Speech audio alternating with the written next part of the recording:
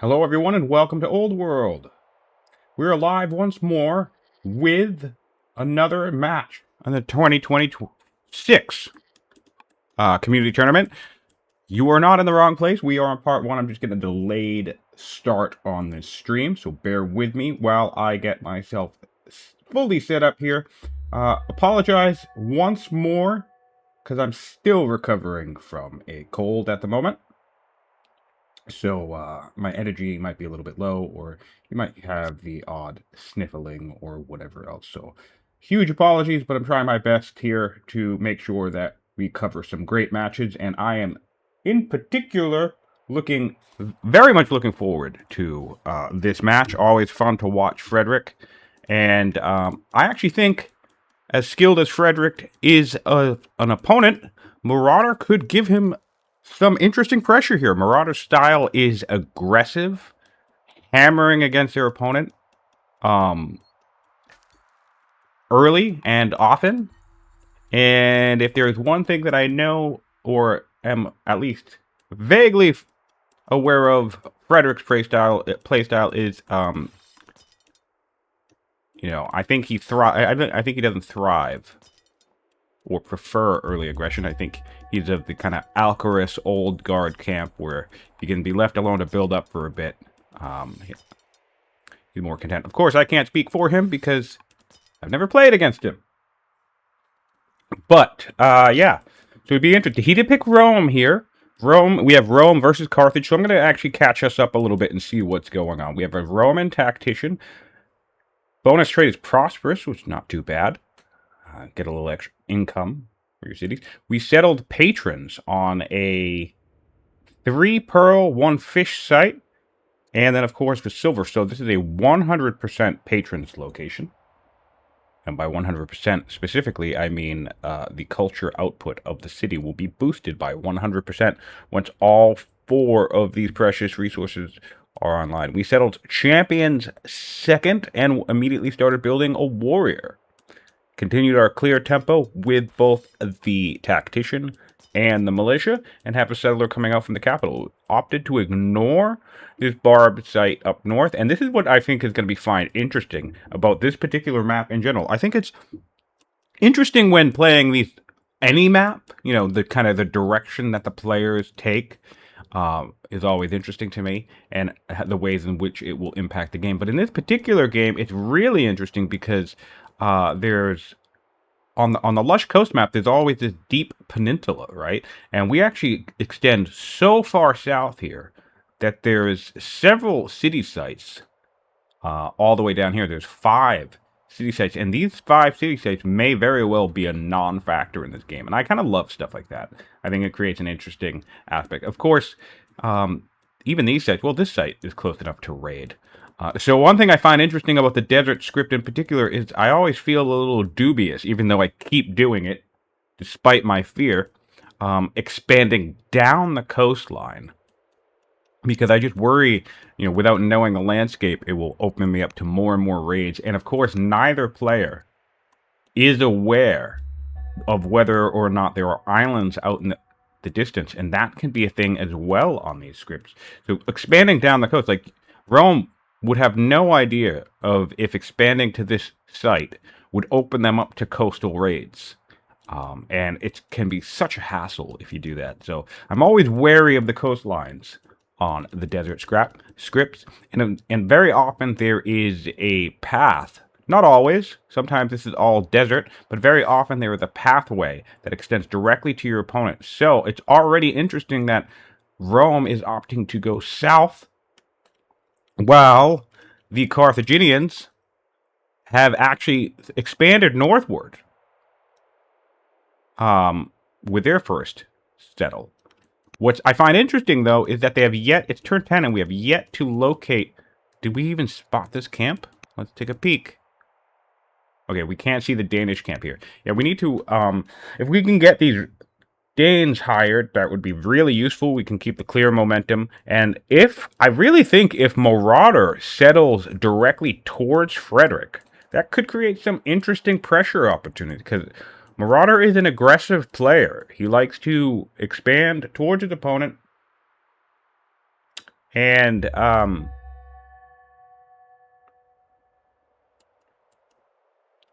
pressure early and often. On the Carthaginian side of things, we have a trader's opener, makes sense, and a judge. Love it. Great synergy there. Nothing really beats a traders or patrons, and I don't mean like strategically, but it's such a satisfying combo to have a traders or patrons location with a judge ruler on the throne. It's one of my favorite combinations. You just get so much great efficiency. First of all, we're going to level up to developing culture super quickly, which allows us to instantly purchase the elder shopkeeper, so that's fantastic. And then, honestly, you make so much income that you can spam festivals, and I mean rush buying festivals if you want. You know, a handful of those to get your pearls up and running. And then your pearls will filter back into your fair for culture, and it's just a beautiful, beautiful synergy. From there, you can get yourself a couple barracks in the city and rush yourself up, or in any other city, by the way. But with the judge already here, rush yourself up to elder officers pretty swiftly. And or if you go in the science route, you could do something like poets, or you could do something like you could put all your shrines. Carthage doesn't really have amazing shrines, so they could plop every shrine in this location and just rush out a bunch of elder acolytes for an extra 4 orders pretty easily. So really, really love judges on traders and patrons. For traders, it's the excess income. You really can just slam the button relentlessly. And for patrons, what's actually quite nice is every time you level up, you get that happiness bonus, right? So you're basically with a judge in a patron's capital, you will basically be able to rush indefinitely with essentially no happiness penalty because every culture level up will just wipe that clean. So really, really great synergy. If you see lots of high income resources, pearls, and the like, and you've never tried it before, consider running a traders or patrons capital and rolling a judge. And just if you do that, again, don't forget the core mechanic where you're going to be spamming that rush button. You want to get your elder shopkeeper out quickly. You want to get acolytes up and running as quickly as you can. And yeah, even rush out a couple of fairs. Probably wait till you're developing. Maybe not want to... We're 2 turns away, so you don't want to maybe spend the money rushing out a Festival 1. But a Festival 2 will be an extra 40 growth. So if we compare that to where we're at now, that's almost 3 turns worth of growth in 1 turn. So that can be worth it just to get yourself set up initially. Again, maybe getting some curls online and sending that to the capital. So really nice synergy there, and I hope to keep an eye on what Carthage is going to do on that front. More Danes down south. Have we spotted the Danes down south yet? No, we have not. Okay, so we have Danes in the center and Danes down south.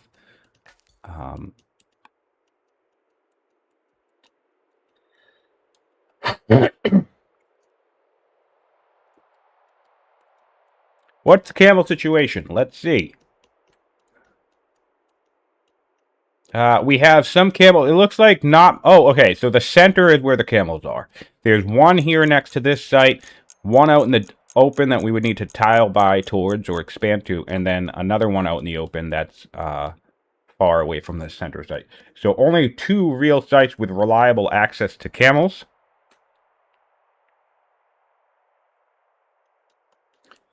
Problem Gambler's hoping to see a camel strategy. Let's see what we have marked for the Carthaginians. Nothing really. And of course, it goes without saying, since we're talking about all the gold in the capital, that Carthage can use all of this gold for mercenary buying and upgrade as well. That's obvious. So it'll be interesting to see the competition there between merc buying and rush buying. Over on the Roman side of things, let's see if we have any pegged in the tech tree this early. Nope, nothing. We're getting aristocracy next, which does make sense when you're running a patron's capital on pressures, because we're going to be developing very quickly. So what's going to be exciting here is that both of these players are going to get their unique unit, their 6th rank unique unit, with very good timing. And the Hystastus is... hold on. That's melee, right? The bonus. Yeah. So this guy's also melee. Yeah. So the Hystastus is actually going to become quite handy against the Carthaginian unit. But of course, the Carthaginian unit is threatening insofar as it has rout. So getting early access to route potential is always fantastic. Wonder what the deal was with that stepping off the city. Oh, maybe he just wanted to see if there are any resources out here. That's kind of cute. Checking to see maybe if I need to bring in another trader's location. Hello, Zoffister. Hello, Jason. Hello, Gambler, and the 11 of you who are in chat. And of course, if you've been watching after the fact on YouTube, appreciate you being here as well. Thank you for your patience with the delayed setup, and also thanks everybody for their patience while I get back to 100% here and get back into the groove of casting. Very, very happy to be doing it once more. We have no fancy ambassadors to get started with, and we brought in statesmen at the third family, which does make sense. So this is the thing that's just so gross about Persia, about Moria, and about Carthage. In the time it takes you to get 3 cities set up, you can have an extra 3 orders per turn on your opponent. If your opponent does not have either riders or statesmen, you will have an extra 3 orders per turn against them. So you're looking at nations like Babylon, Greece, Tamil. All of these people are going to be 3 orders behind anyone who has the statesman and riders combo. And interestingly enough, everyone except Rome has the statesman and riders combo. Rome is the only statesman nation that does not have access to riders, but every other statesman nation actually does have access to riders. So if we think about future pairings, potential nations that might be added into the game someday, could be interesting to see another statesman nation that does not have riders access. Maybe something like a, I don't know, what's unique? What would be more unique? Oh, I think it would be cool to see statesmen and champions without patrons, by the way, because every single champions nation has a patrons family, right? Every champion that can run every nation that can run champions can also run patrons. So that right there, even ignoring the 4th family, if you did a statesman, champions, no patrons, no riders. So we don't even need to, it doesn't even matter what we include with other nations. That would already be pretty unique in terms of overall layout, because again, statesmen and riders is very common, and champions and patrons is very, very common. So you could do statesmen and champions and then mix and match any other combination, and it would automatically be a little bit more unique than other combos. That could be fun. I wonder who that could be. Statesmen, champions, and other stuff.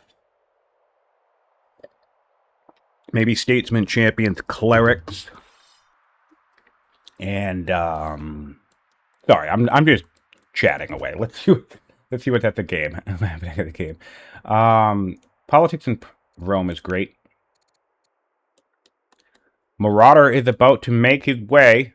Let's see if he dips into the field of vision. Yes, our players have met. We know what the judge versus the tactician, and Marauder now has eyes on this barbarian camp. This is great news for Marauder. This is everything that Marauder needs for his particular playstyle. He knows his opponent is going south, even without being able to see anything, but he will be able to see with the second scout shortly. But just off of this alone, you can infer so much. Obviously, your opponent is not clearing. You know, based off the mirror map, what this general region looks like, so you can reliably guess that your opponent's tactician and any other military that it has is somewhere down south, which is great news for Marauder, who, as we can see here, wants to expand towards his opponent. And I don't know if our players are aware of this just yet. Let's take another peek. He can reasonably infer, but this could allow an access point. But so far, yeah, there's decent knowledge that this is a complete mountain barrier. This is a direct funnel from one capital to the next. And I have to say, in terms of Marauder's preferred playstyle, he could not have got a better map gen if we assume that he's going to stick to his usual playstyle. I would fully expect Marauder to expand towards Frederik and start pressuring entirely. He had honestly with that amount of territory grab, he would have very little reason to even continue to expand down south. And that's one of the things I think is interesting about the puzzle of this particular map generation. You really need to explore the map and weigh the value of continuing to clear. And as we know, there's this peninsula down here. We don't even have extra sites in this location. The 5 remaining sites on the map are all the way down here, way far away from the field of battle. So I would fully expect that this area just remains untouched for most of the game. But what could be interesting, however... Oh, we have a first attack from a tactician taking down this scout. So, well, now, at the very least, Carthage certainly knows where the tactician is. So they can comfortably and reliably come clear up north here with no issue whatsoever. I feel like we had the movement point to get into this forest. I wish we had, because having a melee unit step into the forest is going to slow us down a little bit in ways we don't want.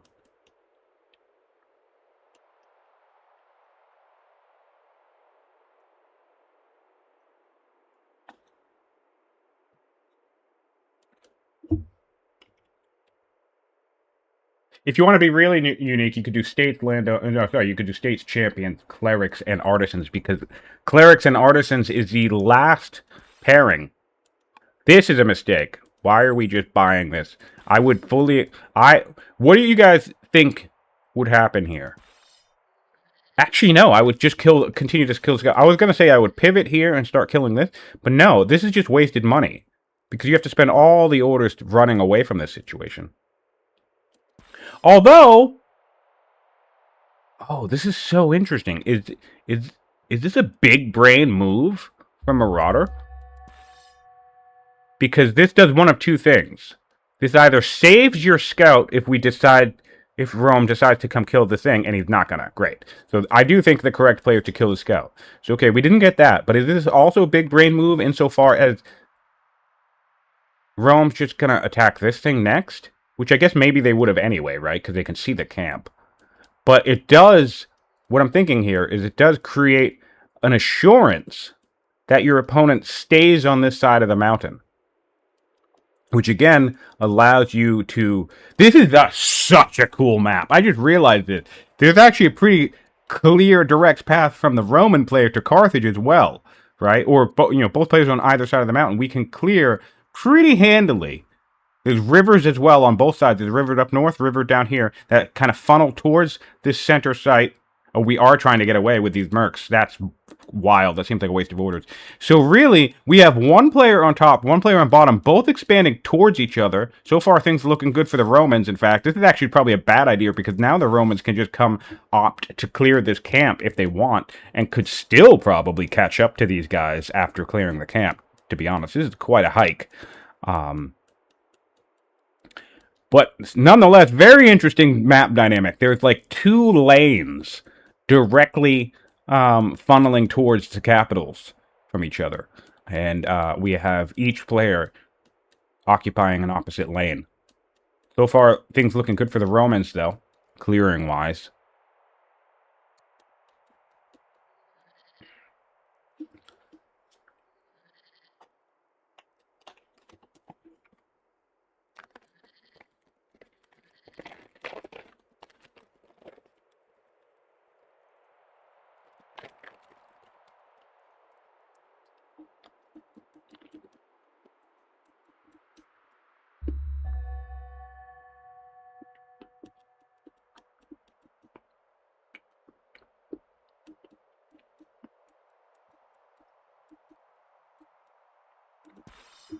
I'm going to be curious what Frederik decides to do here.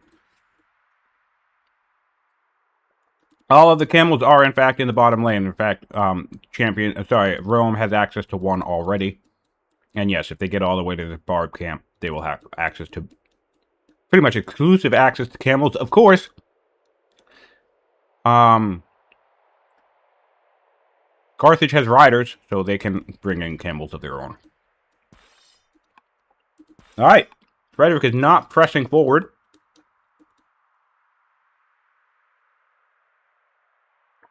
Being cautious, which does make sense. He doesn't really have much vision about what could be out this way. For all Frederik knows,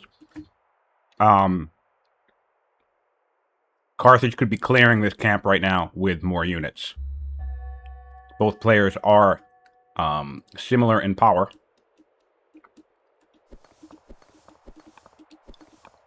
So I understand popping back, healing up. Although you are a tactician, but really, it doesn't matter. He doesn't lose anything here. I was curious if he was going to try and hunt down some of these mercs. But that is a lot of orders that will be invested into getting these guys leveled up, so.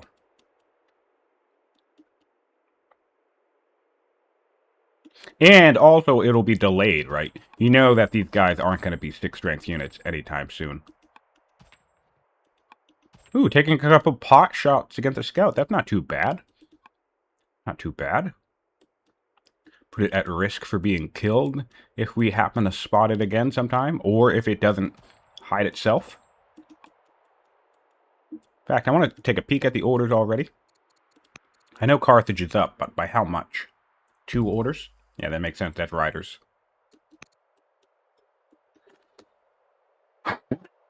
Excuse me. What else is happening on the map? We have dyes down here. We have... What's our land consolidation situation? Speaking of camels. 1, 2,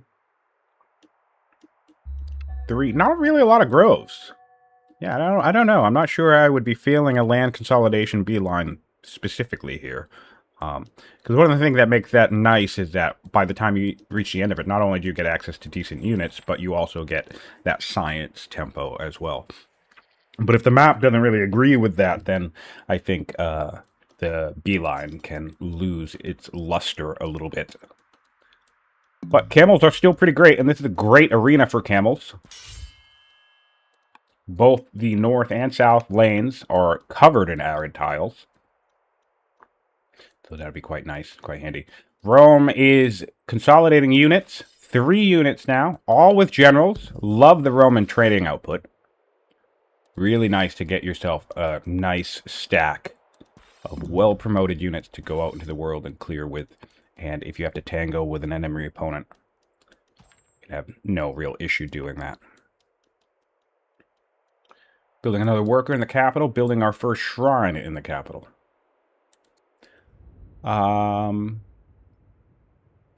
Ooh, our queen, who's currently ambassador, would make a fantastic governor. Warlike. What's she doing for us as an ambassador? 45 opinion. Yeah, honestly, I might swap that out. Because we could get 30 opinion from this guy. Well, of course, the culture. But we might prefer the opinion. Wow, politics early on. Early days here, but everybody likes us for some reason. Oh, wait, this is Carthage. Both the judge and influenced. Endeared and ambassador. And in love. Wow. Anbar the Gatherer is quite the popular young queen of Carthage. Lots of inherent loyalty on this side of the map. Good for them. That's going to be a nice smooth start, smooth opening for the Carthaginians. And on the Roman side, everybody's friendly. Sorry, pleased. But, yeah, not quite the same level there.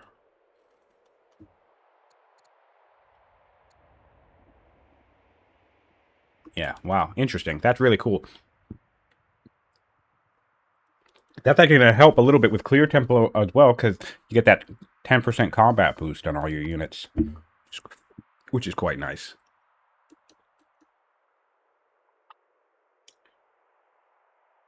Gamble is now looking to see Roman Zealot Campbell. Oh, see, this seems like a bit much. We must have force marched to get here.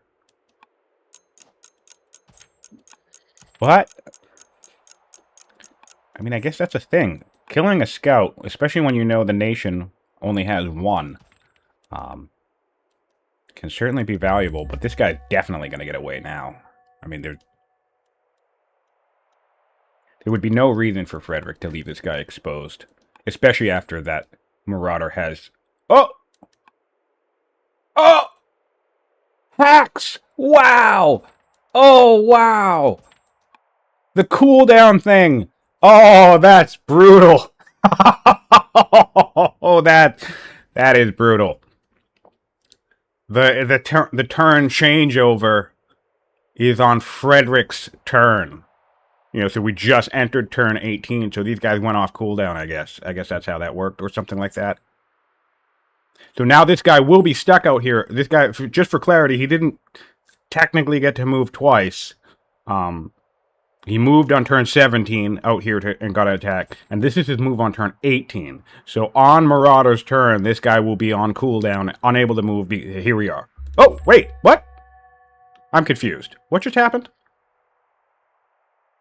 Did I get that backwards?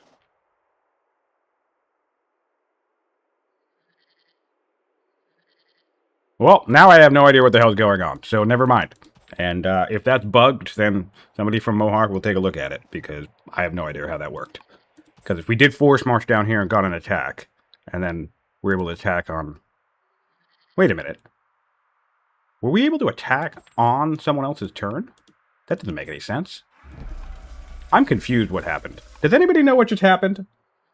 Am I still off my game? What happened? Did that guy just attack a scout on Frederik's turn? I have no idea what's happening. If I got that wrong, my apologies. But I'm going to move on. I'll keep an eye on it. I'm not going to fixate it on too much because, you know, maybe I got it wrong or whatever. But I'll go back and review it and see what's up with that. But for now, we'll see how this goes in the future. Although I definitely think these guys are moving in the wrong direction. You don't want to send these after very strong tactician, beefy Romans. I think it would be more worthwhile to save them, even if you just get them this far back.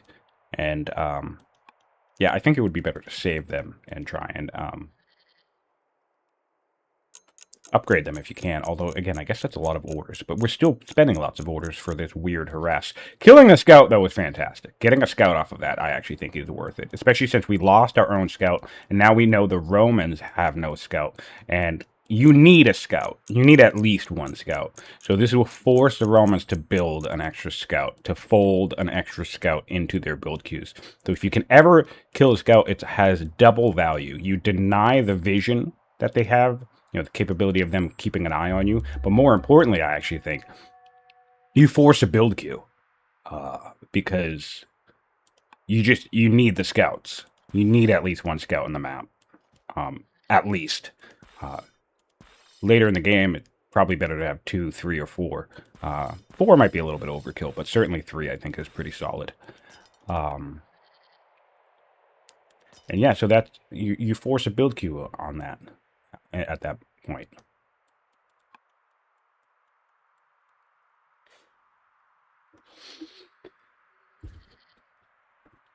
All right, we're making progress towards clearing that camp.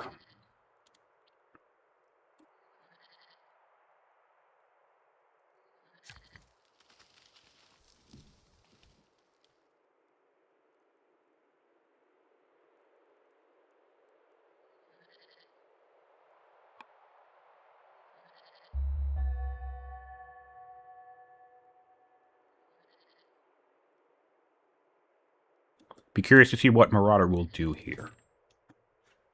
I think backing off is the appropriate thing. But, I mean, it's Rome, so Rome will just be able to hunt you down anyway.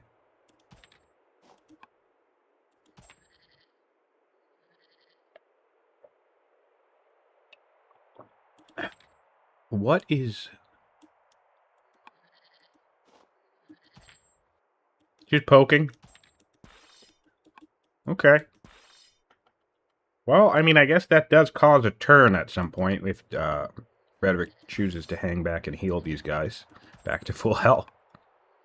Seems like a waste of orders, but this is what I was talking about, though. Frederik is... Sorry, not Frederik. Marauder is notoriously aggressive. Even if it's seemingly a bad idea, Marauder seems to have zero issue aggressing against his opponent, which is one of the reasons why Rome will be lucky and fortunate to get this barb camp to keep clearing towards his opponent and create a border close to the Carthaginian core, because I think if Carthage is able to do that up here, Marauder is the type of player who will just keep funneling units into Rome for as long as he can possibly manage to do it. And that could really, really throw you off your game, even if you're an experienced player.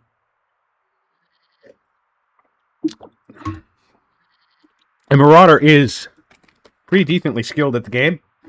Certainly has an aggressive and risky playstyle that I've seen, but it can work.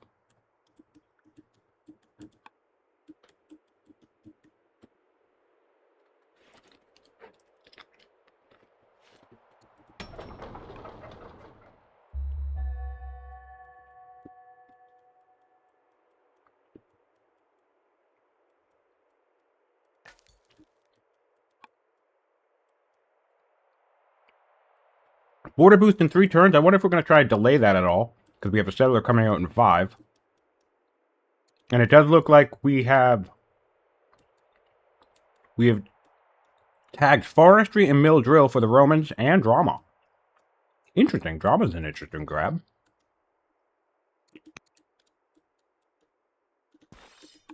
All right. We have secured the central camp.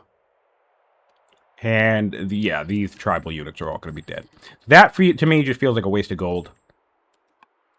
I'm actually really, really surprised that we didn't... If you purchase the first unit that comes out of a camp, by the way, and immediately start striking the camp with that unit, you can almost always clear the camp with just the one unit that you can buy, by the way.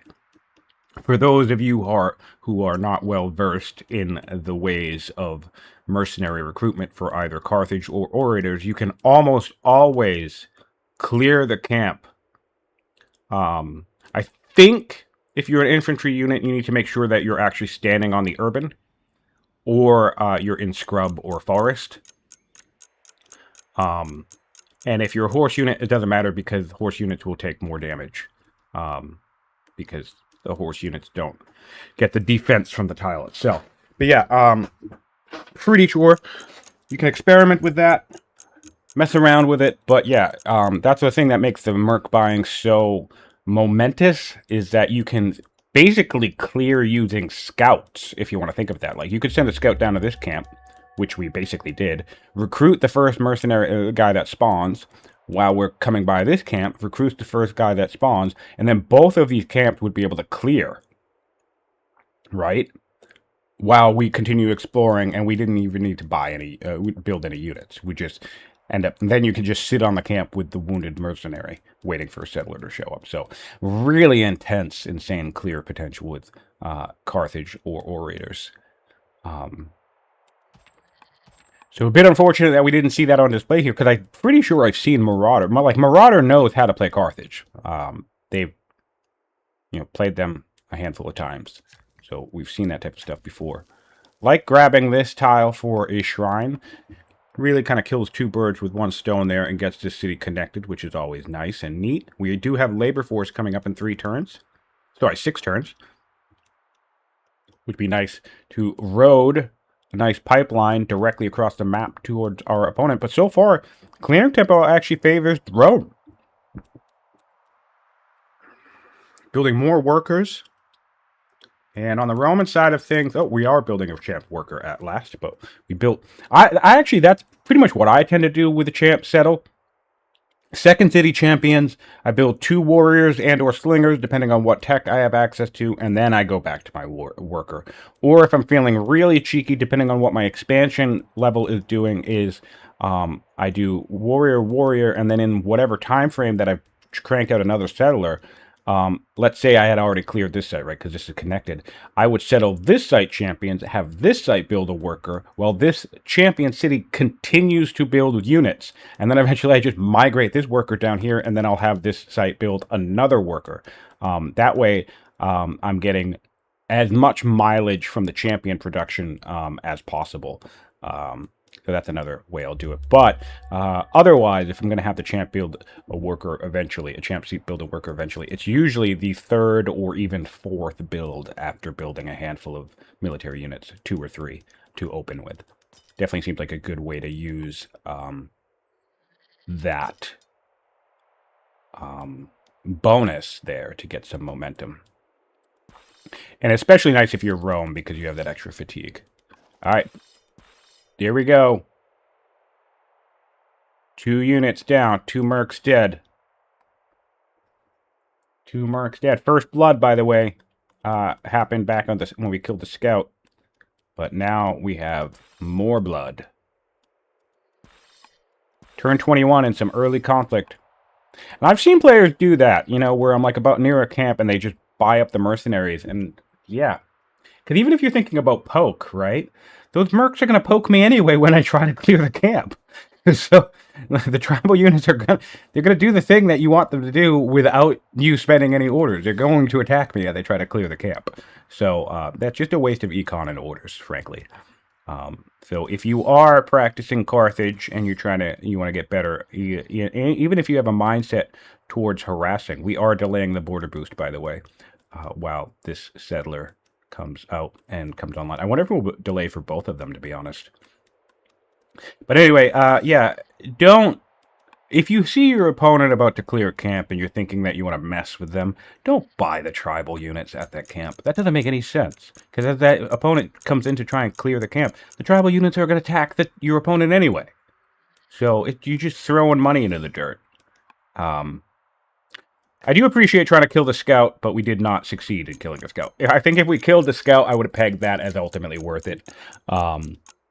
But we were not able to achieve that objective. So kudos for trying, but otherwise, if your opponent is aggressing towards a tribal site, just leave the tribal units alone. Don't recruit them. You're just gonna hand your opponent units to kill, which their units are they gonna kill anyway. So, all right, here we go. Now we're cooking. 2 units. Oh, and we can actually see this now, which is great. Oh, no, because this was from our units being alive at the time.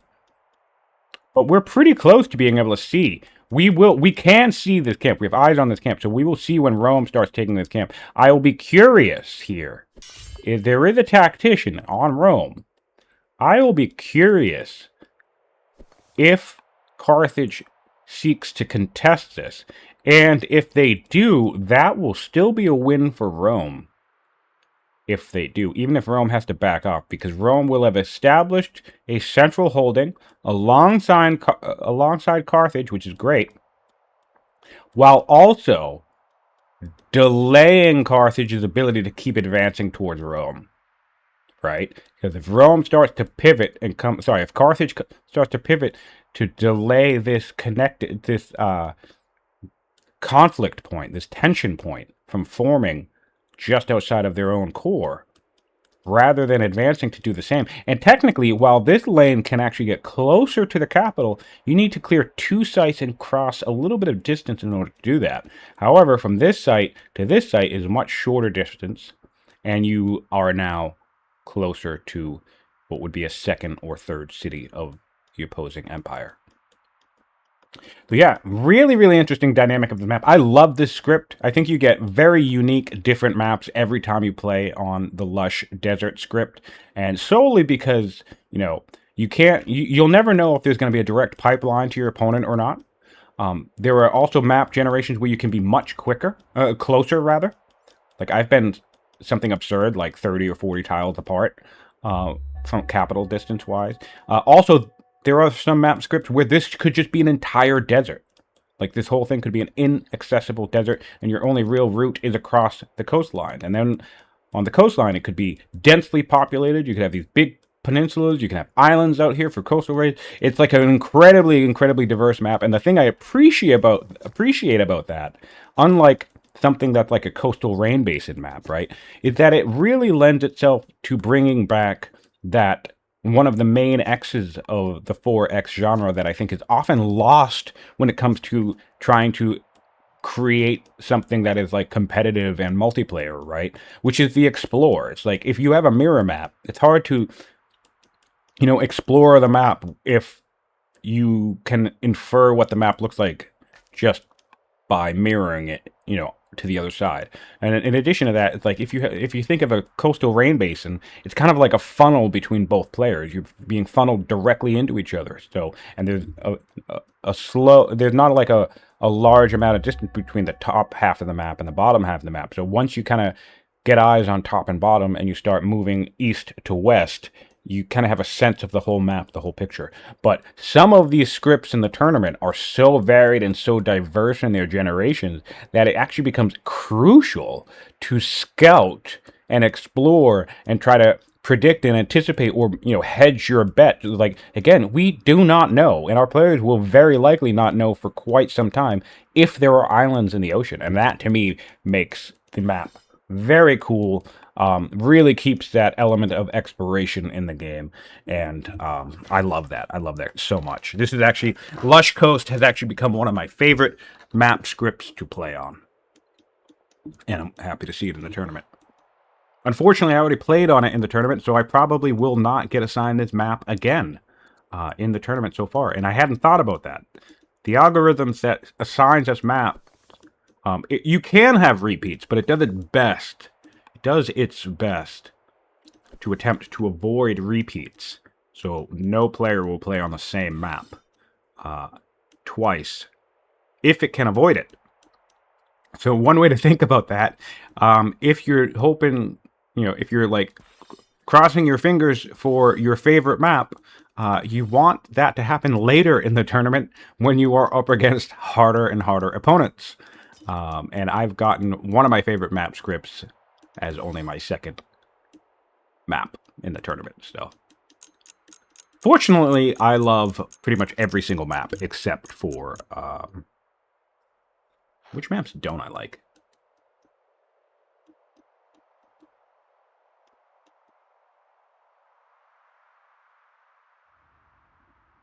I guess I don't really like continents. Yeah, most of the continent scripts I don't like. Donut's all right.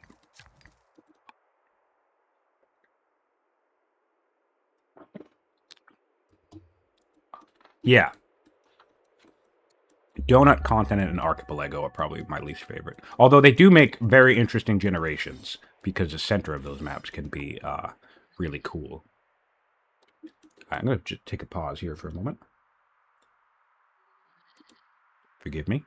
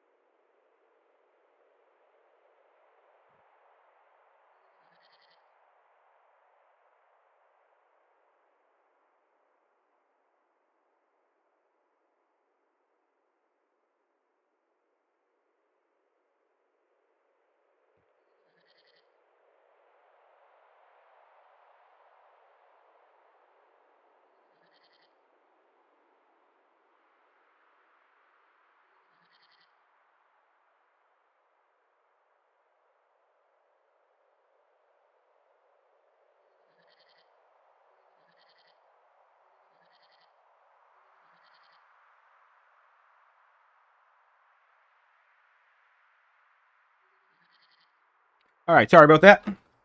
Trying to remain hydrated. I need one of those hats. You know those hats where people like drink beer out of with the straws? I need one of that, but I just need the straws. I need rather than beer, I just need bottles of water. That way I can stay glued to my computer, streaming Old World for the rest of my life. Maybe an IV of nutrients as well. What type of map is this? This is a lush, this is a tiny square desert map with the lush coast option toggled on. Very, very cool, unique script. We have another desert map in the tournament, the no coast option, which creates a completely different map. Like, they might as well be different, entirely different scripts, which is also really neat. Building warrior, that's nice. We're seeing some military build up here, taking care of this camp. We have a settler in 6 turns, a little bit slow on tempo there. Oh, actually, no, we have the 4 cities, so Rome is catching up. Where's Rome's next settler? Okay, this is great news for Carthage. Rome's next settler isn't coming out until next turn. So, we actually are up 1 city as Carthage, which is great news. So I do not think Rome will pressure forward. Again, Frederik is a cautious player. So that's the thing that I'm super excited about this match. I certainly think Frederik is the more experienced and arguably more skilled opponent. Just because time frame playing the game. However, I think their play styles conflict enough. I actually felt this about Hazard versus Alcaraz as well. You have one player who's certainly more experienced at the game, but the play styles are so conflicting that I think highly aggressive players that play against cautious players that prefer to build up, I think they have arguably the best chance of beating their opponent, even if there's a little bit of a skill gap. Obviously, if there's a huge skill gap, that becomes an issue. But I think if you can throw your opponent off their game, that can have a really strong impact, right? Because, some of these experienced players, they fall into this tempo of I want to do this. I want to get my Odeons up. I want to get my poets up. I want to get, I want to hit my 7 laws or, my science benchmarks or whatever it is, right? And so they need that time and that safety to kind of follow this formula, if you will. But then you have the aggressive types, which as long as they're not burning down their whole kingdom in order to fuel that aggression, they can come a knocking very, very early on. And that can really throw the kind of eco-builder people off of their game. So I've been looking forward to this matchup because my gut tells me that Frederik is positioned to win this match. However, I think if anyone's going to give Frederik a solid curveball or challenge to deal with in these early rounds, it would be a player like Marauder, who just comes in swinging hard and then is relentless. His entire playstyle, and we saw this last tournament as well, is just start engaging with your opponent and do not let up. Just keep sending units. Engage early and just attack. And he does seem to do it in a way, unlike some other players, where he's able to also develop. We saw him build a couple of workers. He's 1 city up on his opponent. He's building another settler now. So he's not quite yet at that stage where he's going to be engaging.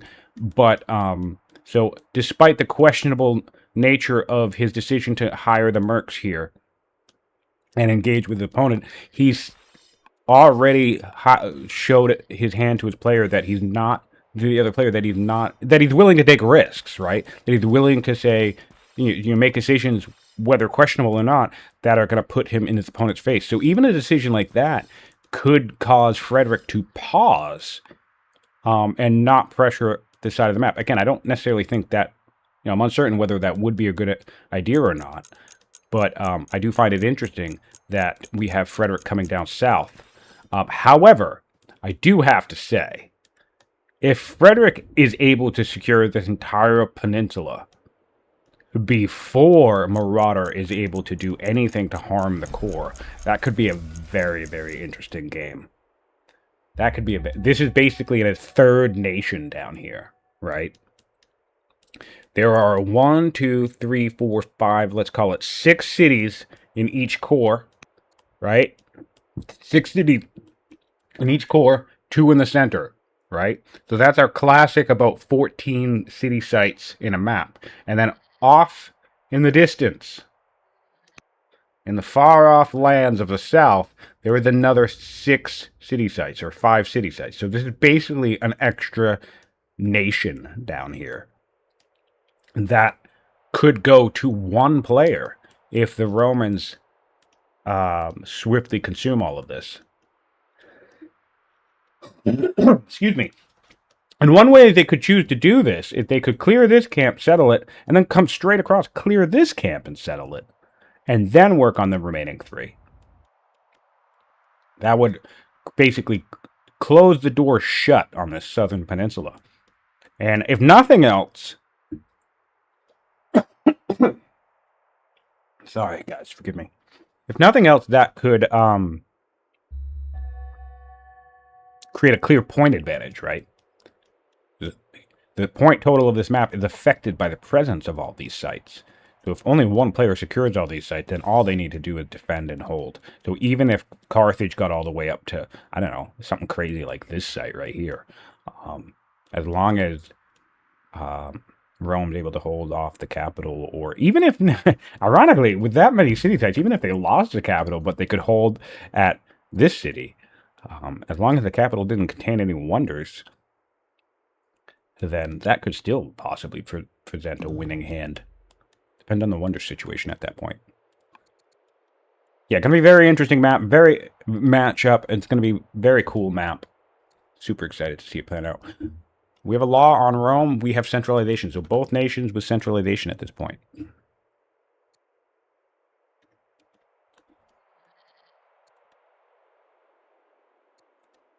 Cool stuff. Cool map.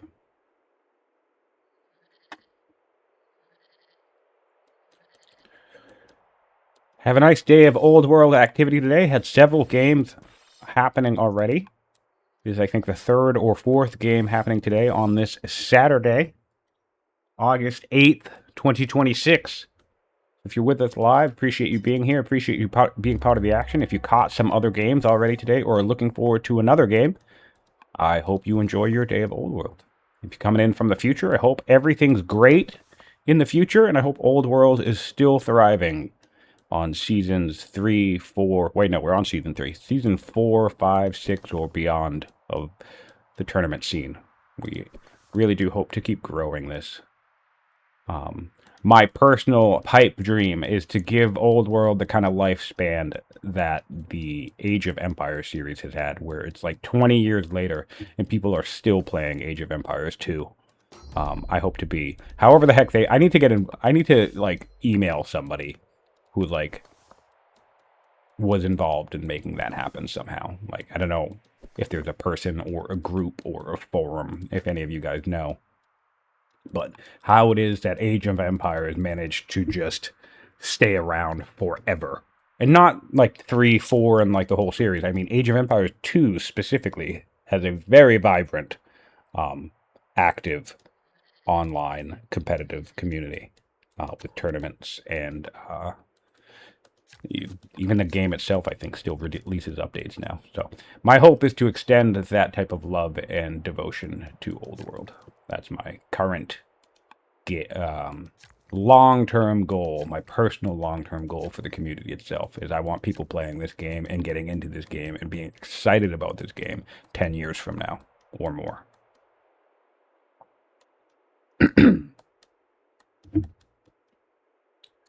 Give me it. I just kind of glance around, see if anything's interesting happening. We did have our early conflict. We are finally upgrading our first merc on the Carthage side of things, which is quite nice. We will have plenty of gold and trading to do it. Getting an early level 6 strength unit is just a huge advantage. Huge advantage. Mercs are quite possibly the fastest possible way you could get a 6 strength unit early in this game. Which is actually one thing I like about the culture boost, by the way, the culture bonus card. Because that was always one of the hurdles of the tribal stuff, with Carthage specifically, but also Orators, is that you can get overwhelmed with the presence of 6 strength units so quickly that it can feel really difficult to counter. And I actually think the nations... I think the ability for some nations, be it through traders or whatever else, to really ramp up and get themselves access to a quick couple of unique units, also does a nice job of equalizing that advantage a little bit, but in a fun and unique way. Because I think the unique units have a nice add a nice sense of like cultural identity, right, to each nation. Yet we are doing the juggling. We're going to get the complete border boost here. Nice, and we harvested. Did we get an event? No, we didn't. Olives has a science event, so it's always nice to try and harvest those if you have them nearby. And yeah, so I think the unique units adds a nice sense of cultural identity to the factions. So it's really cool that you can kind of get them and to serve as a little bit of the vanguard to your early military. Maybe you get your culture bonus card before you actually have access to 4 laws. So that's pretty neat. Speaking of which, what is the race here? 14 years strong from the Carthaginians versus 6 years strong from the Romans. Just goes to show, as I've said on Discord, there's lots of conversation about who wins the race between traders, culture rushing, and patrons. And anything higher, and we're talking specifically about coastal resources, anything higher, 3 precious or higher, and the patron city will begin winning that race. So you can always think about that as well. If you're sitting at a 3 pearl start, and you're thinking about whether you should go traders or patrons, you get the extra income from traders. But if you're dealing with 3 precious or more, and you're thinking about culture race, well then the patrons will win the culture war, if that's your primary concern. So pros and cons to both. Again, you get a lot more income with the traders opener, but if you're really worried about culture, speaking of which, I keep forgetting the science, so let's do that. Not the science, the wonders. Speaking of culture, wonder check. We have the pyramids, the oracle, the hanging gardens, Jeroen aqueduct, and the Yadalakaya. Nice solid assortment. I think the weak wonders are like the best wonders, to be honest. We have the lighthouse. Oh man, I have to say though, a lighthouse grab on a patron's nation is amazing because that equalizes your trader's advantage. So if I would love to see Frederik grab the lighthouse, because that would just be gross. Because then both capitals are getting 100% from fish. And of course, if you're traders and you grab the lighthouse, that's also going to be a nice little bit of an equalizer against the patron's bonus. So that's another thing to watch out for if you're in a tango here with patrons versus traders on something like a high pearl opening. Whoever grabs the lighthouse is going to press an advantage even further. Apadana Mahavihara Museum. So that could be the crowning achievement of the first person who wins a strong race. Of course, no one has the economy for it at the current rate that they are driving up towards strong. And then for legendaries, we have the Circus Maximus, the Hagia Sophia, the Colosseum, and the Chittagong. Have I checked stats yet? No, I'll do that now. Turn 28 seems to find enough time to check stats.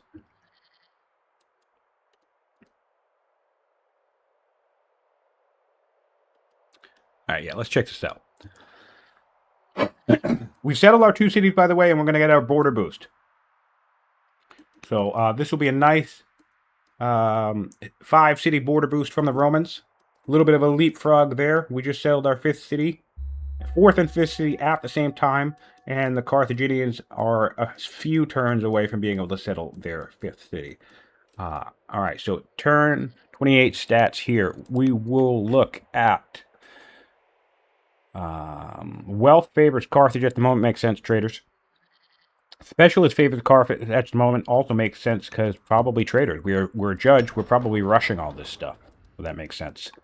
Haven't been keeping as much of an eye on rushing as I would like. Yet we've previously rushed 3 times. So we did rush our Elder Shopkeeper, our Apprentice Acolyte, and what on earth else did we rush? With money.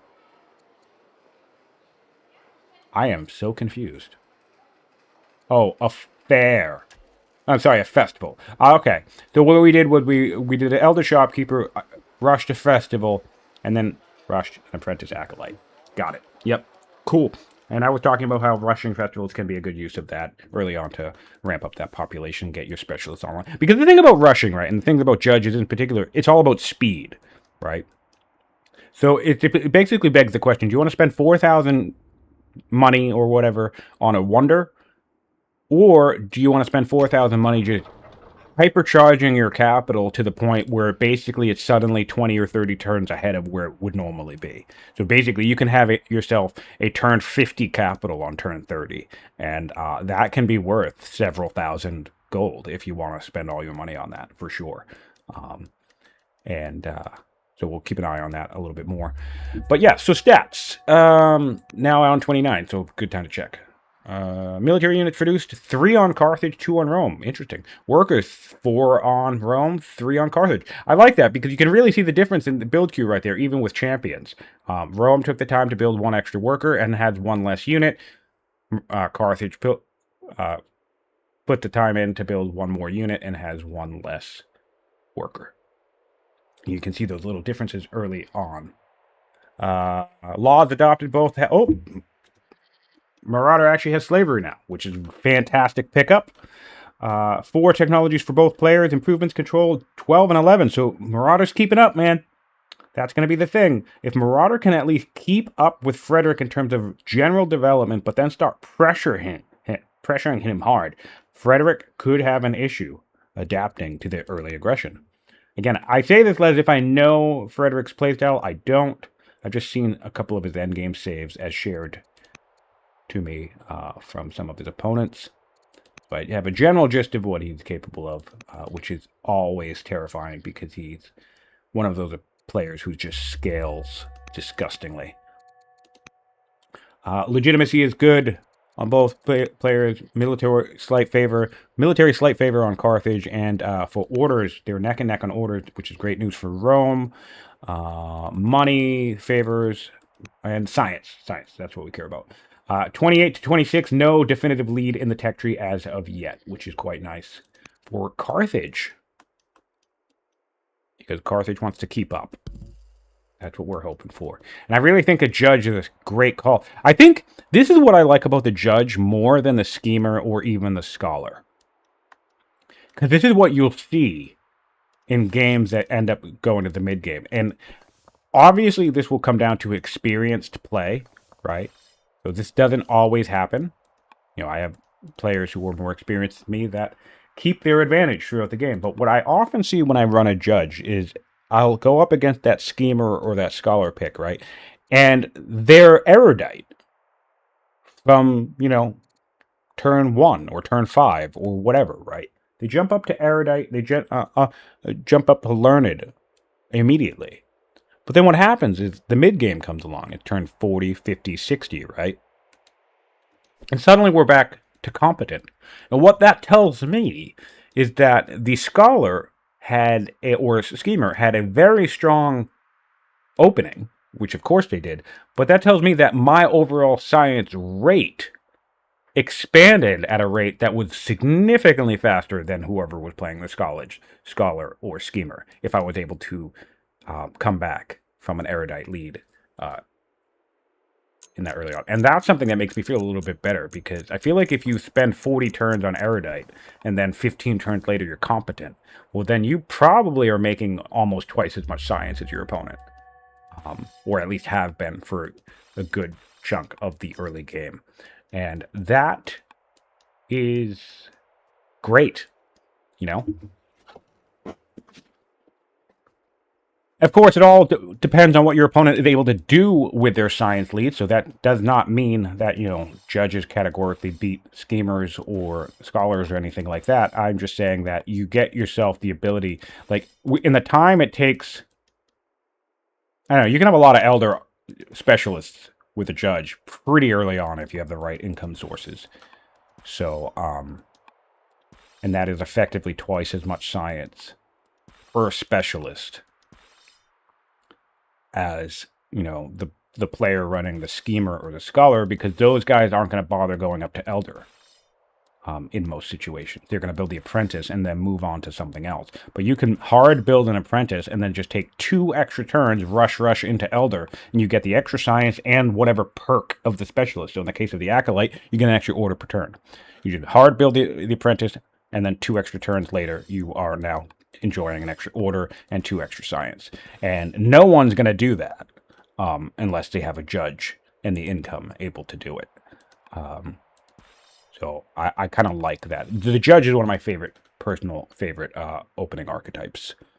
I just like them a lot.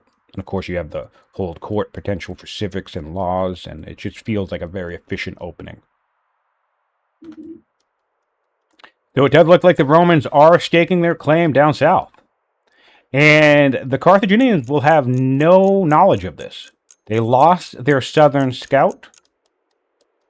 Their other scout remains in the north, keeping eyes on the front line. So this could be a make-or-break decision, honestly, for Frederik.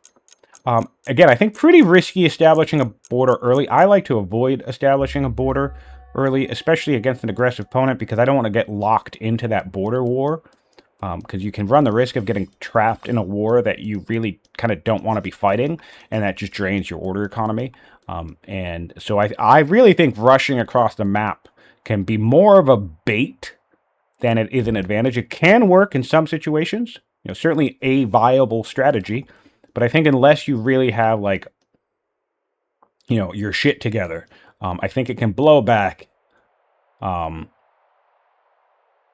and blow up in your face pretty easily. And it's a strategy that works, but it's a strategy that backfires, which I think is great about this game, right? There's tons of things that we can do, advantages that we can press, but lots of them come with risks associated with trying to put them into play. I'm really, really liking the farm here from Carthage. This is just a great move to me. It's a simple thing. And everybody always thinks, oh, but it takes an extra order. And, oh, then I have to heal the unit. But really, even just 2 wood income early on goes a long, long way over time. And then you could do something like plop a granary next to here. And that's a granary that's going to pay for itself. Yeah.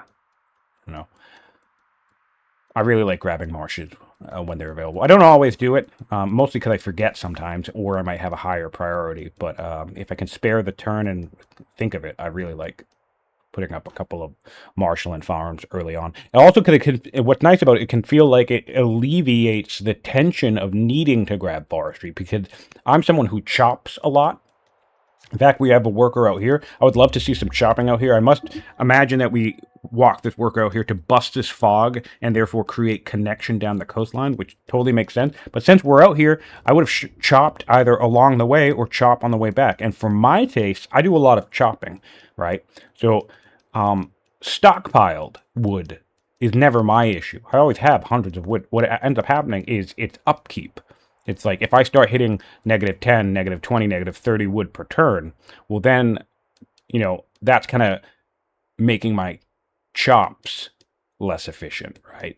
So if I can bring my upkeep, even if it's just mildly to the positive, like +4, +5, +6, and it can stay there with a relative consistency, well then that maintains the kind of efficiency of the transaction that I make in orders through chopping. Because let's say if I had -20 wood per turn, well then that means every order I spend on chopping is immediately just going to disappear on the turn changeover, right? And we don't want that. Like, we can, like, it's okay, but ideally, in terms of peak efficiency, you don't want that. So, as somebody who chops a lot, I think even the spare marsh farm here and there goes a long, long way.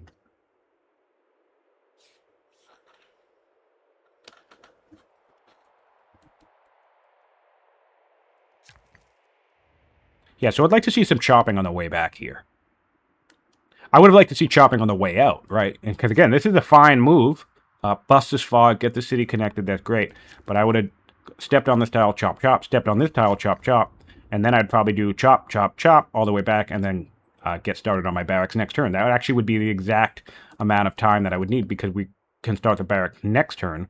So, yeah, I would have done chop, chop to where we are, chop, chop, chop on the way back. Get all of this wood, and that's 2, 4, 6, 8, 10, 12, 14, 16, 20. This is 2,200 wood just on the table right there. So, for those of you who are not big choppers, feel free to experiment with that.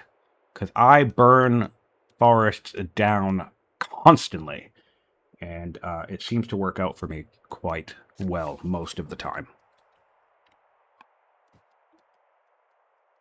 And I just full clear them. I mean, there may be a situation like this. I would full clear around here. And then if I was still looking to chop, I would probably just single chop by the rivers in hopes that it grows back later. But really, like a forest like this, I would chop every single thing down. I would chop every single thing down here. And that's the other thing that I look about it. Let's take a look at the Roman Empire, right? And the layout that we have here. We have 3 major forests accessible to us in the Roman Empire, right? Here by the Zama Plain, here in between the capital and the champ seat, and then right here by the Eastern European plain up along this river. So when I think about like even long-term games, right? And, you know, what do I need? And, you know, where am I going to get it from? This is the forest I can chop. This is the forest that I can chop. And this is the forest I'll save because it's along a river, right? So I'll get my good income from this location. You know, maybe put a mill down at some point as well, right? And then you know, whatever. Since I'm going to put these lumber mills down anyway, maybe I'll even save this woods up north so I can do that cascading. Like this is all just going to be one big chunk of lumber mills. That's fine, right? So that's how I also kind of look at the broad landscape of an empire. I think of, well, where am I going to get my food income? It doesn't need to be every single forest, right? So I can think, okay, I have a really nice lush forest right by a river. This is my lumber mill area whenever I get to it. But this is full chop, and here's my wood economy.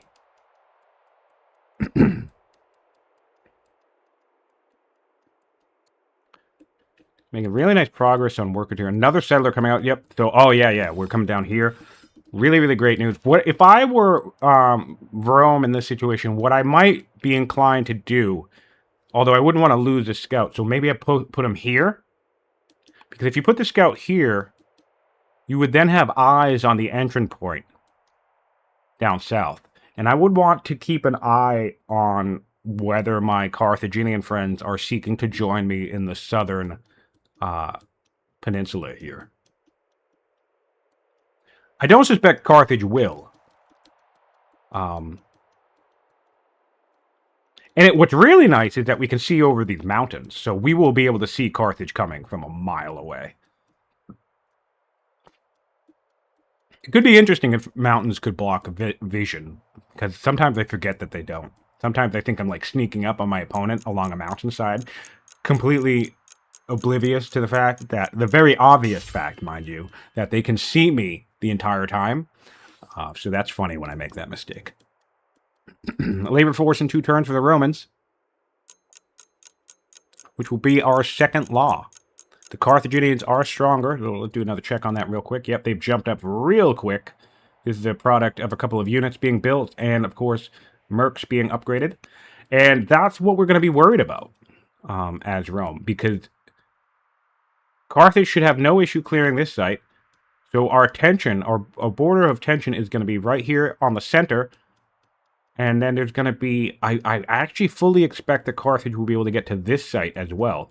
So they're going to create a 2-pronged situation. I do think that if Carthage starts pressuring this site, Rome will beat them to this site. I don't think Rome will allow them full access to this river with a direct doorway to the capital. The champion seat is right here, so that's very easily stoppable. Zoro went to the Carthaginians just 4 turns ago. So that was the result of... Oh, we have another judge. Gross. All right, because statesman with judge. Yeah, traders and statesmen is a really great combo, actually. But that's another reason why Carthage is so good. Statesman cities have a high propensity for generating judges. So that's fun. What do we have for judges in Rome? Nice. We have a judge here. A strict judge in the champion seat. That's delightful. That's just delightful. I'm really, really fond of strict. I've become much more fond. Competitive play has really made me realize the value of promotions. Well, as a single-player gamer, I just kind of beat everything by mass production. So, yeah, maybe I put the level 1 promotion, but I never, ever bothered maxing out promotions on my units. It just didn't feel worth it. But I have learned the error of my ways in competitive games because some players have really just beat the crap out of me in fights that I think I should have won, but I didn't, simply because their units were better promoted. And you can get a warrior walking around the map as if it's an 8 strength unit, and that's pretty insane when you think about it. So you kind of will look at a battalion on the surface level and think, oh, it's just 3 warriors. But in reality, it's basically like 3 macemen. And that becomes really tricky to deal with if you don't factor that in. And I wasn't really good at factoring that in when I first got into multiplayer. And that's actually something I've learned through watching these streams so much and through watching people play and getting a sense of, how is it that people like Fluffy or whomever else, fight so efficiently. And I realized that a lot of players were promoting their units a lot more than I did. So now I've become quite fond of Strict is a promotion I like a lot, and then I will make advantage. If I can find a Strict governor and toss it into my champ seat, I absolutely will do that. Nothing like cranking out even just something as little as 3 units in the time frame in the life of the governor just to get 3 extra free promotions. That's not nothing. That's 300 training worth of promotion. It's pretty great. And I've become, speaking of rush buying in Carthage, rush buying and traders econ and whatnot, I've become very, very fond of, in at least one city, that's going to be my military hub, building my 2 barracks and then judge rushing 2 elder officers. Because you're going to get that training output in your main hub, but you're also going to, every unit you build from then on out is going to be is going to come out with a free promotion. So that feels worth it. So with a judge here, the strict judge in the champion seat, I hope that she lives long enough for us to see that happen. She's pretty young, 30 years old. We are a ways away from military drill, so we probably may not see that happen. But it still could be interesting how far we are, and we're 14 turns. Although we might have developing culture in the time it gets us to get our barracks down. So, yeah, it depends on depends on how late she lives. Do we have any other judges? Let me take a peek. If there are any other judges around just yet. No, not just yet. So this is a really, really nice grab. A champion's judge. So keep an eye out for judges, for those of you who are a little less experienced and wondering how it is some of your tougher opponents are just scaling up so quickly. We take advantage of things like rush buying. You have to factor in the fact that this shopkeeper, this acolyte, and this fisher all came out in 1 turn, right? But normally this would be like 8 turns. This would be like 4 turns. And this would be like another 3 or 4 turns, right? So if you add that all up, right, or just raw build times, that's something like, what did I just say, 16, 17 turns? So that's what I was saying with the idea of rushing, and judges in particular, being able to put you 10, 20, 30 turns ahead. Because something that takes 10 turns or 8 turns to build will come out in 1 turn. So you just saved that's insane when you think about it. That's insane when you think about it. We got 10 extra turns worth of yields from the thing. In addition, we saved ourselves, 8 to 10 turns worth of build queue where we can build other stuff. So imagine like we have an 8-turn warrior, right? Even if you did something like rush out this elder instantly, 1 turn, because this would take 8 to 10 turns to build normally, and then build a warrior, right? 8 turns later, you have a warrior and an elder shopkeeper. And the entire time you're building the warrior, you had the output of that elder shopkeeper that would have been finished if you tried to build it normally. So yeah, judges and rush buying are incredibly strong, and that's a way to really, really ramp up your early game momentum. Because general rule of thumb in all games of this genre, something now is better than something later. Because these games are basically just big momentum machines, right?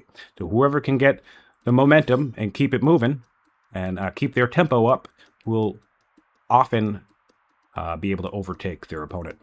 So, something to think about if you're not keyed in on judges and culture levels and rush buying. All right, we just got labor force, and we do have our Hastati This will be about a turn 40 Hastati. And let's take a check on the Carthage aspect of that. We are still 6 turns away. Wow! Think of that, right? So in 6 turns, we will be strong culture in Carthago. In 7 turns, the Romans, at least, by the way, that's probably actually going to be 6 turns because our science is going to ramp up in time. In fact, let's take a peek back. 7 years. What else are we working on in science? Nothing at the moment. What do we have access to? Nothing at the moment. Nothing really at the moment. Okay, yeah. So maybe, but I think really in 7 turns, that's plenty of time to get at least 1 minor science boost from events. So when I predict with the timings on these things, I always shave off 1 or 2 turns, like at a bare minimum, when I'm trying to conceptualize when something's about to happen. So this 7-year Hastati is turn 41, but realistically, this is probably going to be a turn 40 Hastati. Just to give you guys context of how I evaluate certain things in the game. And I do the same thing for things like culture levels and whatever. Like, this is coming out in 6 turns, but a while ago, if I were predicting that this player might have filled all of these pearls right away, I could have predicted that this would come out like maybe, 6 turns sooner or whatever. And you can do that type of stuff when you're playing, right? You can kind of think, you can look at a situation like this early on and think, okay, I'll be legendary, I'll be strong culture by turn 40. Or you can make the assessment, ooh, but if I put all 3 pearls in the capital right away, just rush, and get all these pearls on as quickly as possible, send them into the trader seat, you could think to yourself, well, then I'll be strong by about turn 30. And just to be clear, for everybody, all of that is vibes. I am kind of hilariously bad at basic math, so I'm not some savant who's running, perfect calculations at all times. In fact, that's where the whole rounding error thing comes from in combat, because I'm always seem to notoriously be 1 damage off from getting a kill, which is funny because that's why I call it a rounding error. I call it a rounding error not because the game made an error, but because I made an error. I thought I had 20 damage when it turns out I only have 19. So it's actually me who's the person who's making the rounding error, not the game itself. And I think that's pretty funny. But yeah, Mohawk thinks it's funny when I call it a rounding error because nothing's actually broken. The game isn't making an error. But little do they know, it's I am the one who is making the error, not the game. But yeah, so most of all of this stuff when I'm playing is just vibes, man.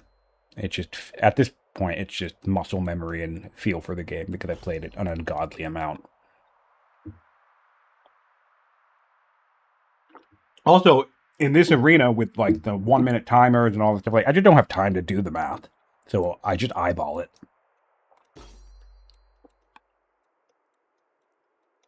I'll grab a couple of units. I'll be like, this is 10, that's 18, that's 6. That seems like enough damage to do, to kill a unit. And then I move in and I'm off by 1 or 2 or whatever. And then I get mad. Huskarl finished. Huskarls are great. Their bonus promotion is cleave at 50%. So when you think about it, this is stronger than an Axeman. It's 6 strength instead of 5, and axes actually only cleave at 25%. This has the same cleave strength, mind you, as a swordsman. Swordsmen cleave at 50%, axes cleave at 25%. The Huskarl at 6 strength cleaves at 50%. So these are surprisingly ruthless and efficient at killing units and securing kills. So shout out to the Danes and their mighty power.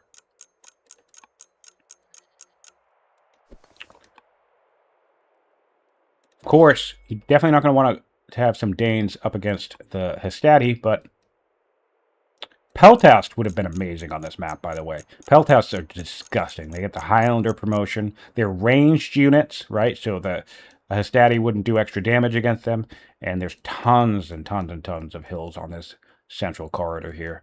So Thracians would have been a sight to see. I actually like the melee tribal units. Sorry, not the melee. The non-mounted tribal units, because the mounted tribal units are useful because they have good mobility. But all of their promotions, for those of you who haven't noticed, all of their special promotions are only 10% bonus promotion. Well, I guess actually no. Nomad is now pretty good for Numidians. I guess Numidians are really good now. But the Scythians and the Huns just have a 10% combat bonus. But all of the non-mounted tribal units, Gauls have Ranger, which is gross. Peltasts have Highlander, which is gross. And then the Danes, while they do not have a specific combat promotion, their cleave is higher than that of even an axe. So, pack a little bit of extra oomph. I feel like I'm missing somebody. Vandals. What the hell do the Vandals do? The club throwers. Oh, I guess those are only fierce, right?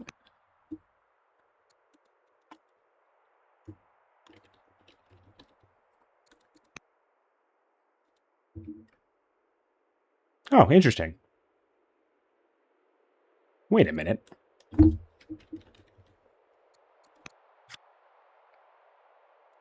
Oh! Huns are bloodthirsty. That actually kind of sucks. That's interesting. The Huns only do more damage. If, okay, so...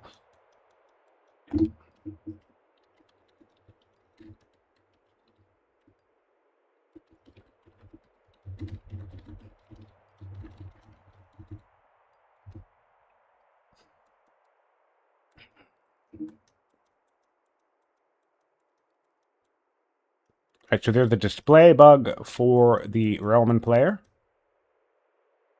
It's a tribal thing. I wonder if the tribal units are hanging for him.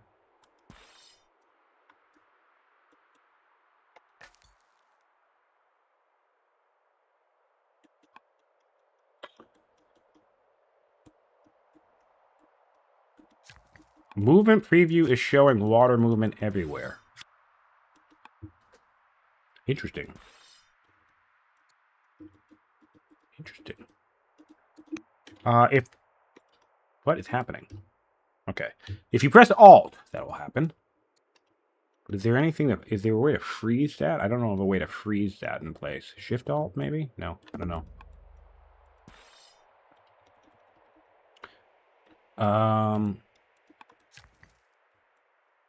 That actually... I always forget that you can do this. Look at this though. Actually, speaking of which, imagine if we had coastal movement all down this coast. This is the coast. This is the absurdity of coastal movement. This is the regular range of a worker, and this is if I turn coastal movement on. This is, just to be clear, this is on the assumption that I had my borders wrapping all around this coastline and all around this lake. Look at the difference of that. It's like 4 tiles away versus the half of the map. Coastal movement is so nuts, man. Wacky. Look, this guy with full coastal movement, this warrior is going to be able to come all the way back to the cap. Oh, man. Marauder is going to be in a tough time. Because the time that it takes Rome to clear this site, even if Carthage shows up on the doorstep of Rome, these units will get all the way back in time as long as we border collapse this. We'll need to get colonies, though. Coastal movement is nuts, guys. All right, looks like we are going to rehost, so I will wait for the game to come up and see what we're doing.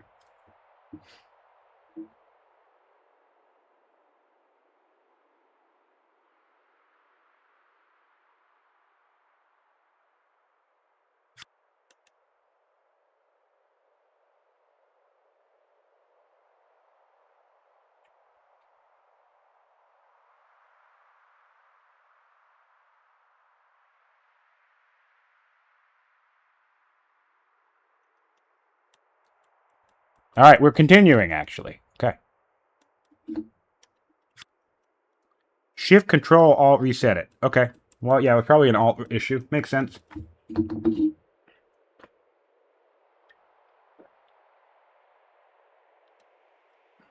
Hey, just for those of you watching, if you're participating in the tournament, if you need a reason to pause the game, if you have a reason to pause the game, troubleshoot an issue, ask a question about something, Feel free. We just ask that players not abuse that privilege to try and gain extra time to game out decisions or, well, buy themselves more time for any other reason. But if there's an issue, feel free to take a pause. And obviously, if life comes up and you need to step away from the computer for a moment, all of those things perfectly acceptable. But oh, sorry, I forgot to mute my mic that time. But yes,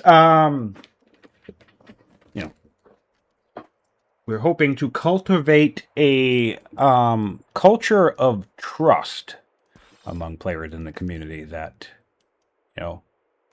we'll all be on the same general page about tournament and multiplayer etiquette so that we provide our opponents with tough, interesting challenges, but are fair and respectful of each other's time and gameplay. Things like that. So, but we also want people to be able to take breaks if they need it. Taking breaks are totally acceptable. We've had players, pause the game just to take a break for a moment. Totally fine. Old World is a long game, and we're lucky enough that some of these players have been playing incredibly long sessions. Some games have wrapped up in 4, 5, 6 hour single sessions. Other games have gone on to last 10, 13, or even 15 hours of multiple sessions. So huge appreciation to our players for taking their time to bring us this entertainment. Of course, we hope that all of our players are having fun, but we as an audience here, this is what we get to do with our time. I love watching these games. I love watching people play. I love getting to chat about it. So, really, really immense appreciation for the players making this possible. Taking time to play these games in real time, because there is very much a vibrant cloud, asynchronous scene where these players, play their game, play one game, taking their turn every day or whatever over a couple of weeks. But it's so much more fun to watch the action unfold live and in real time.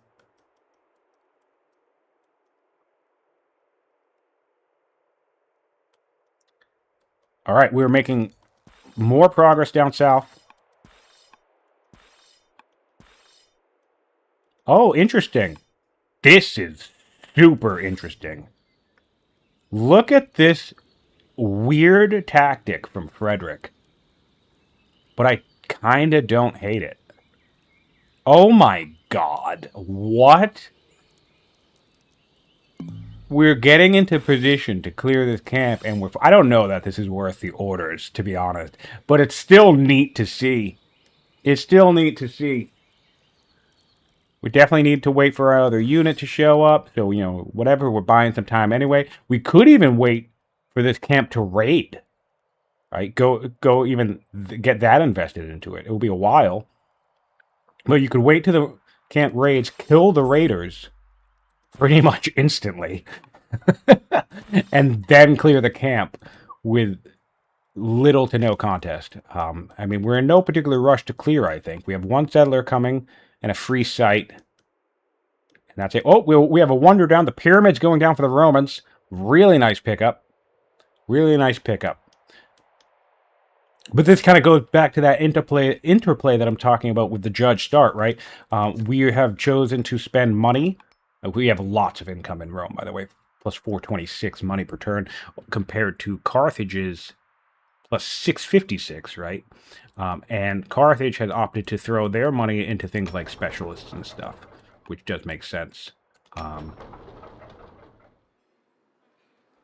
In fact, in 2 turns, we'll have a Master Acolyte and Developing Culture. I would like to keep an eye. I hope I remember to come back and check this, because I'd be really curious to see if Marauder opts to immediately rush out the Elder after this and just go for that full order.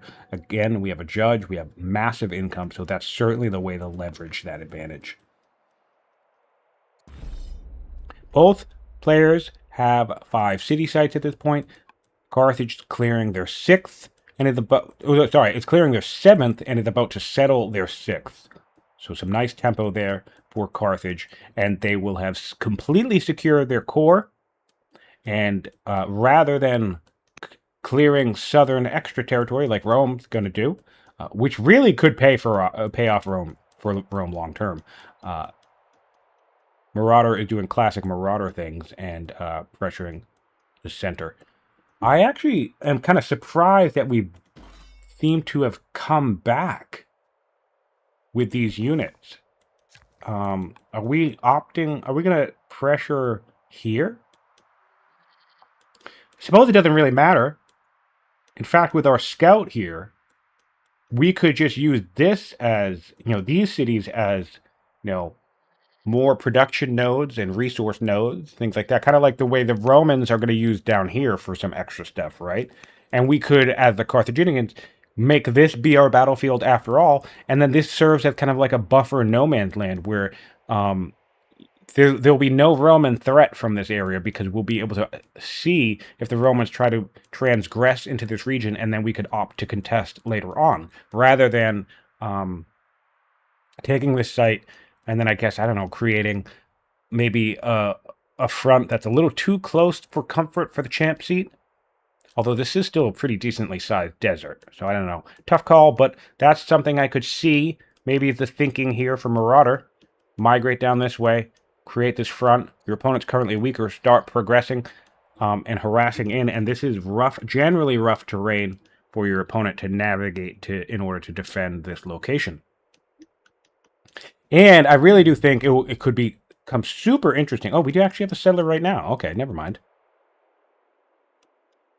This settler was already constructed. All right, so we have this settler getting settled. This will be the 6th for Rome.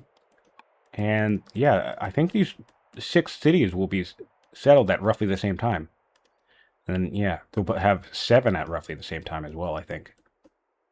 Well, actually, it depends on when Rome gets started clearing on this. So Carthage will very likely be first to the 7th city. Really good development, I think, from both players. I want to check that science again real quick. Yeah, man, I have to say, if you're keeping pace with Frederik, that's already a win. Obviously, I'm sure Frederik will have an explosive mid-game burst, and we'll have to see if Marauder enjoys the same, but really great news to be neck and neck with the strong eco players as the game progresses. Always a good sign. Orders as well, looking great for both players.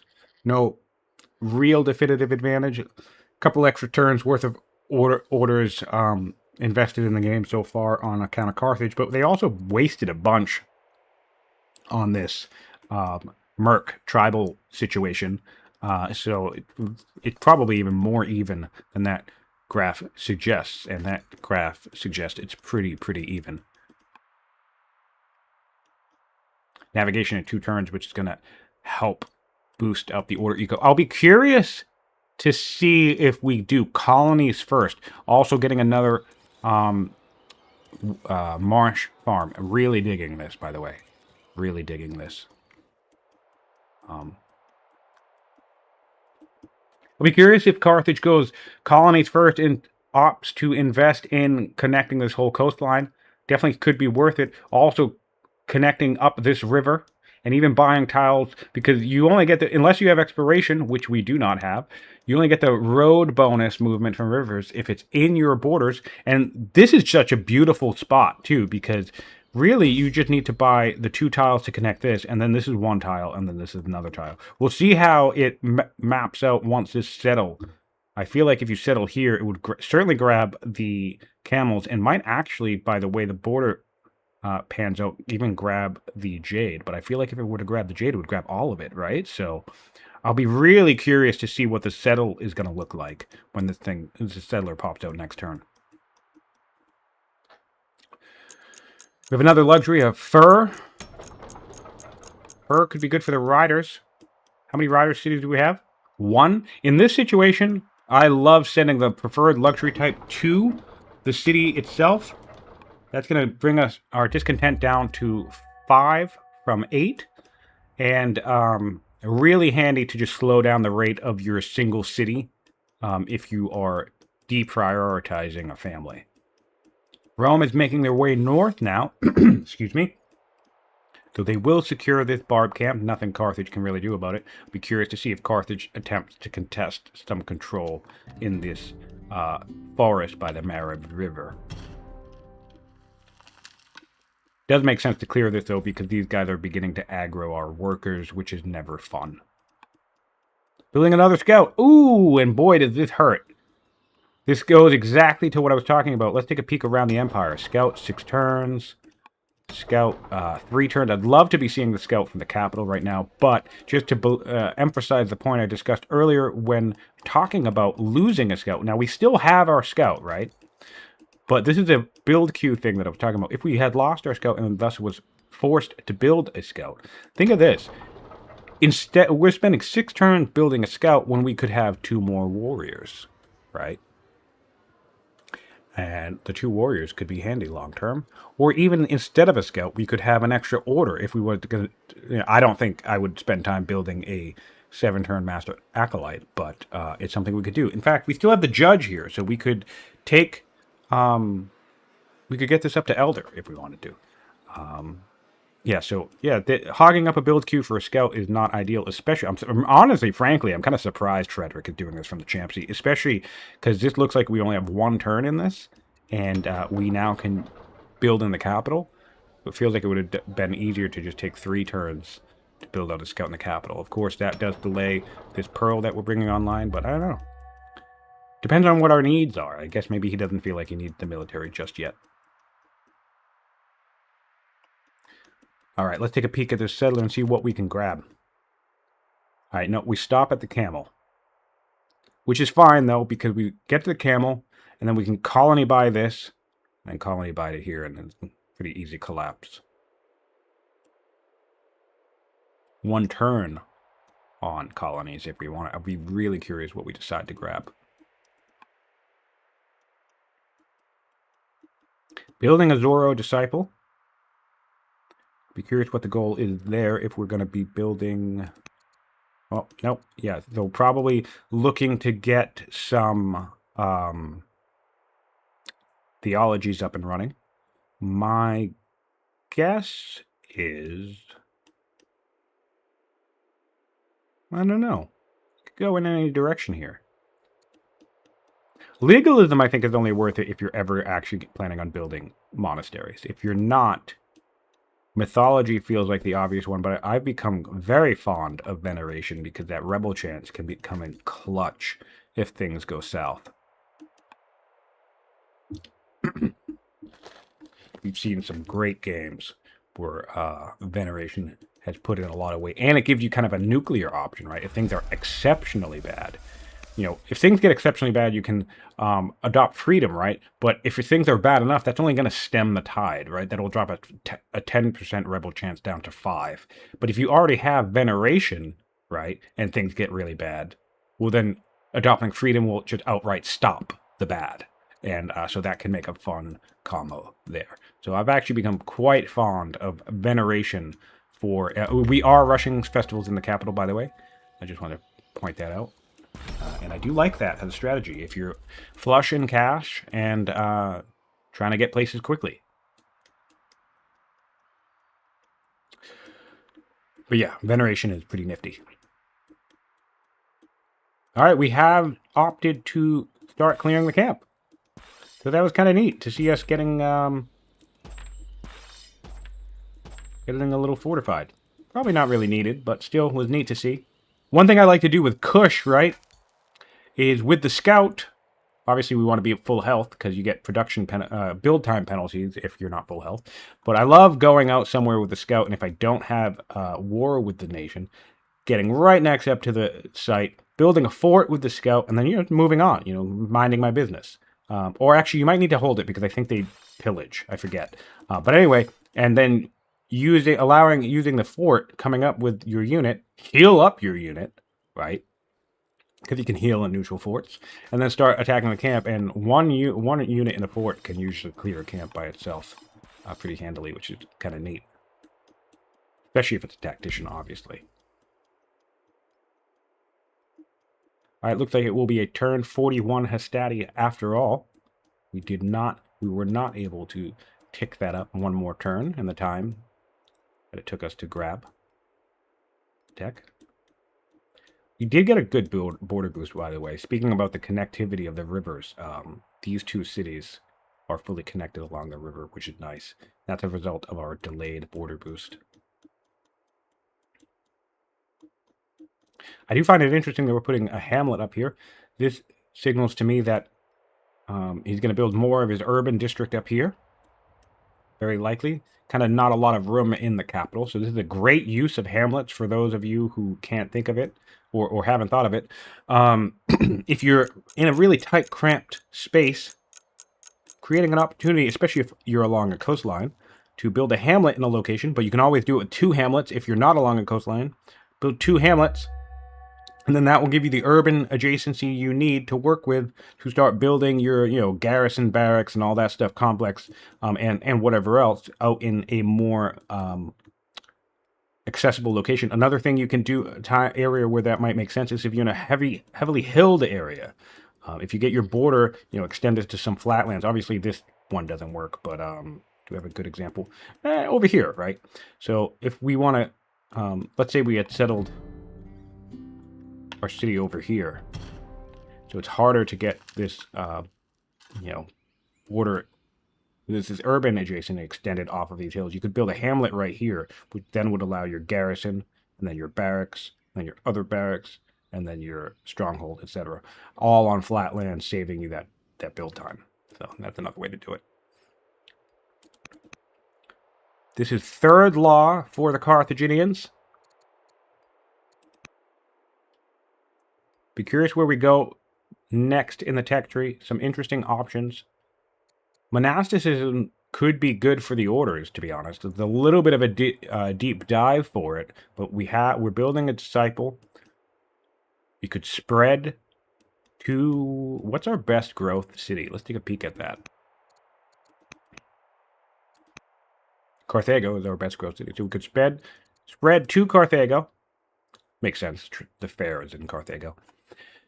And use that as a hub for building more disciples. And I really am fond of manual spreading. It's obviously nice when it spreads randomly, but if I were to make the decision here to grab monasticism, what I would do is I would spread Zoroastrianism. Oh, it's already in the capital, so I would be building disciples right now, and I would manually spread across my cities. Because if you think of it this way, right, you could build a few disciples in the time it takes you to get monasticism online. And so let's say we build 3, because the build time is 3. So 3 disciples spread to 3 cities. What you just spent those 3-turn build queues on, it's essentially 1 order for every 3 turns. Which is, when you think about it, is a way better ratio than an Elder Acolyte in terms of build queue time. So I think manual spread gets a really, really bad rep from some players on the Discord. They think, oh, I have to spend all the time. But, some players would spend 6 turns building an Elder Acolyte for half an order, or 5 turns building a Master Acolyte for half order. So I see absolutely nothing wrong with taking 3 turns of build queue and getting a full order from it once you manually spread. Among other things, because you also get the theology bonuses and all that stuff. So I use high growth locations to manually spread all the time.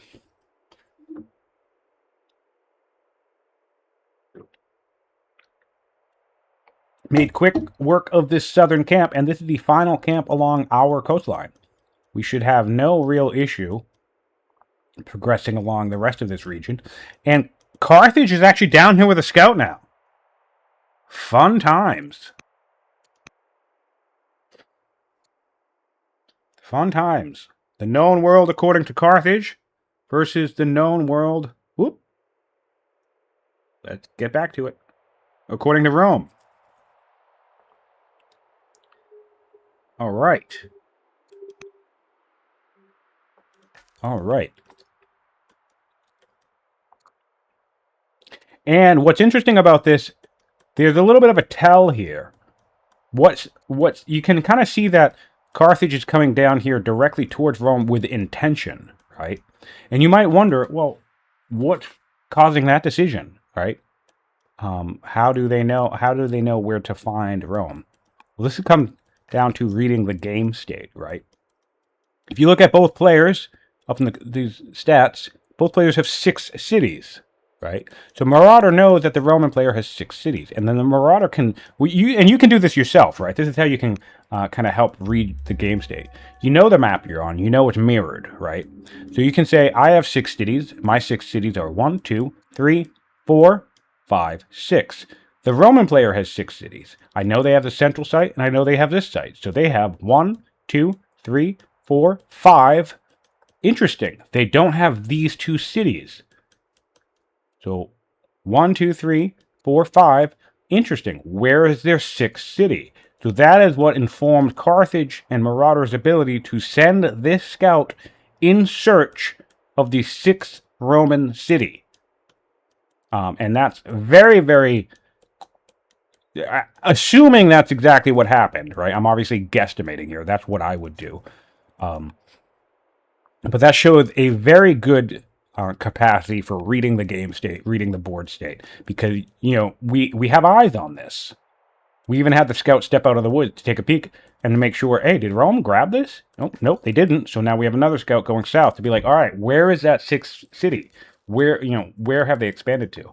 And that actually is very useful because Carthage did not have any knowledge of the southern peninsula. So now they do, which will give them at least the option to try and send units down here to contest should they want to. Or they can buy, they can hire skirmishers now as well.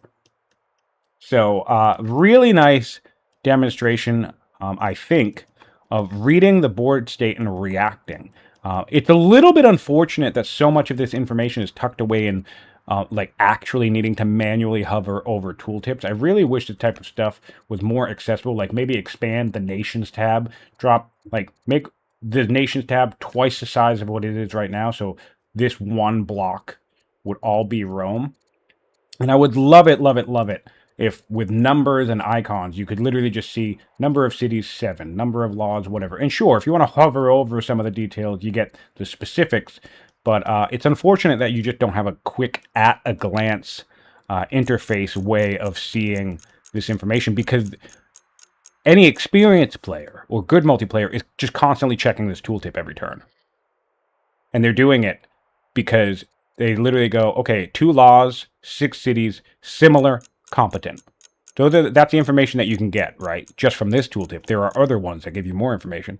And so it's kind of annoying when you think about it. Every single turn, all right, where are we? 2 laws, 6 cities, similar, competent, fine, next turn. 2 laws, 6 cities, similar, competent, fine, next turn. Oh, 3 laws, 6 cities, similar, competent, turn after that. 3 laws, 7 cities, okay, they got a new city. I'd rather just have something I can just look at, without having to just constantly mouse over this tooltip. It's really annoying. But anyway, good job on Marauder. Also, I think it creates a skill gap, right? Because newer players, less experienced players, aren't going to have the wherewithal or the mindset to constantly look at certain tooltips that are tucked away in different locations. So another example is this air, right? If I'm Carthage, I'm going to hop on the Carthage side. And I'm Carthage, I can say, oh, there's the builder on the throne. That's important information. But also, it's important for me to know that we have a 4-year-old heir. If we swap back to Rome, right? Okay, there's a judge on the throne, right? It's important for me to know that, look, there's a 26-year-old tactician that's an heir. So, yes, there's a judge on the throne now, but if they die and or if we end up in a war and they abdicate, I could be dealing with a tactician. And technically speaking, this information is hidden. The only way you know about this information as a player is if you're aware to search for it. And so that's a bit of a bummer. It's cool. I like having the information, to be clear. I think it's neat. But I think there's a bit of a knowledge gap there between veteran players and certainly newcomers, where it's like there's this whole learning of how to sleuth through the tooltips process, which is just unfortunate because realistically it should just be on a bar somewhere.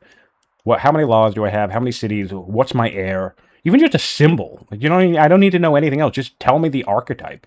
Just say heir and give me a tactician symbol. Great. Cool.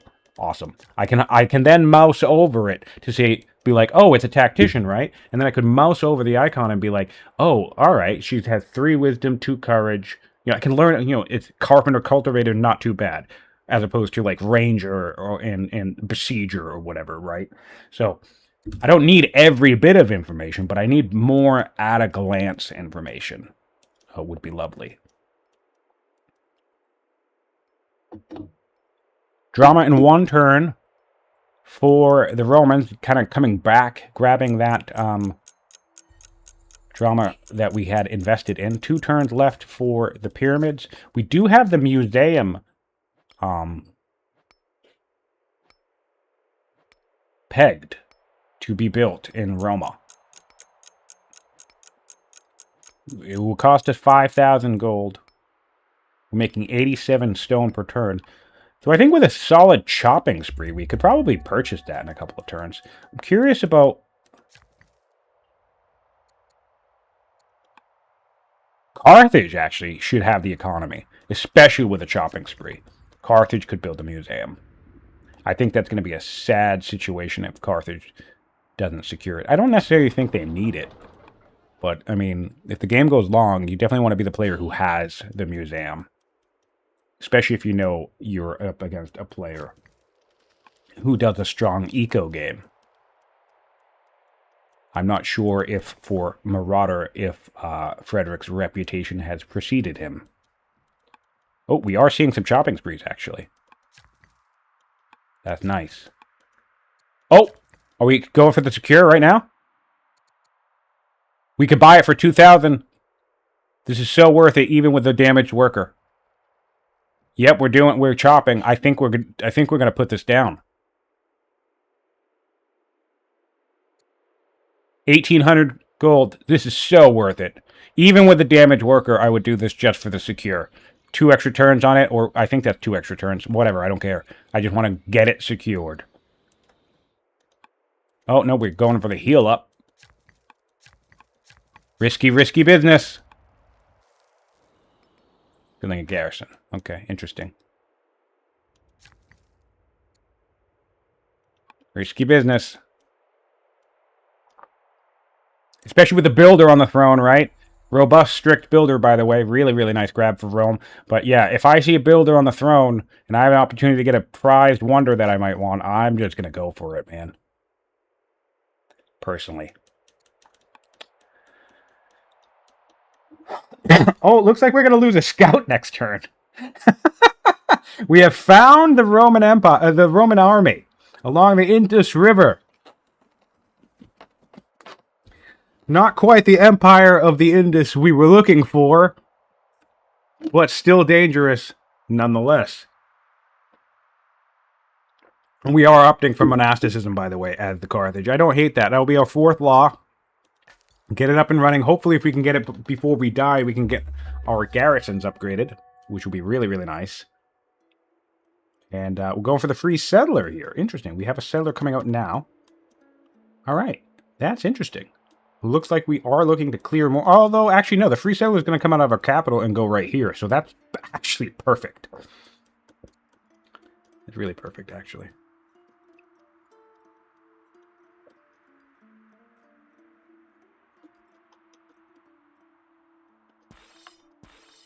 Yeah, this scout is so dead.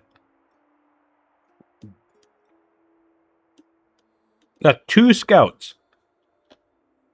2 scouts the Carthaginians have lost to the Romans. While this wounded scout just wanders the map unfazed. Probably could be a good opportunity to heal this guy up, actually. Loving the culture harvest, by the way. The culture resource, look at all this. We're already halfway to developing culture in this city down here because this scout has been harvesting all this culture. Harvesting culture is very, very great use of the harvest ability. I don't think players harvest enough. Ooh, we're getting a raid from the Romans. Really unfortunate that the Carthaginians chose not to hire any of the Vandals. I feel like having a couple of club throwers would be nice. This wouldn't be that large of a hike to get them up here. Pretty all flat, easy transition terrain to work with.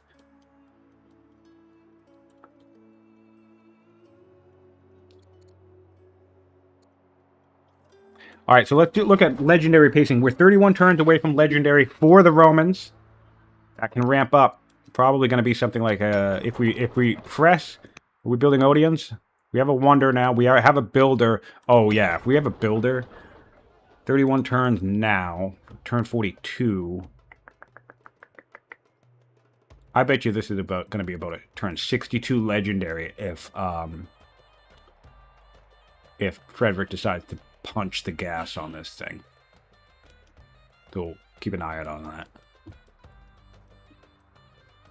And that's what I'm talking about, by the way, earlier. This is all intuition. We're 31 turns away from legendary. I'm estimating that Frederik can get that down to 20 turns from now instead of 31 turns from now by developing things like Odeons and other stuff.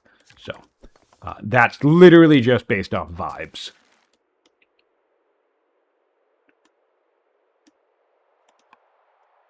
All right, our first disciple finished. We'll see what we choose to do with it.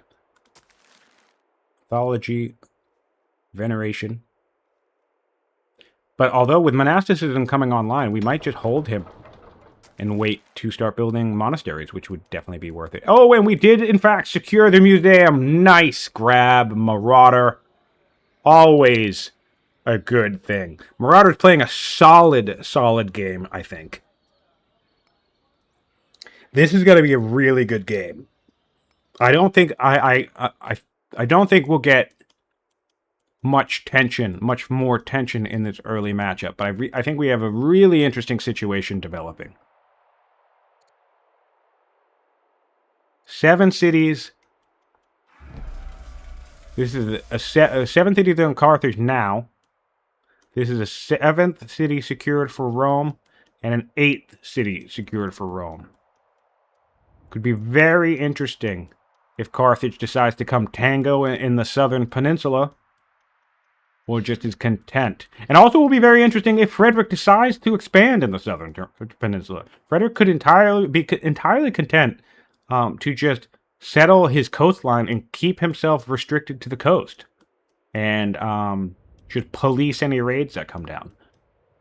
I could see either possibility. It would be nice to secure this entire peninsula, because this is a very defensible choke point, right? So if you secure this whole peninsula, then you basically just have an extra 4 cities for no real reason. But I could also see the logic in hanging back. And of course, that decision could be fueled by any pressure that Carthage chooses to put on Rome in the next 10, 15, 20 turns. Because if Rome starts getting pressured, Rome then would need to make a decision of whether they need to recall these troops, or at the very least have them stand guard as a police force rather than spending the orders sending them out to clear. And that's one of the things that I like about these larger maps, as I've said earlier, is that they create interesting types of puzzles and strategic decisions that players just don't really need to make on something like a continent map or a coastal rain basin or inland sea map, depending on the layout. And also you lose that with point symmetry as well sometimes. So I really, really appreciate the variety of the maps in this tournament, because the thing that I like about the different maps is that different maps require different approaches, and they require you to solve the puzzles of the map themselves. Without just going into every single game with the same general. Jesus Christ, there's another... Wow, Carthage cannot protect its scouts. Man, Rome is out for blood. That is the 3rd scout down for the Carthaginian. 3rd time's the charm! And a little bit of shit. Who doesn't love a little shit talking? A little bit of shit talking from Frederik against Marauder, and fully aware.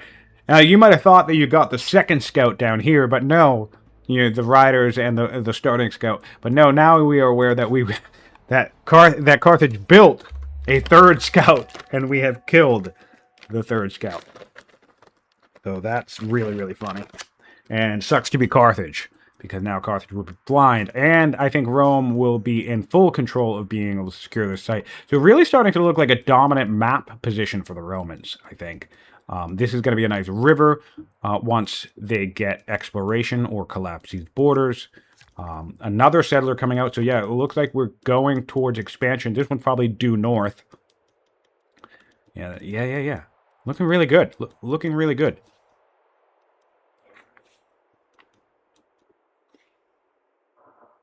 What's unfortunate is I think at this stage, for Marauder's playstyle, it would probably be within his benefit to begin pressuring his opponent. But to be very clear, Marauder is not in any position to really threaten his opponent right now. So that's lending a little bit more favor towards the Roman, because if the Romans send both,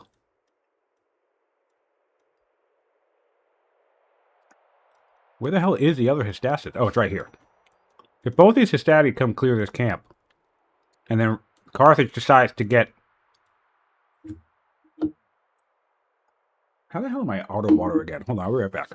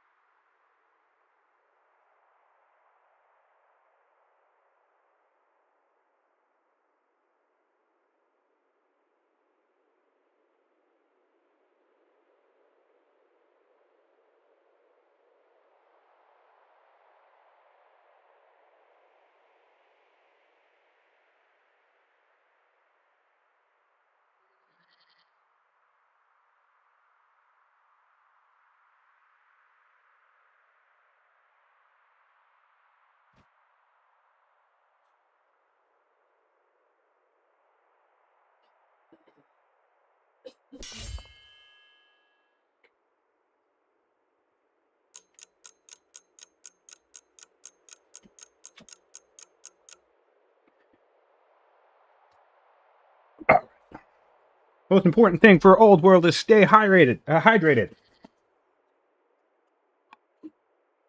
Leo wants to see the Carthage perspective of the map. Sure. The known world according to Carthage. This is the known world according to Rome at the moment.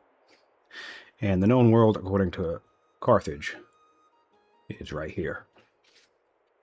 And they just had a scout killed down here, identifying the city and identifying that this city site was cleared. And they just had a scout killed up here with vision on the fact that the Romans have cleared this camp with an army in the region. So that's the full knowledge of the Roman Empire. They can see this border, but they don't know any activity here. And it does look like the Carthaginians are migrating their units to this general region. I don't know if that's with a desire to contest down south or a desire to pressure in the middle. But that brings me back to what I was saying, where is if the Carthaginians, if Marauder decides to lean into classic Marauder tactics and say, well, you know, I can't just let my opponent sit up and sit back and build up, and we start seeing some central pressure. With the force we have north, I would not put it past Frederik to kind of go very light on the defense here, maybe even retreat, and kind of just advance with this northern force, because this northern force, well, at least with the Hystati, is looking a little bit stronger than what we have down here. So you could kind of do the thing where you're trading, right? Lose this city, take this city.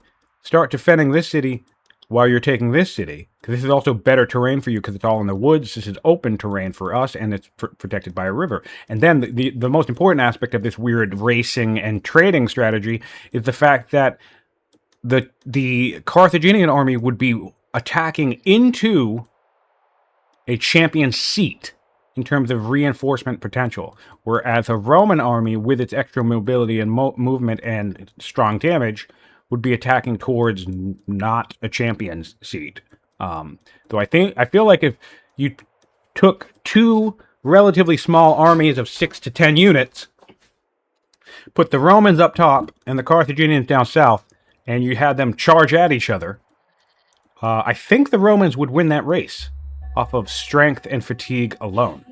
So, going to be interesting to see if that develops.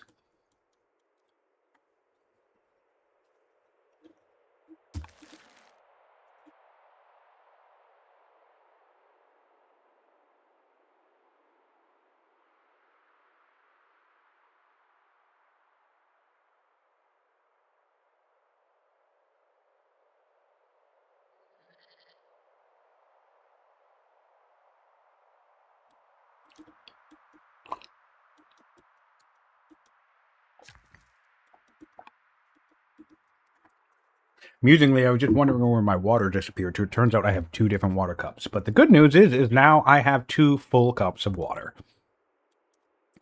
And they're located on opposite sides of me. So regardless which hand I move to reach for a glass of water, I will have it, which is good news. 4 turns on monasticism. What do we have for ambassadors? Look at this. 2.4 culture in every city. It's just crazy to me.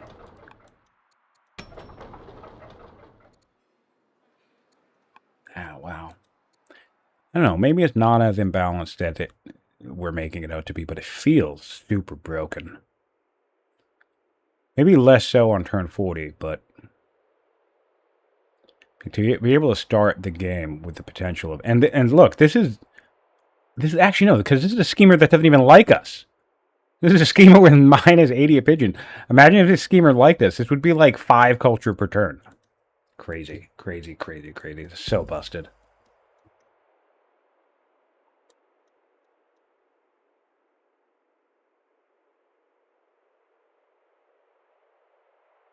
Neither player has expiration yet.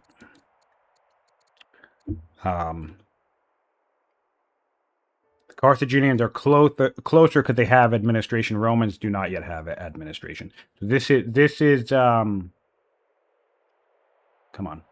This is the tech tree for Carthage. So they have mill drill, they have labor force, navigation. Basically are their main grabs at the moment. Stone cutting and administration as well. The Romans, on the other hand, have labor force, drama. And if it feels like they're a little bit behind, it's because they put about 9 or 10 turns into the tech tree without getting anything because they were delaying their border boost. So drama was one of those techs. I believe forestry was another one of those. Nope.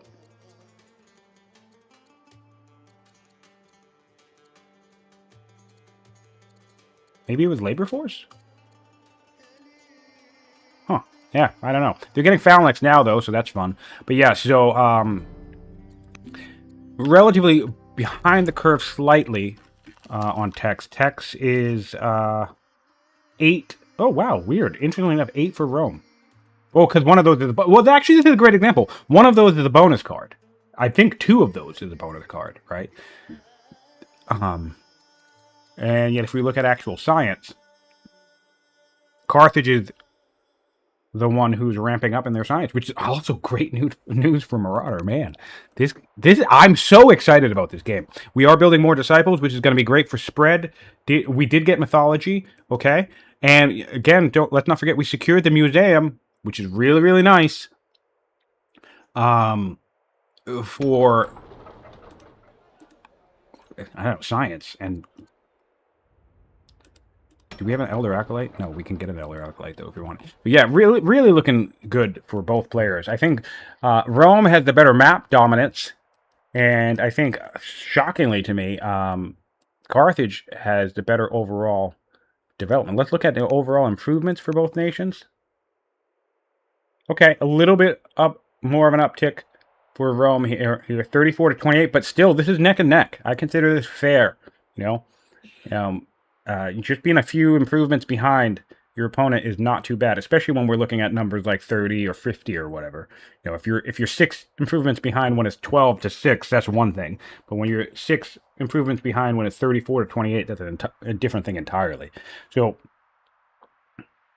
really, really looking good here. Great performance from Marauder in terms of keeping up on the eco side of things, I think. Rome started to get a slight advantage here on orders. But that's also because we went colonies first on Carthage, so we're going to bump back up in a moment. And of course, we're spamming statesmen as Rome. That's going to be the big benefit if they choose to keep clearing down here. They can bring in as many statesman cities as they want. They might deal with some political fallout. There's currently 4 statesman cities. Rome doing some scouting of the central border. Going to have to make a call. We do have a settler coming out, so that tells me that we're going to pressure this site. We have a settler coming out here, and we have another settler coming out in the north. So that tells me that the Roman expansion has not finished. We will be securing this central adjacent site, the end of the Marauder River, or should I say the source of it. Both of these rivers are sourced at Zama, technically, actually. So we're moving up the Marauder River towards Zama, and then I think this battalion down here will be fully content, especially after knowing that you killed the scout that's watching you down here, right? There's no place to hide down here with scouts. They should be fully content to clear here. What I would like to see Frederik do is deal with this raid and then come across and just cut off, like I said earlier, cut off the head of this entrance point for Carthage. Just make this something that you won't even have to fight for. Because if we go this way and then this way, it's totally still doable, but you run the risk of Carthage potentially showing up and getting into a scrap over this site. So, although I guess the other way, I guess that could backfire. If you clear this first and then come south, you run the risk of being here, clearing this camp, with Carthage showing up to knock on your door. So I guess it could go either way. Tough call, I suppose.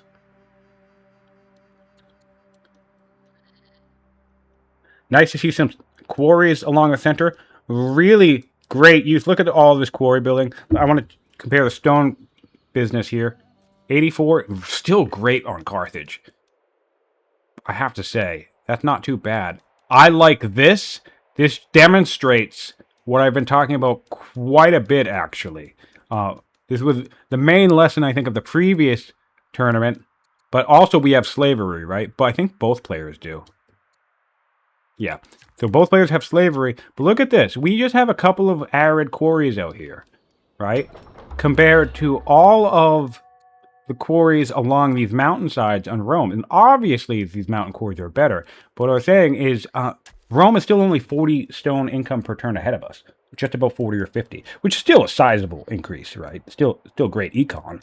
But it's really nice to take advantage of arid tiles when you have them nearby, rather than waiting to get, perfect adjacency on these mountains. This is great quarry territory, but we just don't quite have access to it yet as the Carthaginians. So, loving the flatland quarry thing. I would probably build a few more. But yeah, 84 stone income per turn is still solid. Anything right around 100 is pretty solid.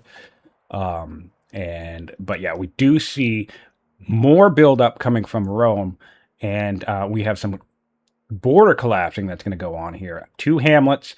This is one of the things that I think is really underrated about hamlets, and Polis is one of those technologies that everybody hates grabbing, but it's actually pretty handy to have on hand. So starting with Rome, not necessarily the best tech to start with, but once you have it, I mean, you get easy access to forestry, and it's really nice to be able to plop hamlets down every now and then, because this is going to expand this way. This hamlet's going to expand this border this way, and then they'll both collapse into each other, giving us full movement along this river, which is quite nice. And then, of course, more access to more tiles and more improvements. So nice to see. Nice to see us getting some more food online. We've been having a food deficit. I would love to see pretty much this entire territory become farmland, to be honest. There's nothing wrong with taking 1 or 2 cities and just having it be all rurals. It's efficient to put garrisons for the orders, or the barracks or whatever for training. But also, if you just have a couple of cities that are just primarily rural and they're fueling your economy, that's fine too. We did get our... Oh yeah, we're building our theater complex up north. We have a Odeon already. Building a poet. Excuse me. We're 1 turning or 2 turning. Oh, we'll be the Colosseum pegged. Great. Oh, look at this. 17 turns. 17 turns from now is 50. That's 64, right? No, that's 63. Oh, we're gonna get it here even quicker than 62. But see that? Just a few turns ago, I checked this, and it was 31 turns. I postulated he'd be able to get it down to 20. And now, from 63... What turn did I check? Was like, yeah, I think that actually is a 20-turn jump. Amazing. We have all these luxuries in the capital as well. Amazing, amazing, amazing. Amazing, amazing, amazing. Yeah, so it's easy to look at a time frame like that and be like, oh, I'm 40 turns away from Legendary. That sucks. But if you put investment and effort into it and are strategic with your planning around like luxuries and, maybe a wonder, there are certain great wonders that are great for culture. There aren't really many in the game at the moment. One that springs to mind is the Necropolis. It's a really good culture wonder. The Mausoleum is also a really good culture wonder. Oh, love to see this. People asking the question, when to build walls. This is a moment. This is something you can think about. Because ultimately, Rome doesn't need to really defend this site. But they could afford to buy themselves time. So doing something like making it harder to take is smart. Because this site, not the most valuable site. But it's valuable in the sense that it can buy you time. I will fully expect that Frederik was not going to go all in on a defense of this location. Another thing I like to check when I'm staring down the barrel of some staging activity, I do a quick grab of governors and I look for Vigilant. Vigilant can come in really clutch in some situations as well. An underrated trait, and mostly because it's incredibly niche. And oftentimes you might think if you need Vigilant, then you're probably in a bad spot. But again, in the interest of just buying yourself time, Vigilant can become quite handy. Unfortunately, we will not be able to rush these walls out. So, judging by the staging, I don't think we're going to have an opportunity to finish. But you could always take the risk. We could add in this affable governor. Not the affable, the 2.6 civic output governor. And try to shave a turn off this. That's another thing that you can think about as well. And we do have units nearby to contest if we want. They could have to charge across this desert, but yeah, we could get some early tension. And this is classic Marauder, I think, where Marauder's looking to pressure. It does look like the Romans have backed off of this barbarian camp and are circling back to the capital, which tells me that they're probably looking to contest and not give up the central location. That's interesting to me. There's nothing wrong with the decision there, but I would be half tempted to press on to up the Marauder River and contest at Zama and see how my opponent reacts to that. Because a couple of these stronger units are going to be tribal units, right? So coming down into my champion city is still not going to be the best time for them. Maybe, this is probably not the best way to do it, but maybe splitting the Hestasis could be interesting. To defend here at Nasus. But yeah, looks like we're going to get some early conflict. Really some great opportunities in the tech tree for Frederik. No trapping on turn 47 is always annoying. Classic Roman feature of being nearly 50 turns in the game and not having a single ranged unit in the army. If you're looking to get into an early tango with Rome and try to leverage one of their weaknesses, that is one of the things to watch out for. And Frederik's picking up on it. Look at all the things that we have in our tech tree. Navigation is a premier tech. It would get us a third law, right? It would get us more orders. But we're recognizing we do not want to fight a battle without ranged units. So if you're looking to tango with Rome early, or you're worried about engaging with them, keep an eye on, if you can, their trapping status. The ways to do that is if you have vision on their territory and their camp resources. If they have camps, so if they have camps on their camp resources, then they have trapping. Obviously, if you have vision on them and they don't, you don't see a lot of slingers, right? And that can create an opportunity. On all melee composition fighting against a diverse composition of both melee and range, I'm not going to say we'll categorically lose every conflict, but it certainly creates more challenges for the all-melee unit. It's a big weakness that we've seen play out time and time again in some of these tense competitive matches where a player ends up in a fight and they have no ranged units and their capabilities of securing kills in that conflict drops dramatically. So nice to see Frederik identifying the weakness now and saying, nope, it's trapping time, and we have a champion city that will be able to bring them out in about 3 or 2 turns. Hello, Aaron. Welcome to the chat. The wonders to grab with the museum is probably the best one in terms of... oh, we have a tactician! Did that just happen? Are we on the... I know we're on the new hat now, but did we have... Oh, yeah, our glorious judge died, and we have a tactician. Classic Marauder, we're seeing some aggression now. The big one to grab in this game is the museum. The lighthouse could be interesting, but also we have the Colosseum on the map, which the Romans have pegged. They are going to be legendary in 17 current turns compared to Carthage's 57. So... 17 turns or less for the Romans, by the way, because they just finished their theater. So 13 turns, which brings us to a turn 60. Ah, love it. Just a few turns ago, it was like a turn 31, a 31-turn Colosseum, and we're down to 13 turns. So for those of you watching, again, keep in mind the way that you have, as the player, with your decision-making, whether it's tech pacing, like a tech, if you're trying to do a beeline, right? Technology that's going to take 19 turns is almost never going to take 19 turns. It's going to be more like 15, 13, or even 12 or 10, depending on how you invest in your science in that time frame. And this goes as that also holds true for the legendary race. You might see 40 or 50 turns away from legendary once you hit strong, but if you invest in the infrastructure, you can cut that in half or beyond by making the right decisions, which is one of the things I like so much about this game, is that it can be very easy for a player to think, oh, well, why would I spend, it's going to happen in 40 turns. It's like, no, you have the power to make it happen in 15 instead, and that's pretty epic. Getting the border boost on the Romans, great timing on that. That's going to give you a great... That's going to really help. We're seeing some roads coming down as well. Love this as well. And that order boost is going to get us, our units, where they need to be, when they need to be there. I'll be curious what our plan for the Vandals is down here, because we have opened ourselves up to consistent raiding.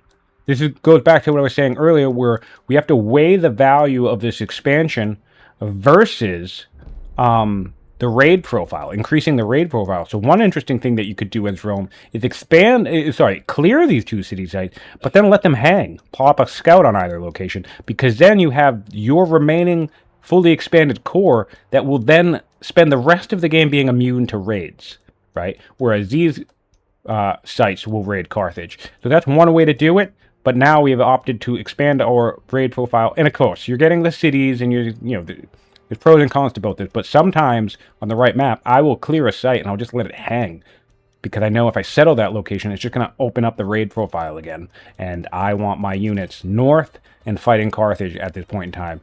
And I don't want to deal with the headache of slapping down raids every 5 to 10 turns.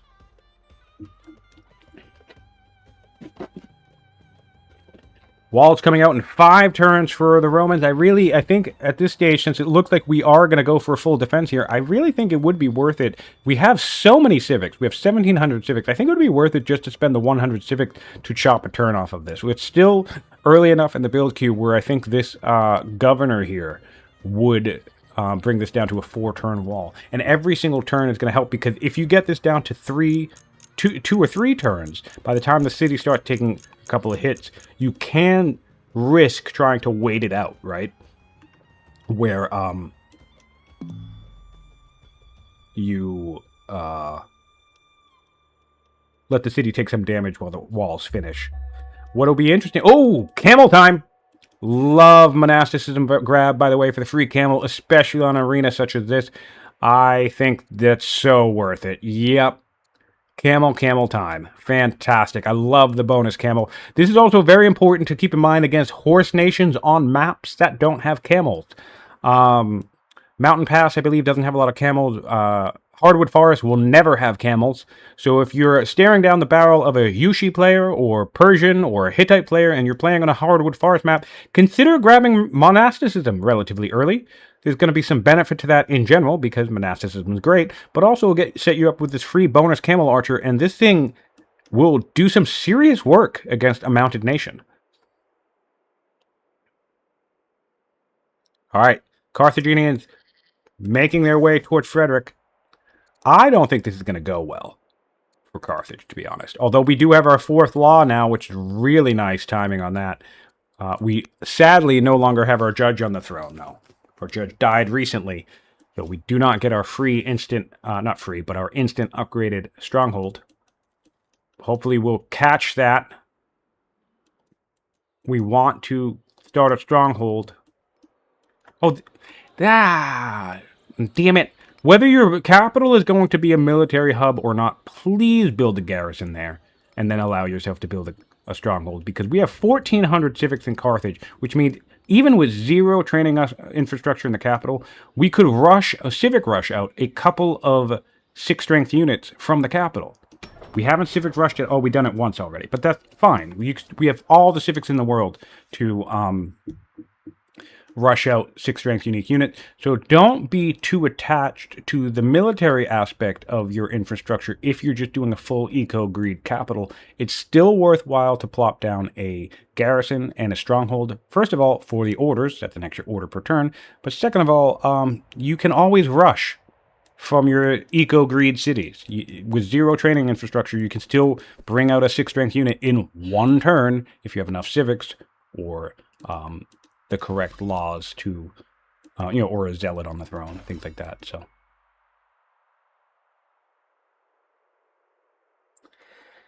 maxing out civics would increase science production by 20% by Rome. If he let this overflow, this science would become, this 100 civics per turn would become 10 science per turn. So yeah, I suppose that's one way to look at it. Generally, though, I think you would be better served actually using the civics.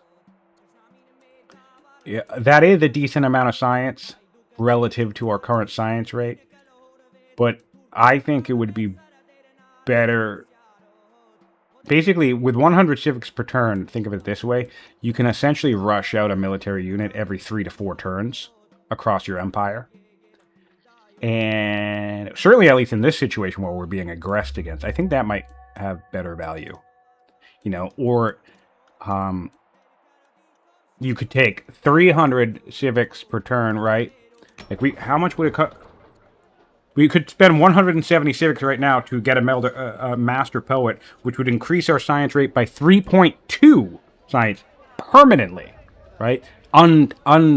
Detached from overflow. So we're building a, going to build a, what do you call it? An amphitheater soon. So for example, with this civic rate, you could let it overthrow to get some extra science per turn, but I'd probably just civic rush an elder officer, an elder poet, which would get me a reliable 5 science per turn indefinitely. Detached from civic overflow.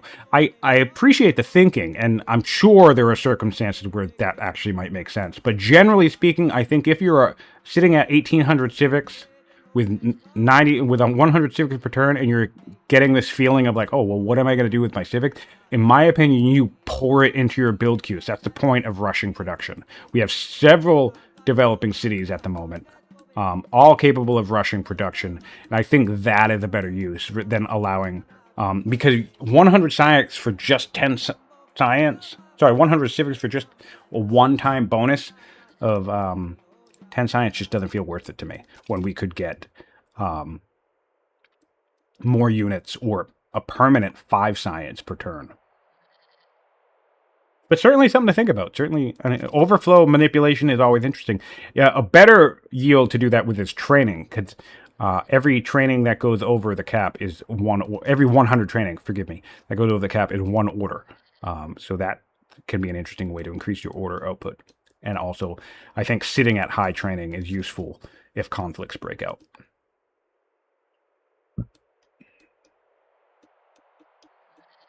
All right, we have lost our first unit to Carthage after killing 3 scouts and 2 mercenaries. The Carthaginians have finally come back for vengeance and taken out a Roman spear.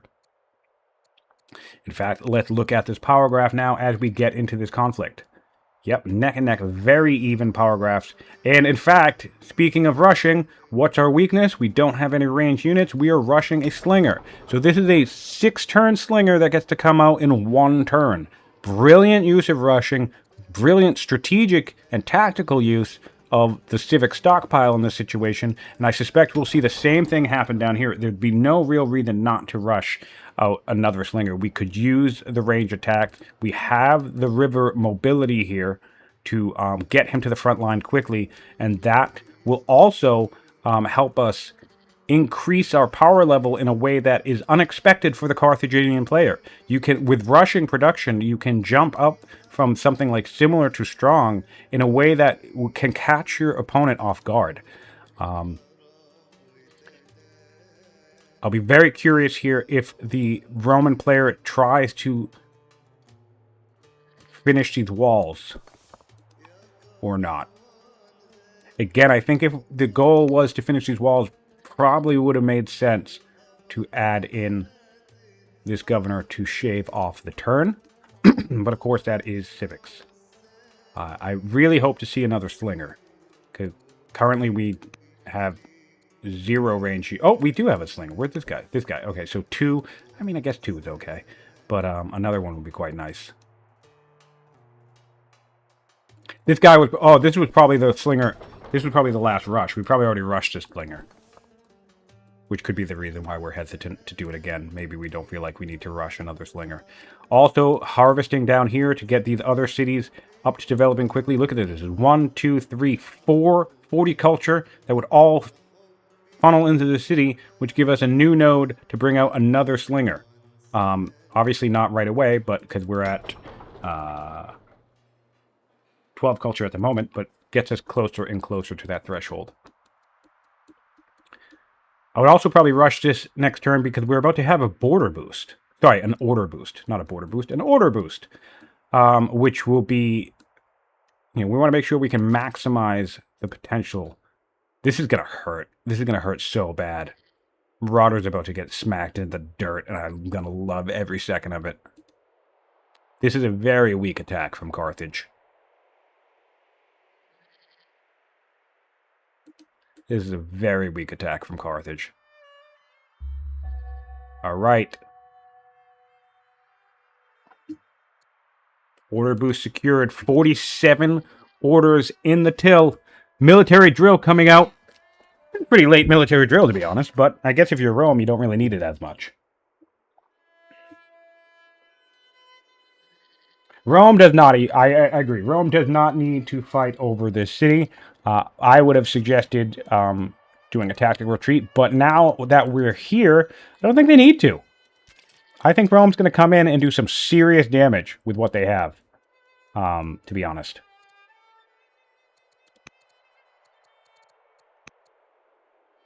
Yeah. They're at the risk of getting one of their these Hastati stunned, but I don't think they're at risk of this thing getting killed. Oh, maybe. Yeah, no, probably not. Because he's going to protect the Hastati. Got this militia up here. Yeah, looking good for Rome. Or the spear right here. Alright, so that's the first kill from the Roman side. 30 orders left. Plenty of orders left. To do some serious damage. Excuse me. Might even have the potential to get another kill here. If you want it.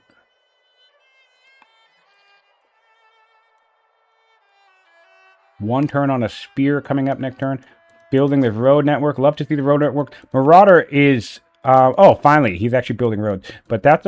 he sometimes forgets to build roads. This was something to watch that was fun last year. I love watching players learn lessons and like get better at the game. Marauder's first 2 or 3 games in the previous tournament, he never built any roads. But then by his 3rd or 4th game, he started building roads directly to his opponent. And so it was cool to see that difference develop over time. Because certainly that was a criticism while watching his particular playstyle, because he really loves just launching units across the map at his opponent. This is going to be devastating, though. I think this is going to cost Carthage the game. Because Carthage is going to need to retreat here, undoubtedly. And there's no real honest reason why Rome shouldn't pursue, unless Frederik just chooses to be cautious. But he shouldn't. You look at this power graph, and Marauder immediately drops to weaker on the counterattack. So this is going to be a test for me as a viewer watching Frederik play. His level of aggression. You know, will he taste blood in the water? Because we know, as the Romans, we know our power level is 460, right? So you must have a general idea of your opponent's power level if they literally just drop to weaker. You can kind of do the math on that, even if you're just vibing it, right? And then you can see two very strong units. These are two 6-strength units, right? Along with 2 slingers and a warrior. So just from vibes, right? Clearly Carthage is retreating here, but just from vibes as a Roman, you can deduce that this is the majority of the entire Carthaginian army. You can deduce that. There's enough information. And now if we, after saying that, if you and I look across the Carthage Empire, which we can do, we can actually see that we're correct in that assessment. There's only one skirmisher out on the map right now. A slinger coming in 1 turn, another slinger coming in 2 turns. So this is, in fact, the entirety of the Carthaginian military. So it would be very valuable, I think, to come in here and at the very least secure the death of a Huscarl. So I'm anticipating Rome's next turn, because if Rome is a cautious, development type player, they will hold their position, laugh off this attack, and keep developing to get an even greater advantage. If they are an aggressive player, or at least a player with the awareness of when to press the gas and when to pump the brakes, then I fully expect that Frederik will come kill. Oh, we're getting a force march. Never mind, we've lost the opportunity to kill a Huscarl. Still could be worth coming up to kill a slinger, though. Still very much looking forward to Rome's next turn to see the decision that they make. I want to look at orders as well between these two players. Pretty much neck and neck in orders 31 to 29. So, logistically speaking, Rome can afford to fight a war here. And yeah, look at that. Look at that nosedive. Just bam! When your military only consists of like 6 to 10 units, losing just a handful of them, it can be incredibly devastating. And Carthage will not be able to retreat fast enough, or at least it will be expensive on their orders. There is actually still an Huscarl open. There is another Huscarl. I think this is worth it. Come kill a Huscarl. You maybe lose a unit next turn. Even if you lose the Hestastus, that might actually be worth the trade. I don't think you would, though, because you could bring this Hestastus up here to do the 10 damage, come up here with a spear to do 5, and then come up here, with some slingers to kill it off, right? And that puts your Hestastus in the back line, unable to actually be attacked by much of anything that can kill it. And you can then posture with your other Hestastus, I don't know, right over here. So, all eyes on Rome now to see if there's blood in the water. Does he smell the blood in the water? 28 orders. He has options. He can keep clearing. He has a raid down here to handle. He can no longer see the Huscarl. If anything, that might be the thing that deters his advance. But really, you have a read on your opponent. They're weaker. I really think a player with the experience level of Frederik would be able to reason that this is essentially the entire army of Carthage. Whether he wants to spend the orders aggressing is an entirely different question. Not a good sign for Marauder after all, though.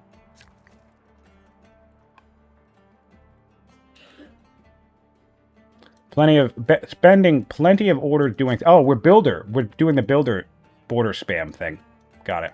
Yeah, that makes sense. All right, so I'm going to say that we're not aggressing. We are laying the smackdown on the Carthaginians, saying, no, this is my land, back to where you came from, ye dogs. And that's fine. That is another situation of Marauder basically throwing orders away, unfortunately. All the orders it took to get up here. You kill a spirit, you lost 2 units in response, I believe it was. And then you have to spend all the orders backing off. That's the thing that makes the tacking so difficult, right? You need to really have an advantage that you're pressing. Because if an attack fails, that is tempo and momentum that gets swung wildly in the direction of your opponent because you just spent, 10, 15, 20 orders per turn trying to engage with your opponent. And yes, eventually they do the same thing, getting into position, all this stuff. But if you lose the conflict, that's basically 60 orders that you spent on losing more units than your opponent and gaining nothing else. And that can be really, really rough.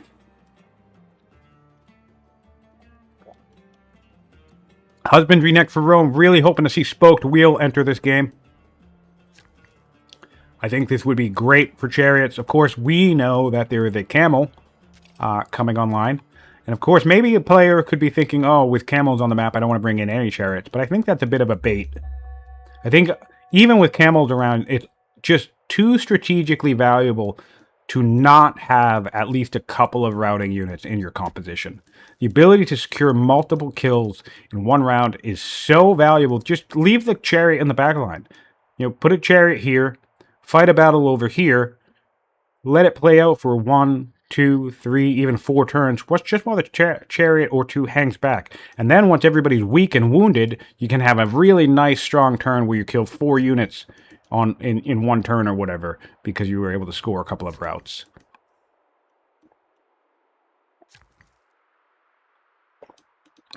I would like to see Marauder loop this road back to Sulci. So on his next turn, come up here to these woods and road all the way back to Sulci, and then road once more up directly to the capital. I'm not 100% sure if from the capital position, if the pathing would choose the road or the coast, but nonetheless, Sulci would certainly do well to have a road. Nice that we did finally collapse this coast, though. Camel Archer in 1 turn for the Romans. Nope. For the Carthaginians. My bad. I really, really love this arena. This is so cool. Mohawk, if you're watching, this could be a really, really great idea for a new map script. A map script that creates a mountain barrier along the center, along the horizontal center, where you have, similar to Dota with the 3 lanes, but you have just the 2 lanes, a left and right situation. And then maybe add some other details, like maybe the southern one has like a coast, and maybe the northern portion has, what could be fun up here? I don't know. Something. A lake? A lake up here? Or more coast? I don't know. Maybe a weird take on Coastal Rain Basin, where there's coast on the point symmetry version, where there's coast on both sides. I have no idea, but it would be really fun. I love the feature of this map. This is so cool that we have 2 nations kind of like parallel to each other. I think that's an interesting. Ever since they came up with Dota, the Dota script, I've been curious about, and the fact that we have the diversity of map types in this new tournament. I've been spending a lot of time thinking about what are ways where we can get more interesting, diverse map scripts that are kind of created around or centered around a particular feature or challenge for the player. And I think I found one in this map, this kind of bisecting impassable mountain range top to bottom while the players are on either side of both lanes that are funnel into each other. That could be interesting. Because even very, very early on, whether you go north or south would be a game-defining decision because it would determine how quickly you bump into your opponent. So that'd be really, really interesting.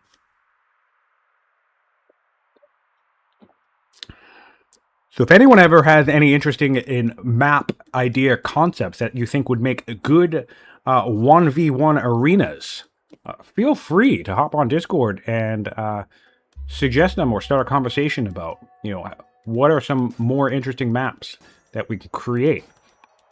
Because I really think my favorite thing about this tournament this season is the diversity of map scripts. I know some of them are less popular than others, but I just love every single map has a unique challenge that it presents to its player. And I think that's really, really fun.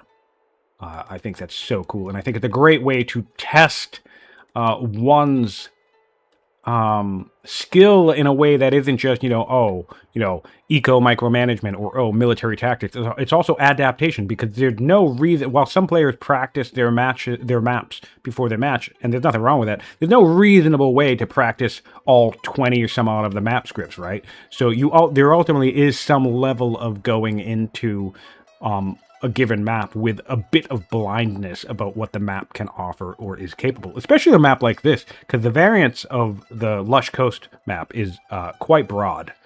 And I think that's neat, because again, it brings us back to the sense of exploration in the 4X genre, where you kind of have to explore the map and then read the map in real time. You can't go in with a predisposed notion of like what it is you are or aren't going to do.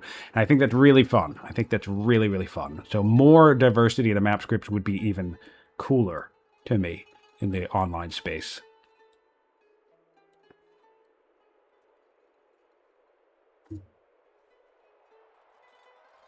Jason, I'm glad you're having a great time. It's super cool of you to hang out, as well as the 23 of you guys in the chat. Glad to be here. I love watching the game myself. I feel like I always pick up new lessons watching players try new things, or if nothing else, it helps affirm my own thoughts, the idea of like, oh, maybe you should or shouldn't do this thing, and then I watch a game play out, and it helps kind of affirm that concept of like, maybe the strategy is or isn't a good idea type of thing. And it's always a pleasure to watch the game with everybody else and have everybody have this collective shared experience about, talking about the game and either learning or being entertained by it, really, really cool to kind of go back and chat about different battles that took place in different matchups. And I think that this tournament is only going to get better and better because, after this is round 2, after round 3, we will have our first eliminations. And qualifiers. All the champions, all the people who qualify for the championship next round will be done playing. So if anybody who wins their first 3 games in round 3, they will not participate in round 4 and 5. So round 4 and 5, they're going to be super interesting to watch, because round 5 in particular will be a round that consists of all players who won 2 games and lost 2 games. That will be the final round where the players who went 2-2 fight to find out who makes it to the championship bracket, elimination bracket. So I think that round in particular is going to be quite exciting to watch, because players will have filtered themselves down. We have the camel coming all the way down here. I'm curious what the goal is there. Lone camel. Oh man, I hope we don't throw the camel away. This is a pretty powerful unit for this map. It's ranged as well, which means the Hystasis doesn't do anything fancy against it. I mean, I get to have the Testudo, so never mind. But it doesn't do its increased damage against it. But with all the arid tiles, and if your opponent does decide to bring in Roman chariots, this thing will be quite strong. You could be using this as a way to come down here. I could see, do we have any settlers coming out? We want settlers now if we're going to do this, but we could see the Carthaginian player come down here, purchase the tribal units, and then begin clearing the camp, which they certainly could do. We also have another wonder in Carthage. We're building the Hanging Gardens. And all of our monasteries are coming up as well, which is great news. We have 4 monasteries actively brilliant. 4 monasteries actively under construction, and we went right to monasticism. I think that's the right call. Tons of players do the whole polytheism first thing. I honestly think it's better to start in monotheism, right? And then later on, when you get divine rule, I know it's expensive, pricey, but dip into polytheism for like the 1 or 2 turns. Start all your shrine productions and then just dip right back to monotheism, because your shrines won't suddenly stop building if you are no longer in polytheism. So you don't actually need to stay in polytheism all that long, and I think it's way more efficient to just... We have 5 orders per turn right now. So think of all the time you would waste if you sat in polytheism for a bunch of times to build the shrines first. Although we have enough civics where we could have done that first. We could have done polytheism, build 1 shrine in every single location, and then immediately swapped into monotheism. So in fairness, maybe that would have been the best way to do it. But I don't mind just jumping right... Whoa! And we're building the lighthouse first as well. So we currently have 3 active wonders under construction. 4 years for the museum, and then quite a ways away for both the lighthouse and the Hanging Gardens. But this is great for Marauder. Marauder's having a fantastic game on that front. And where are we at? Science. Okay. Rome has finally started to catch up against Carthage. They're neck and neck. Only a slight advantage in science for the Romans. So this is good news, though, because securing all these wonders will put pressure on Rome and force Rome to eventually aggress against Carthage, which is good news for Carthage. Carthage also has 4 laws. One thing I'm disappointed about Carthage is not enough garrisons. How many garrisons are in the Carthaginian Empire? 0. Unacceptable. Unacceptable on turn 50. You have to put your garrisons out, guys. We have seen very experienced players lose games because they forget about their garrisons. We have 4 laws now. We can't build a single unique unit. Against this force that we're looking at, our unique unit could provide some routing potential.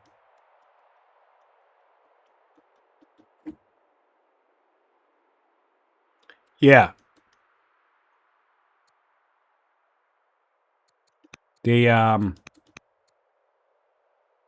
Look at this. Look at the difference in money between the 2 players generated throughout the entire game. Carthage has generated 2,600 gold versus Frederik's 1,100. So over twice as much income has been generated in Carthage in these 53 turns, which of course explains why Carthage has 4 wonders and Roman have only 1 or 3 wonders.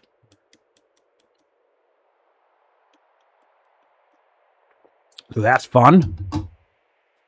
Of course, the stone economy in Rome is totally fine. You know, they're not going to be hurting from Carthage buying all that stone. If anything, they need to get their food in order. And this actually highlights what I'm talking about. Even in a game where we know that stone has been purchased to produce wonders, my thing is, my new strategy is I go nuts on food econ. I build farms, and, you know, I would rather have more food than stone. Because look right here, we're in another game. 50 turns in. What is the most expensive resource in the game right now? Food. 10. 10 per resource compared to 7 and 7. And then 6.8. So basically 7 across the board and versus 10. And, yeah, I don't know. I think and it's been working out a little bit better for me to just go crazy on food economy and kind of neglect stone. Not neglect it, but not prioritize it. I think it gets prioritized more than it needs to be. I also think the food fuels into an economy better than stone does. Because the food is specialists, which is science and other fun things. Of course, you do need the stone to build that stuff. But I think you need more food to really get your specialist econ than you'd need stone to get your urban econ. Could be wrong, but it seems to be working out for me lately. The Yuji, playing the Yuji with my weird stirrup strategy helped me kind of notice that. I noticed that I was winning games without barely ever building quarries, which, of course, that was a very particular strategy, you know, where maybe that makes sense. But I took that lesson, I took that thinking of like, oh, well, how much stone do I actually need? And I took that into playing some other games, and it turns out not as much as you might think.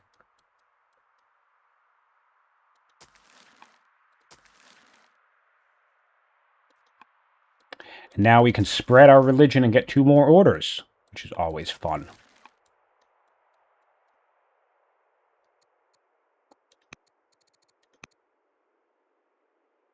No. Yeah, really just neck and neck on science.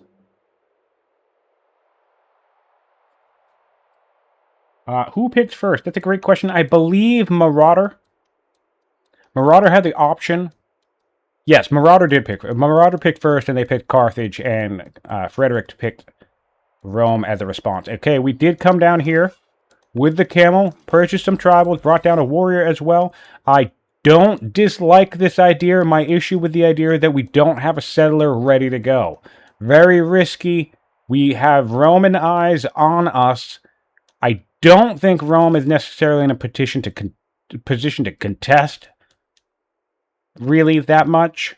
Possible. But I don't think so. There's just, what's just a spear, a warrior, and a slinger. Yeah, they're not in a position to contest, but they do have a settler. So what it comes down to is this camp could fall, and Rome could theoretically come in and swipe the camp. So that's the risk that you want to be mindful of. When you're up against a strong player and you have well-established borders, well-established military especially, sometimes you can get away with this early in the game, to be honest. Sometimes it's worth the risk. But it becomes very risky, in my opinion, to clear camps when you don't have settlers until, frankly, at any point in the game, even early on. But because, maybe a tactician jumps out of the woods and stuns your unit on a camp or some such, or forces you to retreat off it, or maybe a zealot forces you to retreat away or whatever. So generally speaking, if you can have a settler coming out at the very least on the same turn that you're starting to clear a camp, that would be lovely. Carthago should have enough gold to buy the Yaz as well, yeah. Take a peek. No, it doesn't look like it just yet. They will next turn. Carthage can buy the Yaz next turn. So we could see some wonder spam coming out from the Carthaginians, which certainly would make sense. Of course, the Romans are only 4 years away from legendary, so all the Romans need to do is get their food in order, get the economy up and running, and then they can crank out are we still a builder? We're still a builder! Oh boy, yeah. So that would be my primary goal right now. I'm curious if Frederik is in tune with the fact that he's going to be legendary in 4 turns. So that's a turn. Just to be clear, that's a turn 58 legendary. I called 62. I was off by 4 turns. But the most important thing is, I think the last time I checked, it was, what did I say? When I did the initial numbers on this, it was going to be like 85, 87 turn legendary. So Frederik managed to lop off 30 turns from his legendary timing with adding in the culture output from this stuff. So 30 turns can become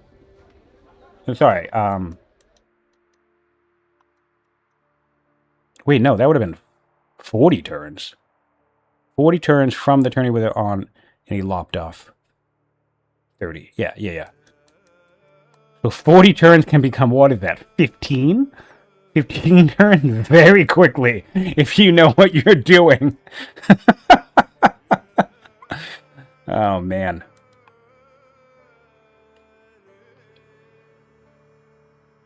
Yeah, Carthage is making themselves look like quite the surprise for a thirsty Rome to come consume.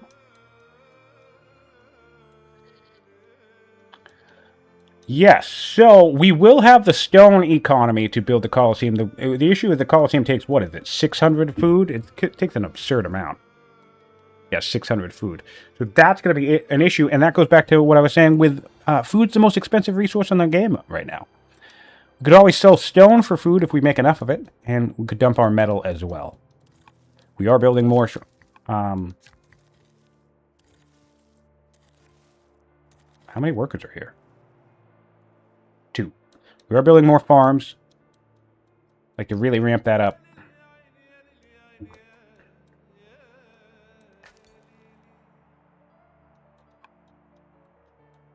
But I have to say, turn 58 Legendary City, pretty solid. Only worth it if you actually have a game plan to utilize the Legendary City. Be wary. Oh, wow, we have some nice positioning down here. We are going to see a contest from the Romans. One thing I will say about culture rushing is just be wary of culture rushing if you don't have a plan that's going to leverage the culture. So what are things that can leverage the culture? Probably architecture is the easiest thing to grab. Architecture, bath, warm bath, elder doctors. That's probably the easiest thing to leverage a legendary city outside of wonders. Obviously, there's scholarship and citizenship, but that takes a little bit more time, a little bit more build-up, I think. Of course, you do get the spears along the way, so it's, at that point, we're talking like full greed type strategies.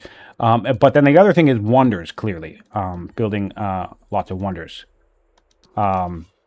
And you want a good wonder, like a good capstone, like the Colosseum. The Heliopolis is decent, I suppose. But the Colosseum is probably a really big one because that can translate to early game, or mid game, should I say, power, right, in a lot of ways. And let's not forget that the Colosseum isn't just about the free swordsmen. It also will turn your population into training, which we don't have a lot of population in the capital now. That's only 5, but some capitals can become population centers, so you can get something absurd like 12 training from the Colosseum. But the point being is be aware of rushing legendary and not having anything to do with the legendary city, because the tax on your units, and for those of you, or not your units, your income, for those of you who are not aware, do we have a regular city? Okay, great, perfect. So just a clarification here. Where does this shown?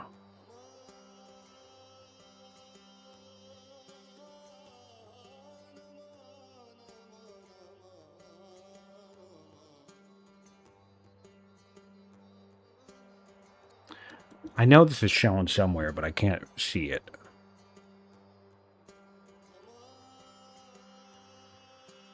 Bear with me for a moment.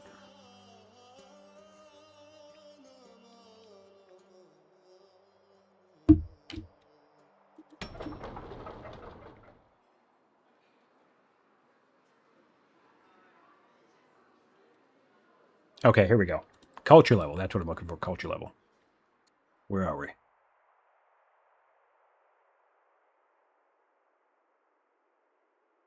Okay. Okay. So on a weak culture city, you pay 1 food per population. So it doesn't matter if it's citizens or specialists.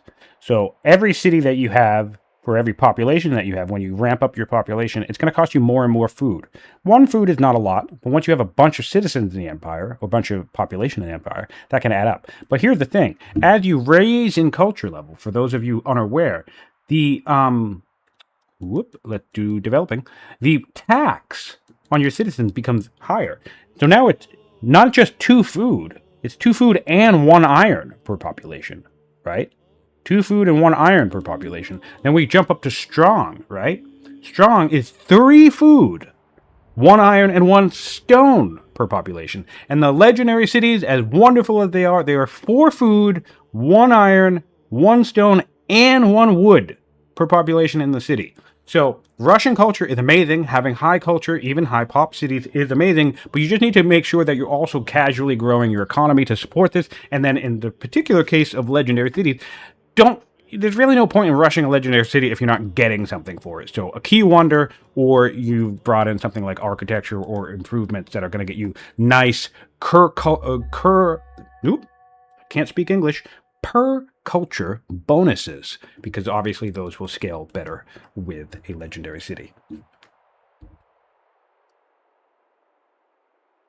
Yeah. No, I know you could do that, Ignat. Thanks for pointing that out, but you can also see it with the culture. This is I was looking for the culture tooltip to give you the full breakdown of what developing culture actually gives and costs you. Because for those another thing for those of you who don't know, your XP per year governor goes up. So for a developing city, you get 6 XP per year for your governors in the city. For a strong city, it's 8. So in a legendary city, you actually get 10 culture per year for governor. So that's nice.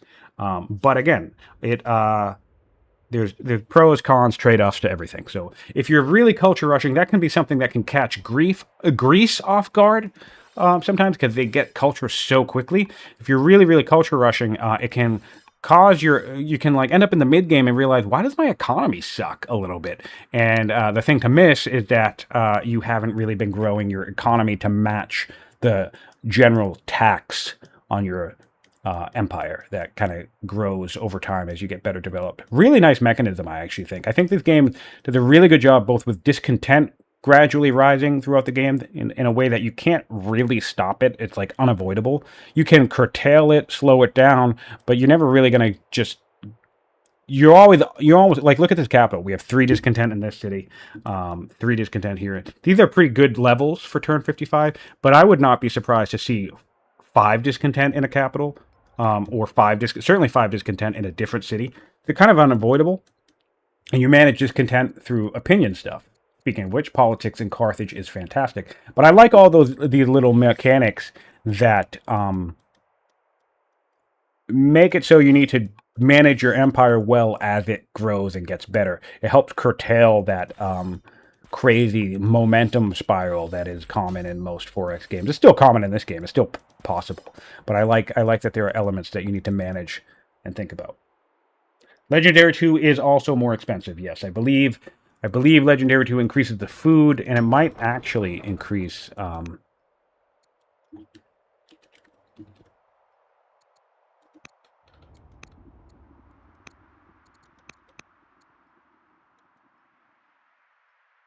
Actually, I might be wrong about that.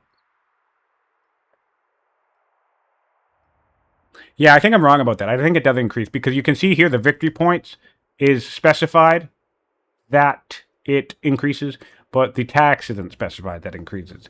So maybe not.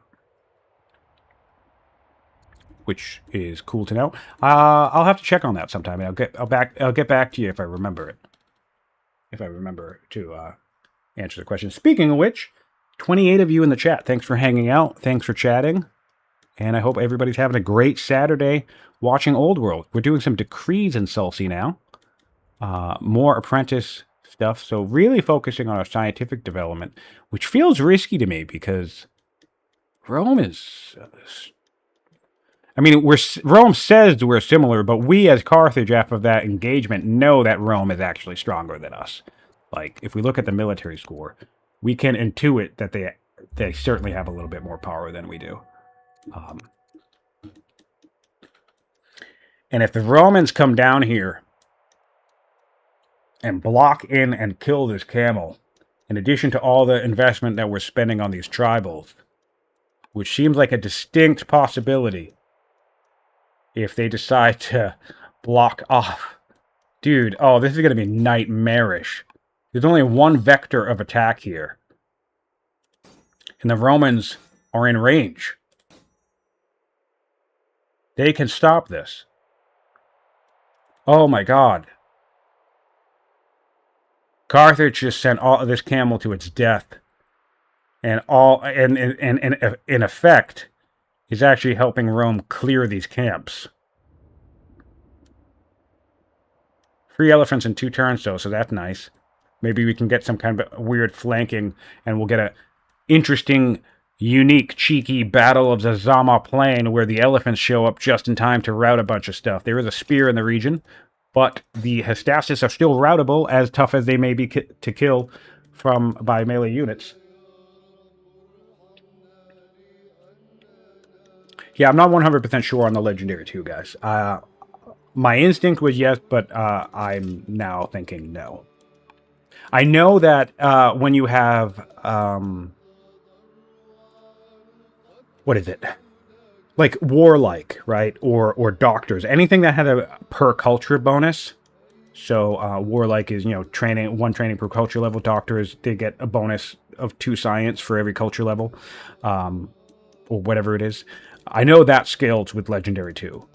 So you'll get more powerful per culture abilities, which is one of the reasons why baths are one of the ways to leverage a legendary city. Baths and monasteries, anything that gives you, monks and doctors in particular, anything that gives you per culture bonuses, scale very, very well with powerful culture-based cities.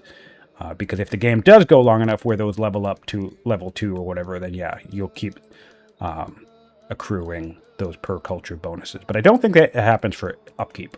Speaking of baths, as if on cue. Speaking of baths, Frederik is in fact researching architecture. 5 turns to architecture, 3 turns to legendary city. Still a builder on the throne. We are 45 years old, so we should be alive in time to churn out a 1-turn bath, a 1-turn warm bath, and a 1-turn hot bath, or whatever it is. What is it? Cold bath, warm, heated? I don't know. Anyway, all 3 baths should be out in 1 turn each, so that's 3 turns, 2 baths. Do we have a judge? We don't have a judge, but it's fine. We can civic rush if we want. Civic rushing out an elder doctor would give us something crazy like 20 science per turn. What is that? Would be 5 for the doctor itself. Let's take a peek. Let's take a peek. Nope. Doctor. Elder doctor. It'd be 4 for this, the thing itself. 2 for each culture level. So that'd be 8.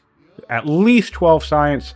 Plus or minus any other effects and governors and things like that. So our science rate in the city is... also, since we're patrons, we're getting...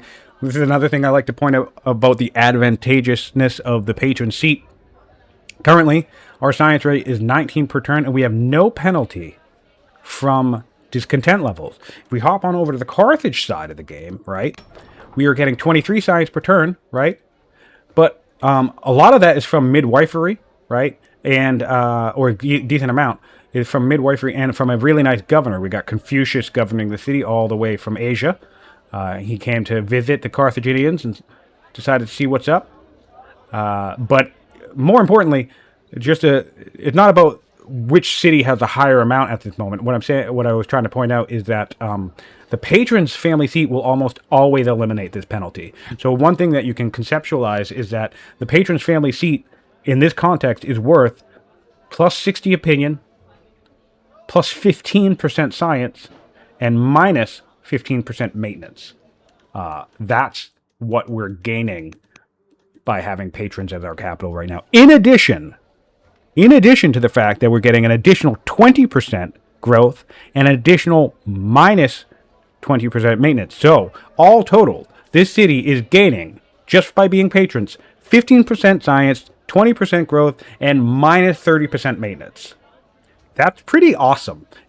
But the thing is that's tricky to conceptualize about that bonus for patrons, because patrons is not often a popular pick, is that that bonus, that mechanic, is coming from so many different areas, and it's almost like, it's kind of like, it's not a positive bonus. You're not getting, 20% science, right? So it's hard to think about it, because what it is it's correcting a negative penalty, right? So you're still getting 20% science, but it's harder to conceptualize because how you're getting that is by not having 4 levels of discontent, right?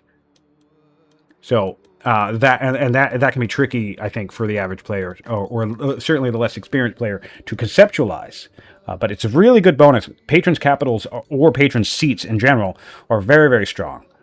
And they're also exceptional at rushing to culture, as we can see here, when you have the appropriate resources. So this is going to be a powerhouse of a capital city, which is quite nice. Oh, I love this. The Romans can see, and they're just doing a quick 1-2 step, and they will be able to bridge this gap and close the pass And a warrior has come down as well. Oh, I love this. I love this so much. I'm so glad. How long have we been streaming? This is going to be one of those things that get cut off. We've been here at it for 3 hours. This is going to be one of those things that get cut off as soon as things get exciting. Yes, another great point from Tsunumi is patrons' family opinion becomes super easy to manage as because of that. And one thing that actually we'll notice here on this map, Romans have only 2 patron cities. Where's the other one? Oh, we decided to put it right here. Okay, that makes sense. But really, you can get away. See this stat, envy? This creeps up the more and more of ahead your other families get on cities. So right now, for example, we have 2 cities from patrons, and there's 4 cities with the statesman family, right? If this jumps to 5 cities for the statesman family, the envy on where is it? The envy here on the patrons family will jump up to 60, right? So if the statesman brought in another family, the envy would jump up to 120. So it increases, I don't know, what is that, quadratically? But anyway, point being is, but at the same time, we have almost no discontent in this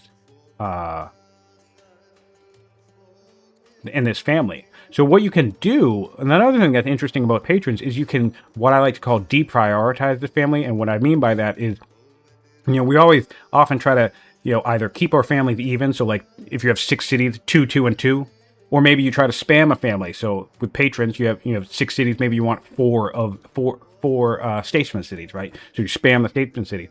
What I call deprioritizing a family is when you only really want one of that city, right? So maybe you just want your champ seat, or maybe you just want a patrons or traders seat, right? I call that, and so you only build the one city. I call that deprioritizing the family. Patrons are very easy to deprioritize because you still get a very strong, powerful capital city with which to, or seat, even if it's not the capital, with which to leverage, and then that allows you, that affords you the luxury of bringing in more, for example, statesman family who we want to spam, and look at this, the opinion of the patron family. We could absorb, if we took on 200 envy right now, so went from 20 to 60 to 120, I think the next jump actually is 200, we would still be friendly with the patrons family. So that's another way to conceptualize the advantage of that family. It's kind of paradoxical, but the advantage of the patron family is that it lets you spam other families without any political discord. In fact, if anything, it will be the statesman family that becomes harder and harder to manage because all of this discontent would be funneling into one family type. So that's the value to not go too crazy spamming one family. But one of my personal favorite factions is the Hittites, and I love deprioritizing patrons and then spamming riders and landowners on them. It's a very, very fun way to play that faction. The museum has come out, so now we have 71 science in Carthage. Sorry for that little patronage detour.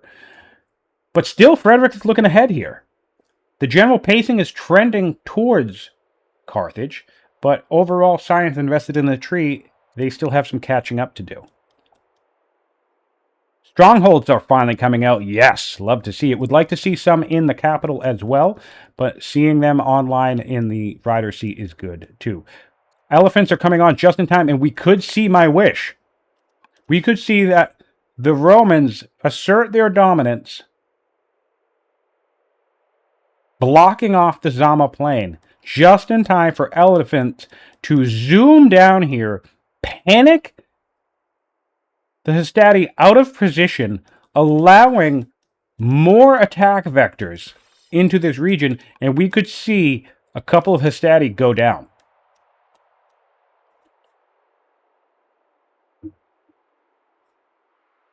The envy, thanks for asking the question. Yes, the envy penalty is different from the lowest city penalty. So, for example, I don't think we actually have an example right now.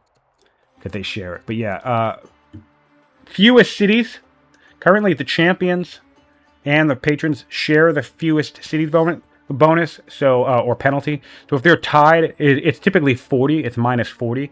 But if you're tied with another faction, you'll split it. So it's minus 20 for both factions. So if you did stick the patrons as the only family, they will get the -40 for fewest cities, and then envy. And just to be clear also, envy is only calculated against the family with whoever has the highest cities, right? So right now we have 4 Julius cities, statesmen. Rome is free to settle 2 more champion cities, bringing them to 4 and 4 without the patron's family increasing any envy. It's as soon as one of those families jumps up to a 5th city, that's when patrons will jump to 60 envy. So it's the family. It basically, and also that applies to multiple families, by the way, because if we look at champions right now, champions also have -20 discontent, opinion from envy. So if Julius goes up one more family, that will cause both patrons and champions to go up to -60 off of the envy. So one strategy to do, and this is why I call deprioritizing, right? One strategy to keep this even is the next city that we settle can be champions, which will wipe our envy back down to nothing. And then the next city after that can be statesmen, which will bring the champion only back up to 20, but it will bring the Valeri, the patrons, back up to 60, right? So it's the nation that the family that you deprioritize that you kind of can think of. All right, this one's going to absorb most of the envy, but I don't want my champion's family to be pissed at me, so I'm not going to keep them at 1. Although you can do that, as long as you manage the opinion well. But you can choose to sprinkle in the other family. So that's what I do with landowners and riders as. The Hittites. I keep my patrons at 1 city because they can tank the envy indefinitely, and then I ultra spare my landowners and I sprinkle in my riders throughout, so the riders don't drown in envy as well. Because the riders don't have the same fun opinion stuff. Because realistically, if you're doing a good job, even if you're not at multiple happiness levels, your patron seat should never have discontent once you start moving. It's like, even if you're rush buying, like, that's the main perk of the patron city, is that effectively speaking, it goes the entire game, almost the entire game, having no discontent in it. Which affords you to do all sorts of interesting stuff with rush mechanics. That's why the judge synergizes with the patrons. You can rush to your content as much as you want. Now, what we want to hope for is that the Romans do not spot these elephants, because I think the Romans might be ready to block off this pass. And that could be so fun. That could be so fun if they try to flex their muscle here and get punished for it. But Frederik is a cautious player, so this could be wishful thinking. We're getting tons of tribes down here, by the way. I would love to see a settler. We do have a settler coming out for Carthage in 1 turn. That's fantastic. That is fantastic. Okay, so contesting this site on Rome's side looks like it will be tricky.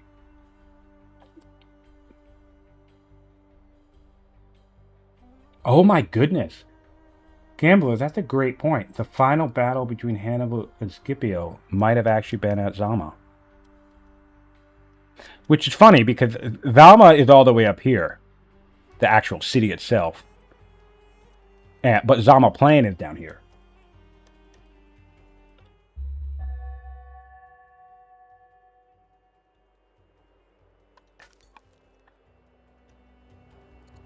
Let's see if Envy's in the Pedia. I'm not even sure it's in here. Yeah, oh, it is. Okay. Family city with fewer than others will be more envious and have a lower opinion. Okay, well, that tells us absolutely nothing. Thank you, Mohawk. Oh, man. So many things are great about this game, but I've always thought that the Pedia just sucks. I mean, yeah. It is what it is. But in fairness to them, they update and patch and tweak the game enough, even 5 years on, that there's probably no point in trying to keep the Pedia up to date, because they just have to change it again in 6 months to a year anytime they mess with something. Like, I could say, hey, you need to clarify this, and then this time next year they might completely rework or redo Envy. So, I mean, whatever, who cares? That's why being on Discord is a great place to be, because if you ever want to ask questions or learn stuff, you can join the conversation there. Navigation in 4 turns for the Romans. We have hit our legendary.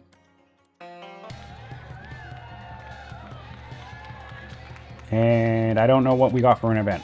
We also got another culture level up. So we're bringing in a bath. I'm surprised we're not trying to hyper build the bath. But no big issue. This is really great, though. This is the reason why Behind the Throne and the stress mechanic is... Oh, wait, no. I misread this. Never mind. We are stressed. Never mind. The stress mechanic is actually one of my favorite mechanics. I know everybody hates it, but I like it because there is an event for pretty much every single weakness in the game. I actually think it might just be a universal event that just clears a random weakness. I'm not sure how it's coded or how it works, but basically, if you have anything from cruel to debauched to foolish, superstitious, whatever else, there is a Behind the Throne event that will fire and allow you to clear that weakness permanently in exchange for stressed. And that is a trade I would make any day of the week for pretty much all of the aforementioned weaknesses. And it makes navigating events a lot easier too, because if you have a cool payout of something that you want, let's say 6 legitimacy, but maybe you get cruel, you can make the decision, if you're so inclined, to roll the dice on having a future event just clear the cruel trait from you.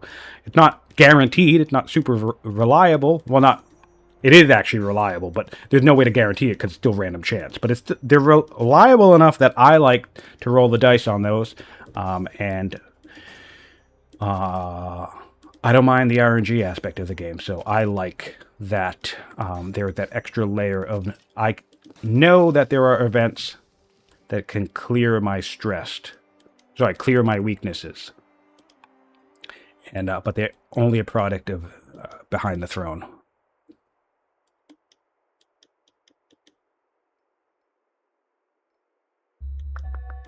What else is happening? 76 side per turn, 28 orders. I want to check orders now. Orders are still trending Carthage as well. So slight trend in these metrics. Look at this. Really nice scaling increase on Marauder here. Let's look at power. Power is also coming up now too. I think this is going to come down to tactics and long-term play, and also the drop of the Colosseum at some point.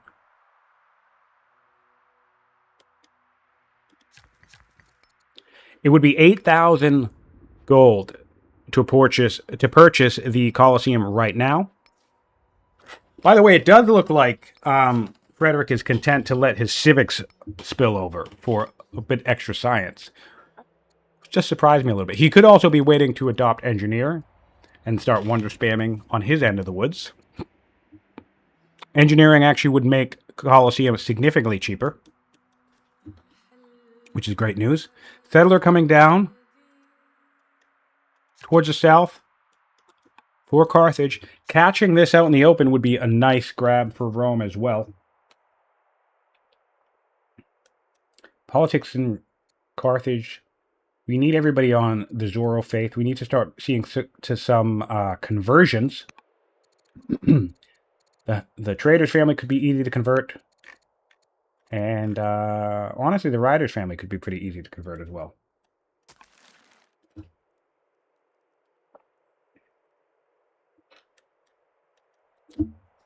And actually, once we adopt engineering on the on the Roman side, that would actually free us up to sell a handful of stone in order to buy the Colosseum. Not too much, because I think actually it would be, I think it's 900 stone once you adopt engineering. So not too much, but every little bit helps if we want to rush it out or buy it quickly.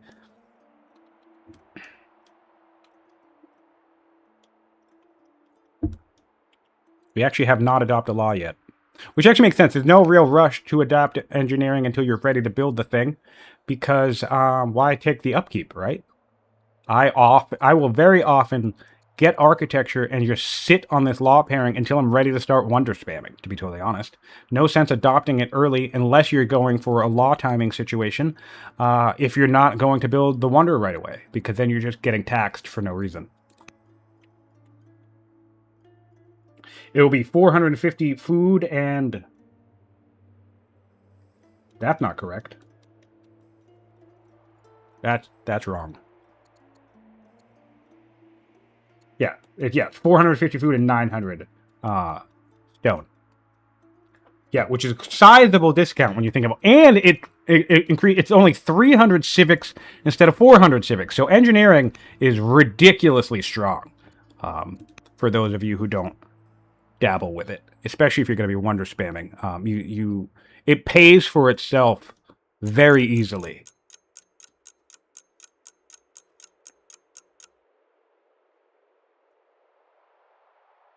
Nice to see some roading along here. Some might ask, what is the value of building the road along the river? Well, it's twofold at this point. A, we don't yet have exploration, so this will increase our movement. But B, even when we do, onagers and siege weapons do not get a speed boost from rivers. So if you're planning on bringing in siege, roading along a river can have extra value in speeding up your siege weapons. So I imagine we'll come down here, road directly across, all the way across, if we want to pressure our opponent in the north at all. All right, it's the Romans' chance to take a move here. 24 orders per turn at the moment. Building theaters in multiple locations.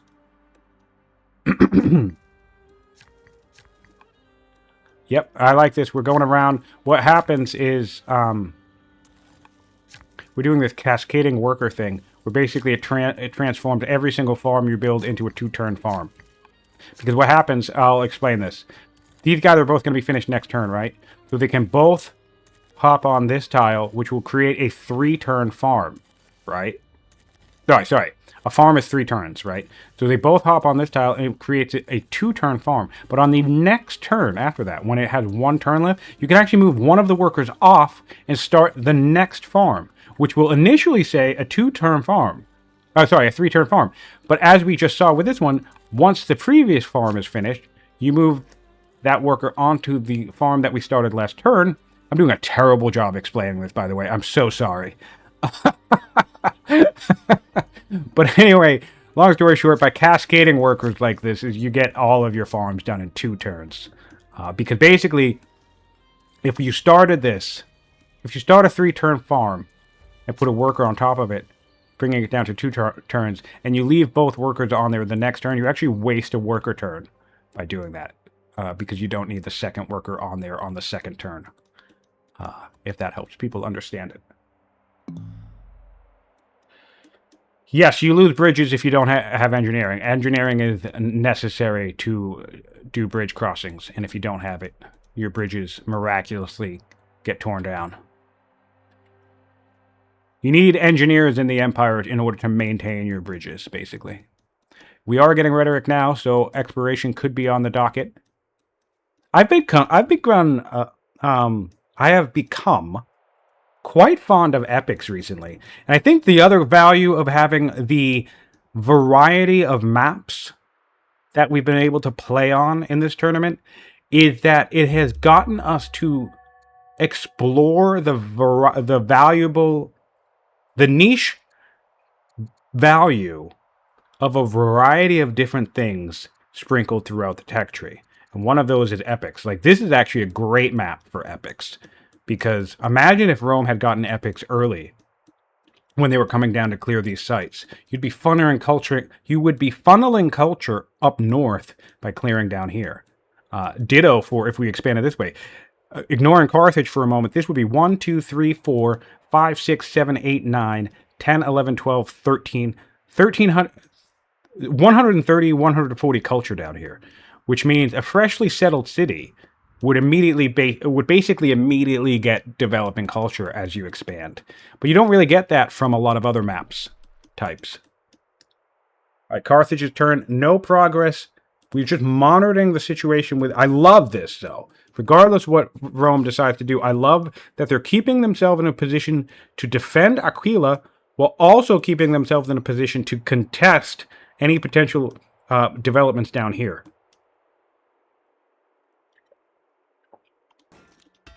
We'll see if we are in a position to one-turn clear this. We can do 10 damage, we can do 12 damage, we can only do 15 damage at the moment.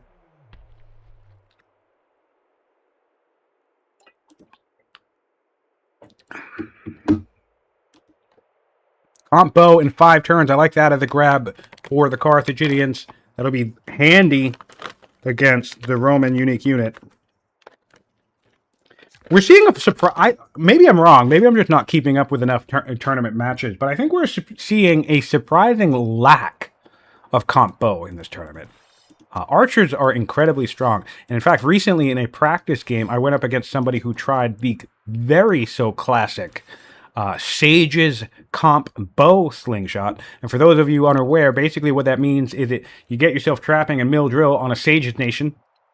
And you do this before you settle your Sage's family. That allows you to roll the dice, and in most situations, it's like a 15% chance to getting comp bow super, super early. And I mean like turn 20 early. Very, very early.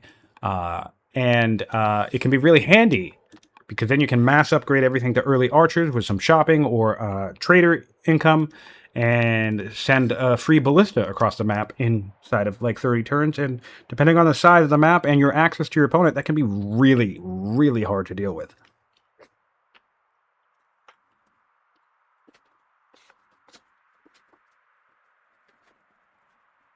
And even if the rush doesn't work out, that still gets you a set of 4 officers in any city that you build both the barracks and ranges. So, still plenty of science and training added onto the back end of that, even if you don't feel like rushing. I just think people are very averse to taxing their wood economy until they have actual wood income. And I think that, personally, I think that's a bit of a mistake. I think granaries, monasteries, and ranges are all fine to build if you don't actually have wood income yet, because all that matters later on is that you can just resolve your upkeep issue, right? So if you get yourself to something absurd like negative 50 wood per turn, right, that's super expensive, and that does suck. However, let's do some quick math up on this northern river here. This would be 10, 20, 6-ish. 6-ish, so 32, 40-ish. So this location right here, if I was just saying, what was that, negative 50 food, this would resolve that with this additional lumber mill. So literally just lumber milling this city would make up for about a negative 50, negative 60 food deficit. Not food, wood. So what do I do in the meantime, as I talked about earlier, is I maintain myself through chopping. So chopping lets me build all of my monasteries or a couple of archers or whatever else. And of course, traders' income, or this is a great income in general.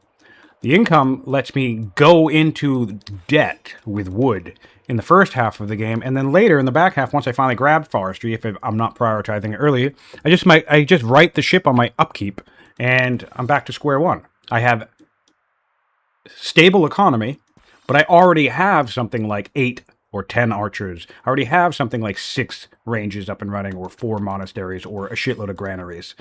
So I think this is one of those things where new players especially will say, oh, you know, forestry comes too late. Forestry comes too late. You know, it should be in the first tier or whatever. But really, I think that neglects one of the aspects of the gameplay where I actually think it's intentional that you're supposed to go into wood debt. You're supposed to use chopping and the market, obviously, to float yourself for the first half of the game, and then you make it up in the back half. Loving this coastal buying, by the way. Okay, now we have eyes on a settler. I still am not 100% sure that Carthage will be able to clear this in one turn. I'll be deeply curious. Oh, wow. Look at this caution. If this were me, just to drive home the idea of how easy I am to bait. I talk about how I bait people all the time, but really, people could use my own tricks against me and bait me quite easily, because if I did that level of scouting from this situation, I am totally in a position where I would make the mistake of trying to block this off now and then end up getting panicked into an area. I could get double panicked. I get panicked from this tile into this tile, and then this Stompy would panic me from this tile into this tile, creating a 5-tile point of attack, meaning I would instantly lose a Hestasis, thinking I was being clever blocking this off. So kudos to Frederik for being cautious, because I have bold plans, bold ideas, and it always ends up to me making silly mistakes. But I have to say, when my stupid ideas work, they're really, really fun. And I must admit, as frustrating as it is to lose, especially to the players who are better than me, because as somebody who knows everything about the game, I have to admit, it's sometimes infuriating to lose to the players who are better than me, because I can't quite comprehend how they're being that much more efficient. But as frustrating as it is, I would much rather have fun playing the game than actually win the game. So I don't mind doing quirky strategies or quirky gambits and having them kind of fall back in my face. All right, going for the clear here as Carthage. Again, I don't think we can do this in one turn. That's going to be an interesting development for the Romans here. What about this guy? Nope. What about this guy? Can this guy make it? Nope. All right, so interesting move here from the Romans. I am deeply curious what's going to happen here. We could certainly kill an African elephant, but I do not think we would have the space to kill the settler. And I don't know that we have enough presence in the region to avoid not losing a Hastati in return. So I don't think aggressing here actually gains us anything. But what I would love to see... here, pull this worker away, stop this farm right now, and go and build. Do we have anyone else that can make it? Maybe this guy with a force march. Build, and then just cut this off. Carthage still gets the city, but I get complete coastal movement around that city. That could be fun. That could be interesting. Again, I could be overthinking it. Not necessary. So I'm sure Frederik will do whatever is the correct thing to do in this situation. But it's going to be interesting to watch. We also have a warm bath coming out next turn. One turn after. Hey, look, that forest already regrew. All right, eyes down south. Here we go. One Hastati can make it. This is tricky, because it feels like an overreach for Carthage in this particular moment. But also, what else are you supposed to do? Just let Rome take the entire southern peninsula? So I guess one of those situations where you don't really have much choice. You have to try and gain some control here. The good news is I think Frederik is going to be cautious here and just allow this to happen. Which makes sense. That's fine. Nothing wrong with that. But the other great news for Carthage is that all of these things... What's our training stockpile in Carthage? We're going to get a handful of upgrades down here. And this is going to increase our military potential dramatically. All of these guys are going to be able to come to 6 strength units. Making 126 training per turn, which is solid. 700 gold per turn, which is solid. Can we go through the Eastern Warrior and settle? Oh! Could Rome, I see what you're asking, could Rome kill this warrior, clear this camp, and settle? Yeah, I think so. No. No, because we'd step onto this red tile exerted by this guy, and we would not be able to step into this red tile exerted by everybody else, including this guy. So no, we could not go through this warrior.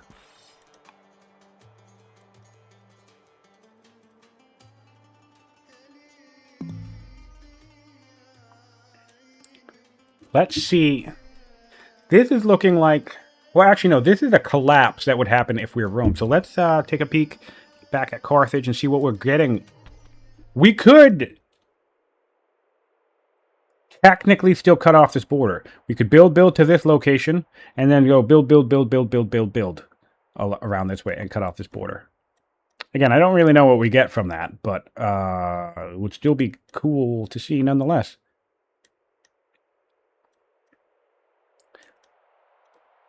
And again, I'm really just nervous about the fact... Oh, we have raids coming in for Frederik. This is something that I like, by the way, because I talk about police forces. I talk about the risk of expanding. One thing I like that Frederik has done down here, regardless of what their plan was for this whole overall region, is that they have had 3 units by the city. These 3 units haven't been doing anything. They're just standing here. Why? Because we know there's a camp nearby. We know we're going to get raids every 10, 15, 20 turns, whatever. So, really nice. And something sometimes I think I see players do here, which, sometimes it's the correct call, but often I think it's probably not. They invest in bringing more military down here to go through all the effort of clearing and settling the camp, where sometimes all you really need to do is just hang tight a couple of units and take a little bit of an order tax every couple of years while you just focus on whatever the heck it is you want to do back home. All right, we have a city coming down.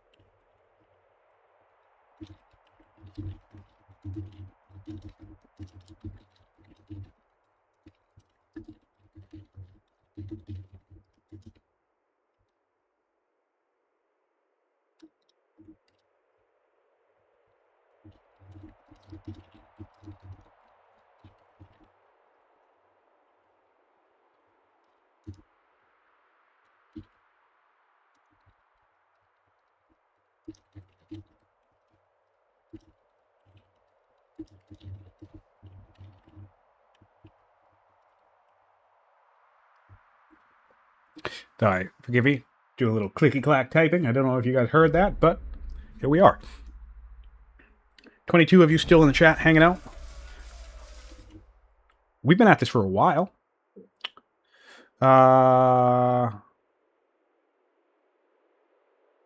Coming up to our 4th hour. And here we are. Yeah, we have some upgrades happening.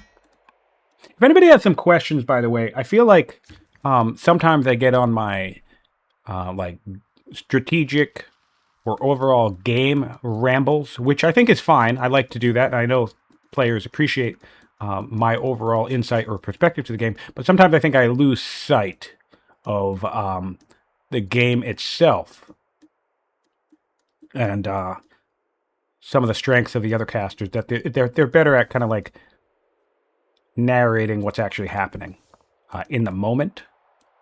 So if anybody wants to see stats, I actually should do a stat check, but right now I'm going to point out the fact that the Hanging Gardens is finished in Sabrata, and the Lighthouse is 3 turns away, and that's it. No other new wonders yet. I want to hop on over to Rome and see how close we are to getting the Colosseum up and running. 200. It's only 4,800 gold at the moment for the Colosseum. I suspect we're probably just going to try and get our warm bath finished. Or heated bath finished. And then do the Colosseum. I suppose we may as well. Although I am always worried about having my builder die. Wow, that surprises me. We did opt to take debauched. So the event that we got down here that would clear stress gave us debauched instead. I don't think I would make that trade. Although, that's actually a great example. Well, no. Why would we clear stress to get debauched only to get stressed and clear debauched again? That doesn't make any sense. Yeah, so I'm surprised Frederik made that trade. Stress is really not that bad.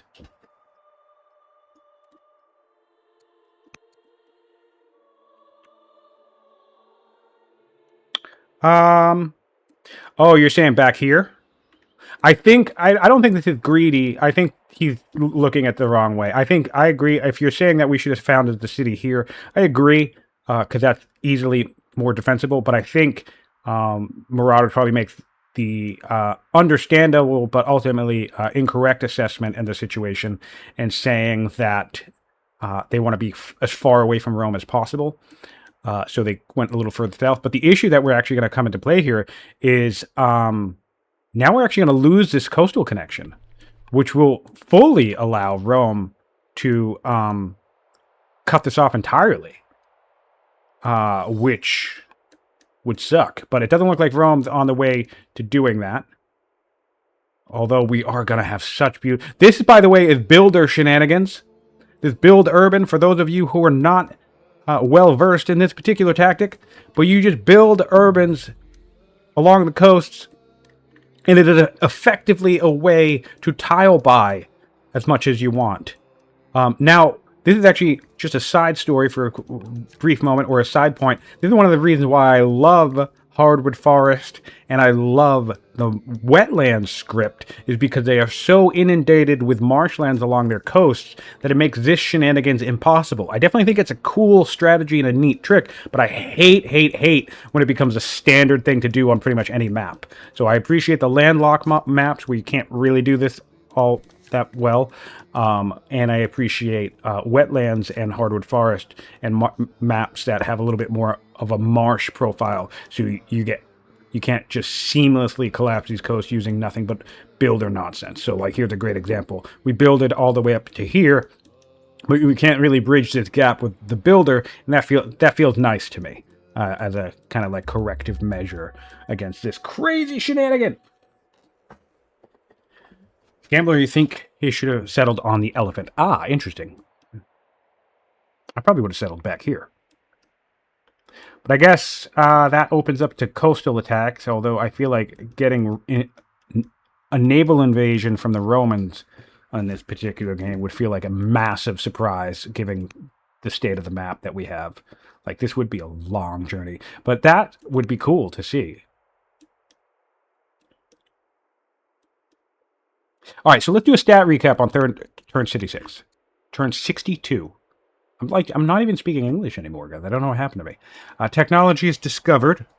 14 to 10 in favor of Frederik. A couple of those are bonus cards, those. Really nice delayed border boost. 12 units to 8, so pretty light on both players in terms of production, but we now know that the Carthaginians have tons of mercenaries.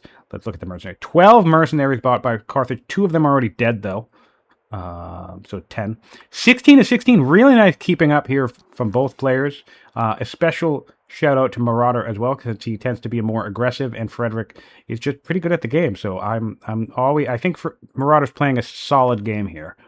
Total population even there as well. Improvement control. This is one I'm curious about. Oh, see, look at this. However, the last time I checked, it was something like 32 to 27. So we're only 6 or 7 improvements behind, and we've maintained that curve.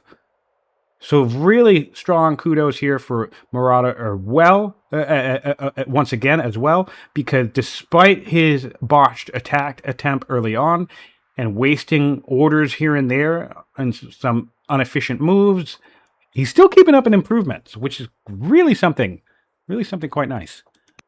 Military score favors Carthage, but a lot of that is in the form of mercenaries, so it's a lot more deceptive than you may think. Money econ favors Carthage. In fact, at this stage, we are now 33,000 gold generated in 62 turns compared to Frederik 13. Jesus, good lord. Order economy favors Carthage at the moment, but not by much. Not by much, only 6 order advantage.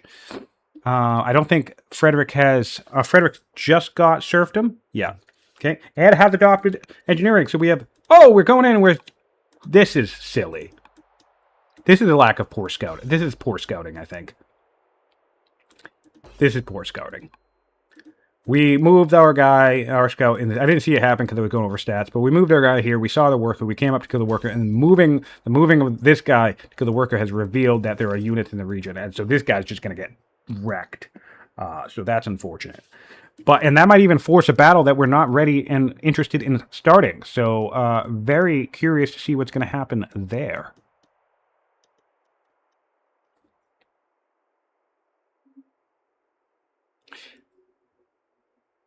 Ignat's asking a question. If Rome does go all the way over here with borders, would they be able to build boats in this ocean? That's a fantastic question. And actually, in this case, the answer is no. And the reason for that is because it is not a separate ocean. If this peninsula actually cut off the map and there were 2 distinct oceans, then yes, this border would be able to put ships in this water. But since it's all actually the same ocean, what ocean is it? Is this not named? Wow, I don't think I've ever seen an ocean without a name. But anyway, since this is all the same ocean, the ships, unfortunately, will come out in Oleva. Ovelava? Right here. Now, one way to get around that would be to put a harbor out here. We are going for the 9-turn legionaries. And we should be able to start our Colosseum shortly. Our Colosseum will cost only 200 gold now. Look at that. Look how quickly we bridged the gap there. So, we're going to have a Colosseum coming out in... What will that be? That'll be like... How many guys are standing right here? 2, 3. Oh, we started it now. Great, cool. 8. Oh, even if we do no more stacking, right? Colosseum coming out and... Okay, no, we did stack. Okay, but there would have been 8 turns, and the Legionary coming out in 9, but now we're going to have a Swordsman coming out in 5 turns, Legionary coming out in 9 turns. That's going to be 3 brutal 8 strength units. So the clock is ticking here for Marauder. And, most importantly, once we bridge this gap, right, look at the... Wow, we need to... I would have gotten colonies and purchase this. I think this is worth the colony grab. I know we're doing our builder shenanigans, but you might as well just complete the circle. Although I guess a hamlet right here would solve the issue too. Can we build another hamlet? We can. We can build a hamlet right here. But anyway, these guys will be able to zoom down all the way down here to this coast. And now we've actually built ourselves a highway directly across where we don't even need to come over these mountains. So Carthage is still kind of staging up here in the north. And yet there's going to be a huge battle. History repeating itself on the Zama Plain. And this could be the deciding location, the deciding tension point of this match. Yep, and opting to... I wonder if this is a little bit of a bait, or if he's going to actually try and protect this worker. You could leave it in the region and see if Carthage is looking to come take a kill here, because more units would have to move in. And, yeah, that could be really interesting. Oh, man, the possibility space is incredible here. He actually could get a kill. Put the tactician here. The tactician general right in this location. That way, if any of the elephants try to panic him out of the location, they'll get whacked in response. 6 orders left. I don't think we're going to make our move this turn. Like to see this guy get promoted to strike 2, though, on this turn, in case we need to use him next turn. Things are heating up. Yeah, I think this is the right call here. Because it's going to take a few units to kill this guy. And then those are units we will be able to collapse on. So I hope Marauder makes the correct decision here and backs off from this situation. I also love the scout just keeping watch. Deserts create a very interesting opportunity for scouting because you can just move yourself back one tile to this tile. It forces your opponent to kind of step out into the desert. Which is really, really nice tactical use of the desert terrain, even though it creates a conundrum. It's like, I can see the scout, but do I want to go kill the scout? Because if I go kill the scout, now I spent so many orders to do it. A really, really interesting dynamic. Love the map diversity here. All right, Carthage's turn. Let's hop on over to the Carthage perspective. Really, really great development here. This is going to be a culture war. It's going to come down to that culture supremacy from the patron seat, I think, that decides this map. Not exclusively. I think Rome is still having a really strong game and a still steady game. And I think Marauder is making enough simple mistakes that they're adding up over time. Like, nothing really too major, I don't think. Like, even that battle, I could understand pressuring the center. And they weren't punished too much for it. So yeah, that was a mistake, but it wasn't like a game-defining mistake. But they're making enough little mistakes that it's all adding up. And Frederik is just kind of doing Frederik things and being very stable, very consistent. And I think stability and consistency, steady-handedness management of your game and your empire wins most games long-term. Yes, the big flashy rush strategies can end games quickly. Well, of course, eco-greed can pay off with some risk, but I think if you are a steady player who juggles expansion and military development and scientific development, you have no clear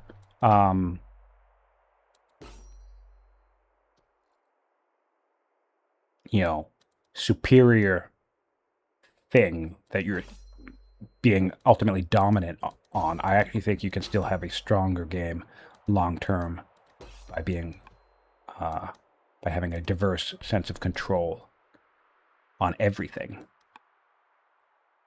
I think we'll see that play out in this game. Another 2 settlers being built by the Carthaginians. We did end up losing our worker, and I suspect we'll lose this scout.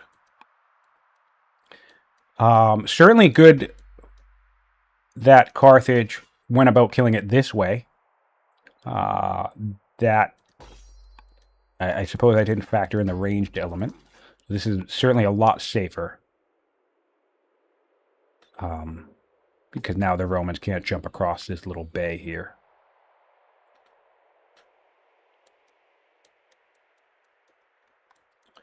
But yeah, I feel like Carthage is going to feel a little stretched thin. What's interesting about this map is I feel like this is the first lush desert map where the far distant land of, the end of the peninsula, if you will, is actually the main tension point of the game now. Normally, we've seen players cross the center eventually and have either the central location or the far side of whatever extreme desert be the main tension point. But this, I think, might be the first lush desert map in the tournament where we have players fighting in the deep frontier of the map. Normally, as I've said a couple times already, my advice when playing this map is to kind of ignore the frontier and just shore up a very, very strong core and then, go directly across the central access point if it's available. But this is really, really cool to see the frontier being a primary tension point in the game. 4 orders left. We are getting the food economy up and running, which is really nice. We're going to need that for our elephants. Building more food. Love the use of granaries, by the way. And of course, pretty strong economy, I actually think, from Marauder. Kudos to him.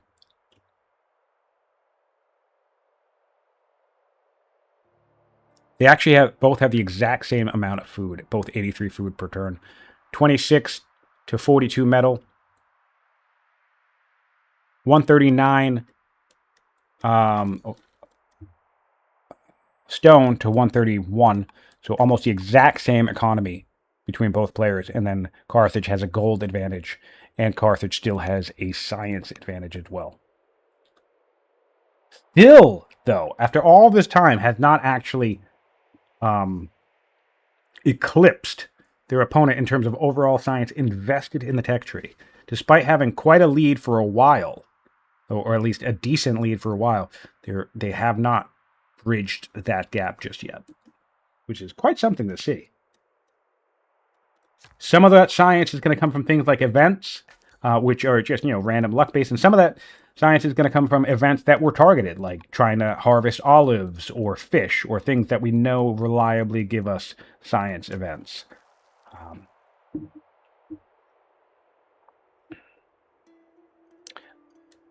At this point in the game, the Romans have no reason to regress. They can just wait for the Colosseum to be done in 3 turns, for the Legionaries to be done in 8. I would be rushing out Elder Doctors. Specific rushing. Yeah, this is going to be... going to be about 14 science per turn. Per Elder Doctor. Which is just quite nice. And then on top of that, we can get another 11 science. Well, I guess technically 7. If we put our Prince Consort as governor. Really quite nice. We've collapsed this border. And look at this. So look at this spear. Whoop. This spear was all the way back here. Look how far this spear could get all the way up here. That's crazy. I'll grab this worker too. Oh yeah. Oh yeah. This is... The teleportation device has been completed. Fully operational. Teleportation beam. Completed in Rome. Let's go. Look at this warrior even down here. This warrior, front line. Warrior is effectively on the front line at this point. Crazy. Crazy, crazy, crazy. His worker can get all the way down here. Once we collapse this, you should easily be able to... I think I already did this already. In fact, let me look at this worker right here. I'll press Alt. You can get all the way down here. Great. Whoop, excuse me. Roll this worker right here. Boop. Yeah, these guys, once we collapse this terrain, any unit in this general vicinity can get all the way to the other side of the lake. Huge, huge pipeline for Rome. So this swordsman will be at the front line. It will be out in 3 turns. It'll move in 1 turn. This swordsman can be out at this front line, ready to throw its weight around in 5 turns. 5 turns. Isn't that crazy? And most of the units in this region would fall to a swordsman pretty easily.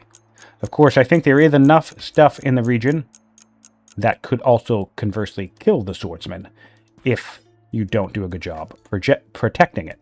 So spears will be crucial. The Hestastes will be crucial. Look, these Hestastes can get in this back line. This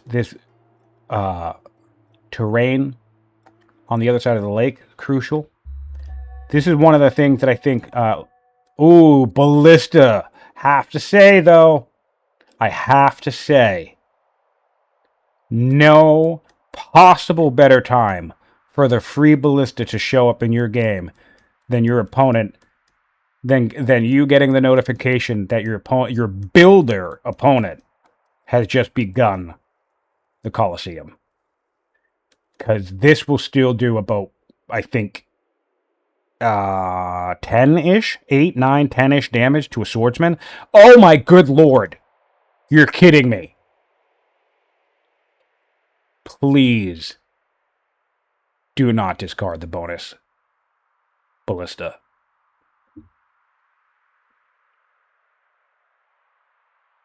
Oh my god, that is your best possible defense against both the sword and the Hestastes. Even if you were to immediately lose it in the conflict, using it to kill the swordsman could help decide that conflict. Of course, you're going to have to deal with another one 10 turns from now. But, yeah. And if you can keep the ballista safe, then you're good. That ballista, especially if you're on the defense, by the way, because you can hide it in a city queue. You can hide it in a build in a city. Ballistas on the defense are monstrous to deal with, especially when you're dealing with a Rome who does not have a lot of range unit. They're going to have to come up and attack the city anyway. So that is a huge, huge misplay, not grabbing that ballista. Politics in Carthage is fantastic, though. Everybody's Zoro. Everybody's going to be Zoro shortly. We're not even Zoro yet. Look at this opinion, actually. We have minus 123 with our Carthage paganism, and yet our two Carthage families are still pleased and friendly. So that's something.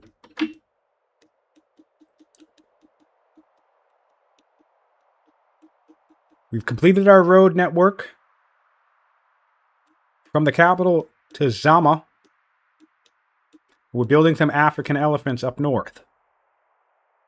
Also ranges as well. You'll help that training up and running. Very light on officers in this game, which kind of surprises me.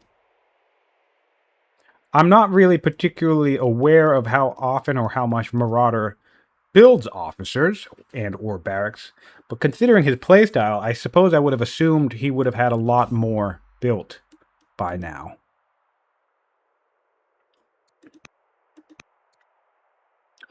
This staging along this coastline tells me that Carthage could be maybe looking to do a quick... We don't have the civics for it yet at the moment, but could be looking to do a quick one-turn dip into colonies to collapse this border when he gets the chance.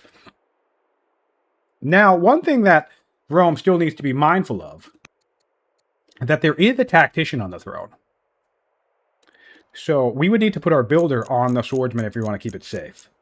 There's a judge heir coming up. All right, so I'm going to take a break real quick just for a little bit, and I'll be right back. I'm going to leave the action focused here. We don't have the Colosseum coming out next turn, do we? I don't believe we do. No. All right, so I'm going to leave the action sitting right here on this tension point, and I'll be right back.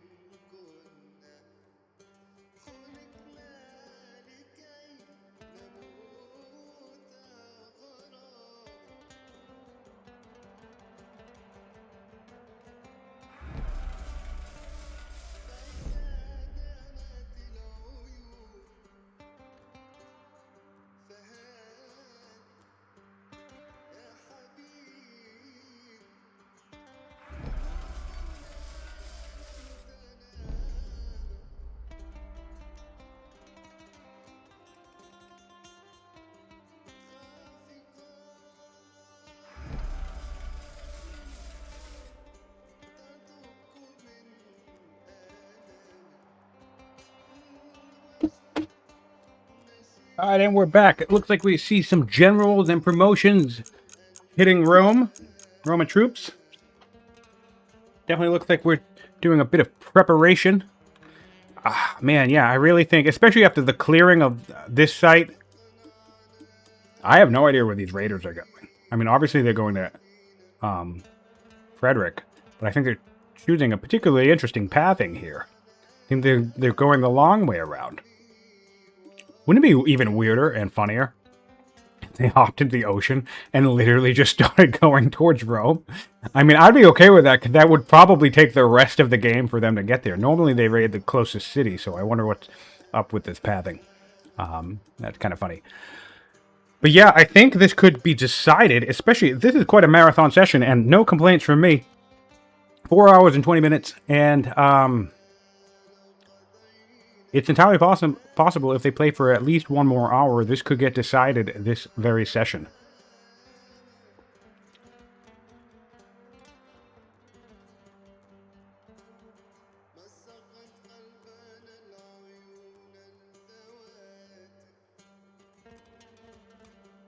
Wow, lots of I love the weekend, and I love when we have lots of tournament activity. I'm looking at Discord right now just briefly, and it's just alight with activity of unread posts for me to dig into and check out once I'm done casting here. So if you are somebody who watches this after the fact on YouTube and you're hanging out with us, or if you're just streaming live and you're not on the Discord, please, I have a Discord link in every one of these videos, in the description of every one of these videos. Hopefully it's still active and works. If it doesn't, feel free to let me know so I can go back and replace it. But yeah, join the Discord. That's where all the conversation's happening. Reddit is also another good source of information and conversation. But we have a pretty active Discord community these days of people answering questions, asking questions, and talking shop advice, and also talking about the tournament. It's a good place to keep a track of the tournament and feel that tournament energy.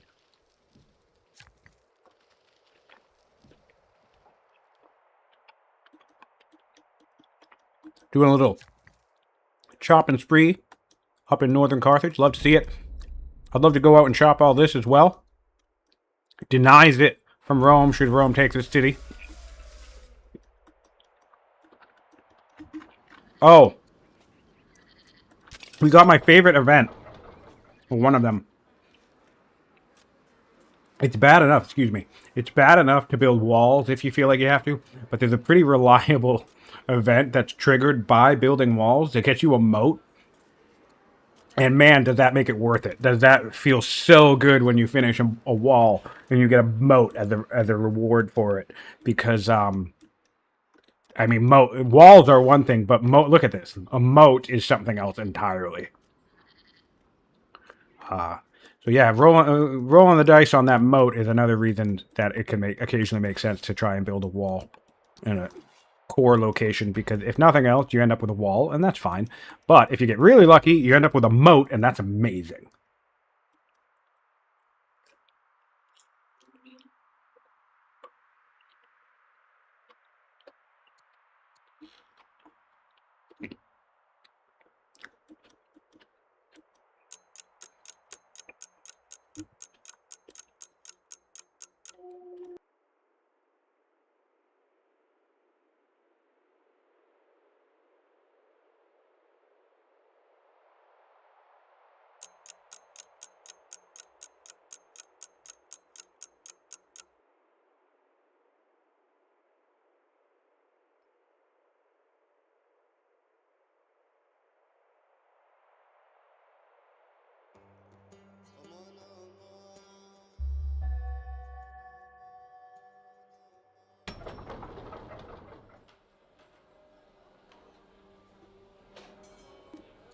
All right, we finished our warm bath. Or heated bath.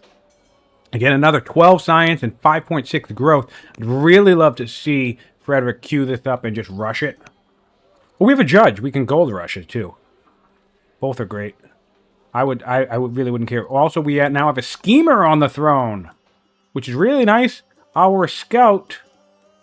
Where is our scout? Oh, no, our scout finally died. Oh, no, I forgot about that.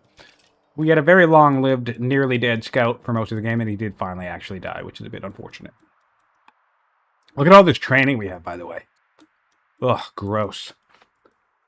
Nice to see. Smooth play here from Frederik.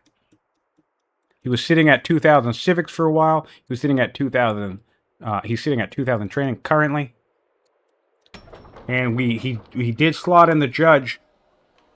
I think it would be worth selling. How much money do we need? 8? Oh, yeah.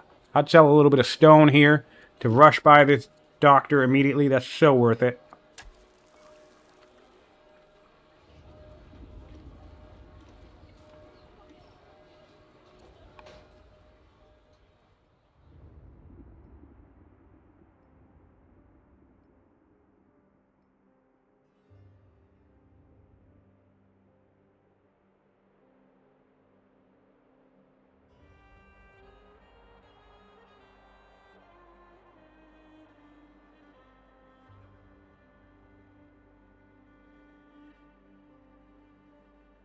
Also building some Hestasis now. So a swordsman and a couple of legionaries be fantastic vanguard for an army of Hestasis, and hopefully some slingers. We're still, look at this. This is the pitfall. Again, I don't think Rome's going to have the hardest time in the world with a swordsman and a couple of legionaries, but still, this is the pitfall. You can have all the strength in the world in the form of your swordsman or, a strength unique unit popping out, with bonus cards. But if you don't have enough range units, you're not going to be able to, imagine this. Yes, we could kill this in 2 hits with our 8 strength units, right? And they would come in here with a third 8 strength unit and try to get a kill. But we would fail to do so because there's no more access points. Now, obviously, Rome, in this specific situation, can go around. But imagine if there was a mountain right here. You couldn't go around, right? So, very risky business to fight in a battle with primarily melee units. We do have one slinger coming online. Frankly, honestly, instead of the Hestasis, I would rather just pump out 3-turn slingers from my champ seat for the rest of the game. Because those slingers are going to get you kill secure. You can have your heavy big units do the damage, and your plinky plinkers do the kill secure.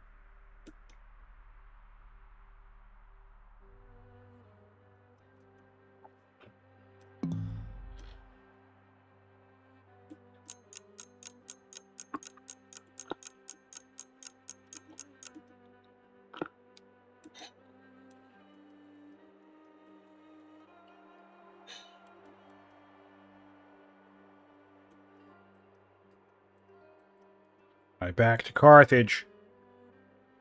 One more turn. Oh, we have a horse archer. I hope we get the horse archer, too. That would be another good bonus card. Did we get the ballista? We didn't. Oh, that's so sad.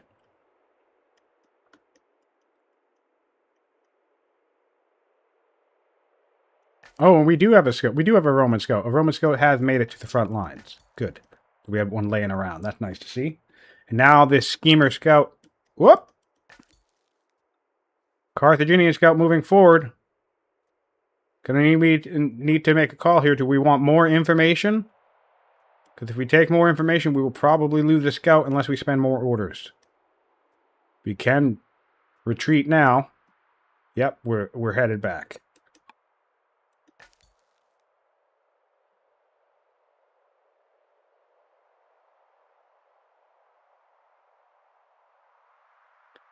Are we going to hang tight there? Because maybe we want to bait a little bit. Not really baiting much if we do. Yeah, there we go.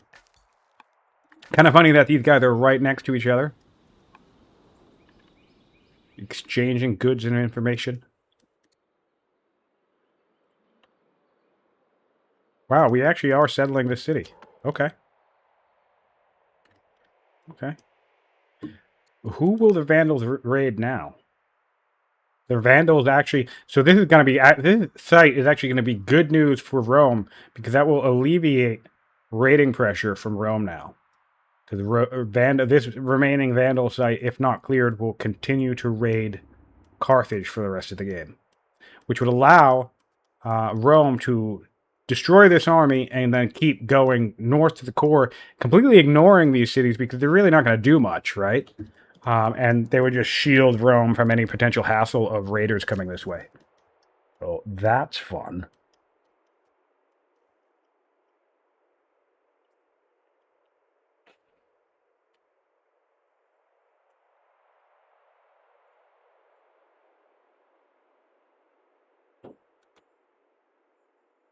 Nice. We have another. I see. Look at this. Frederik has everything he needs when he needs it. I was talking about how he lost his scout by the time we had a schemer take the throne, and turns out he just has 2 scouts lying around ready to go. Good for him.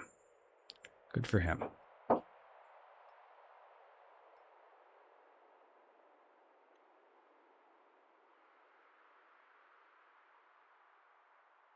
Putting more barracks and rangers down for the Carthage. I just think Carthage is out of time. I think approximately 2 turns or more. Rome could wait for the legionaries. Nothing wrong waiting for the legionaries. Nothing wrong with waiting for the legionaries.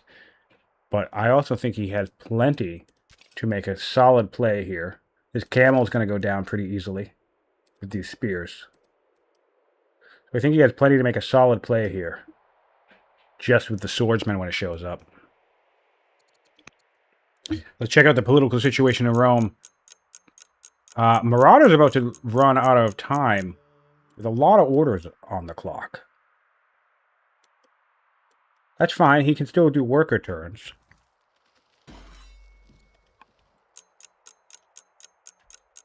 Alright, he's moving around now. Yeah. Okay. He'll be fine.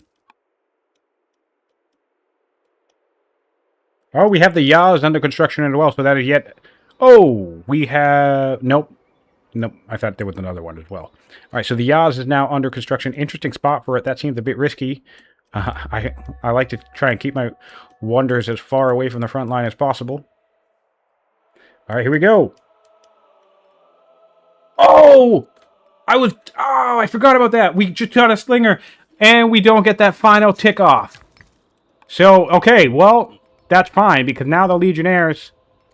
Oh, did we rush this? We did rush this. Great. So now the Legionnaires and the Swordsmen are all going to come out at roughly the same time.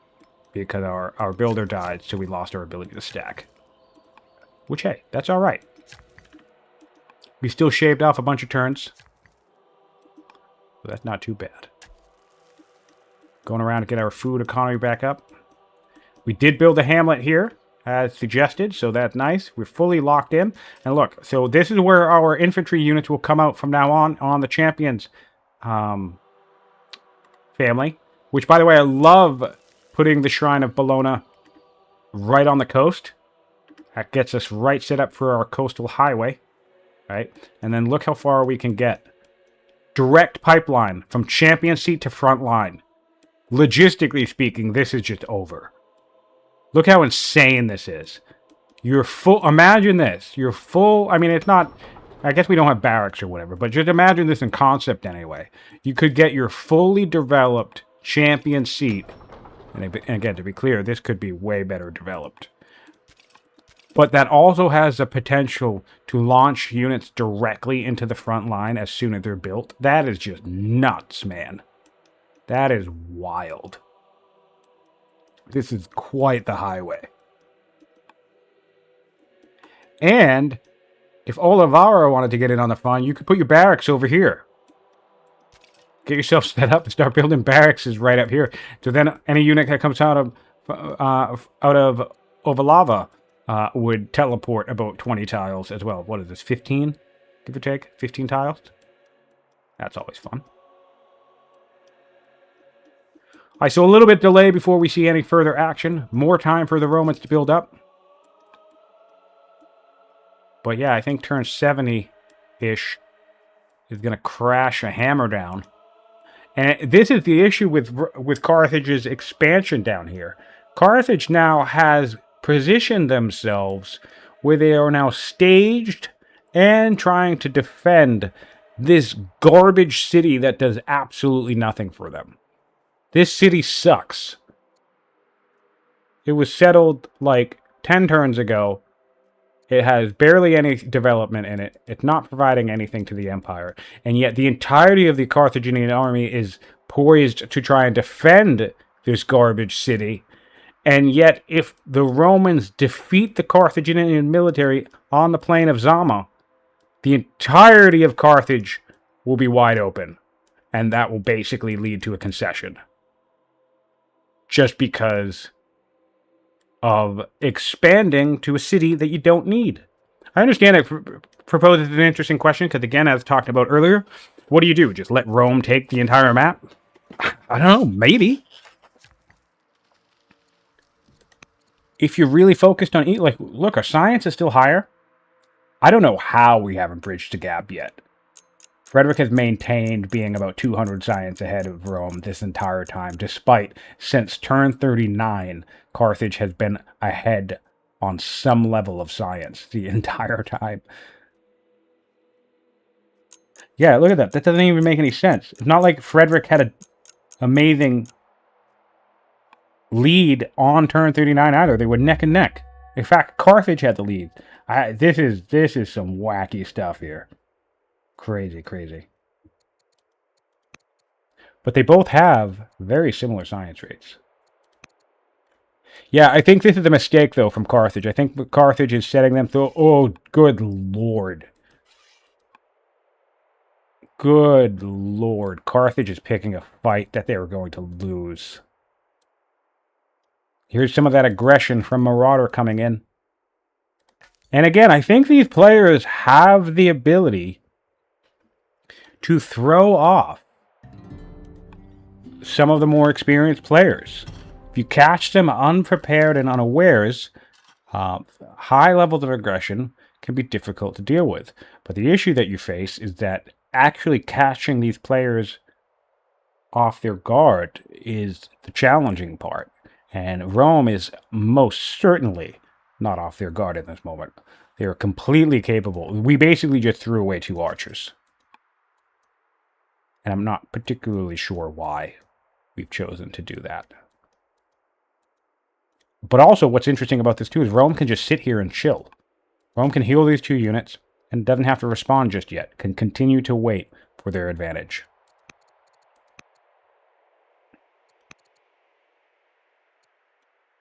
Being similar and competent all game, I apologize for the glazing here of Frederik, but I have no other way to phrase this other than to say that I've looked up to him in the community for pretty much as long as I've been in the community. His game knowledge is exceptional. So I just think it's an achievement in and of itself to play 67 turns of Old World and remain similar and competent to your opponent with a similar order economy, relatively similar rate of expansion as a player of Frederik's skill and caliber. So immense kudos to Marauder and the game he's played thus far. And I really think it's going to come down to just some of these overall meta decisions that weren't exactly the best idea. Like, I really have no idea why we would step forward and poke a couple of units just for no real reason. Because on the one hand, Rome could just shrug this off, which in case, what does that mean? You bring in more units next turn? That seems like a terrible idea. On the other hand, Rome could just bite back very hard and delete an archer, and then that gets you in a fight where you're not really poised. You're not really in a good position because a good chunk of your power is up north, right? That's the other thing about power scale. It can be misleading. You could even be stronger than your opponent, in the power scale, right? But as an example, if half of that stuff is back in your core because you've been spamming warriors or unique units or whatever all back in your core for 30 turns and haven't been migrating them or moving them to a particular tension point on the map, you can end up in a conflict where on paper you're stronger than your opponent, but in practice, in the field, your opponent is actually stronger than you because all of their stuff, their quote-unquote weaker army, is where it needs to be. So let's do a quick calculation on that. We have 1, 2, 3, 4, 5, 6, 7, 8, 9, 10, 11, 12, 13, and I will count this distant archer, 14 units in the region for Carthage. I'm going to ignore unit quality and unit types in this moment. Versus 1, 2, 3, 4, 5, 6, 7, 8, 9, 10, 11, 12. I will count these two guys. Distance 13, 14. And then this guy can teleport as well. 15 units. Right. So, it's almost the exact same size of military. This is where it comes down to, well, what can our stuff do? We have a bunch of spears, which will negate our Stompy Boy advantage, even though our Stompy Boy advantage is 6 strength units. And the routing there. We have, versus, however, a couple of 6 strength club throwers. That's pretty decent. But we also, yeah, look at this. Look at this. Look at the Roman. This is a 6 strength club thrower. We can do 9 damage to it. And in return on these urbans, we'd only do 4 damage in return. Yeah. So when you run even like that, and when you have a general sense that you have a similar army in the region, especially if you have the scouting to spot it, right? Next thing you want to do is look at the overall damage output between the armies. So 10 units versus 10 units is not necessarily an even fight. Things like range, things like routing. So now I think the main advantage here for Carthage is that they have range units and they have routing units. However, there's lots of spears. There's at least 4, there's 5, 6, including this one far away, spears that have access to this battle. So there's not going to be a lot of routing. Excuse me. Nice to see some chopping sprees up north. Clearing the woods where we can.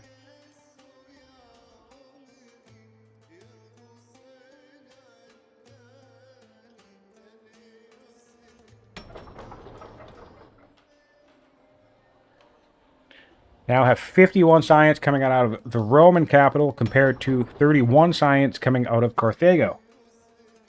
Right? And Carthago still looking at a minus 15 from the discontent. Of course, the midwifery, the governor, Confucius is still governor. So we have a whopping, what is that? 112? Well, no, basically almost, we have a whopping 100% increase on our science rate in the capital, which is amazing, amazing, amazing. We don't have a good science governor over in Carthago. But even with that, when we think about that, our base science rate with no modifiers in Roma is 48 science per turn compared to Carthago. The base science rate is 16. So in actuality, Rome is generating 3 times as much science as Carthago, which is just awesome. So that goes back to what I was saying about leveraging the legendary push here. We got ourselves up to legendary in a pretty quick time. Turn, I think 58 it was. And in 10 turns later, we have completed 3 baths. I mentioned architecture. I mentioned baths, doctors. And so in 10 turns, we've completed 3 baths and 2 elder doctors. And we will be completing the Colosseum 2 turns thereafter. So that is a very, very well leveraged culture timing. And I think the swordsman will be enough, if not to bring this whole game home, but certainly enough to cut off the torso here of the Carthaginian army. They're even going to clear it. This is awful. Carthage has no idea how much danger they're in. Can Rome see any of this? No. That's good news. Look at all this beautiful, beautiful farmland that Frederik is setting up. Look at all this. I love it.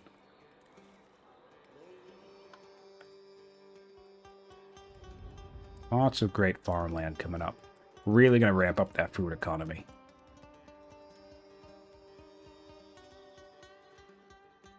They can see the settler, though. Rome does have the ability to spot this settler, so Frederik could intuit at this point that if not currently here, Carthage is sending units to come clear this. And with the missing camel, that would be enough information for me to intuit that our Carthaginian friends are in the process of breaking off some military units in this region to go clear. So me, with my aggressive self, would use this as an opportunity to make a play and a move, because even if this military comes right back around to come help and deal with me, that's more and more orders. It stresses the order system of my opponent to a greater extent. Of course, again, there is no real reason to get the party started until at least the swordsmen show up, and with being only one turn behind, I think we'll very likely just wait for the whole package. So probably another 5 turns before Frederik decides to lay the smackdown on Carthage, which should give them enough time to clear this camp. But even so, that's still solving a problem for Rome, because now there will be no raiders for the Romans to deal with. And this really demonstrates the point that I've made. Again, it's very risky, I think, to just allow someone like Rome to clear all this stuff. But it's an opportunity cost thing. All the time, effort, and orders and risk associated with clearing this whole site it's like, is Marauder able to get himself into a stronger position by holding back and building up more and more and more, or maybe even pressuring? Like, what if this entire military, while Rome was doing all this and also spending time clearing here, what if all of this military was pushing towards Roma right now, and trying to threaten the Colosseum before it even finished? That could be something. That would be, by the way, let's take a look at the camel. Can we see it? That would be an excellent use of a camel rider, by the way. Suicide it along something else. We had a tactician on the throne as Carthage. Get slingers into these woods. Get the camel back here. A slinger up here. A couple slingers back here. Use some force march. Do a couple, like a 1-2 triple punch. Kill this thing. Delete the Colosseum. Also, on that note, Frederik, protect your wonders. At the very least, upgrade one of these guys to a militia and plop it on top of this thing. I guess as the builder, we didn't need to because it's hard to kill a stacked amount of builders. But I have punished enough players in this game for not protecting their wonders. And even with a great distance such as this, very, very risky play. Especially as your opponent had a tactician on the throne. Do they still have a tactician? Nope, the judge has now taken the throne, which is a great timing. Just in time for swordsmen and legionaries to show up. They are now no longer a tactician on the Carthaginian throne, which is even better news for Rome.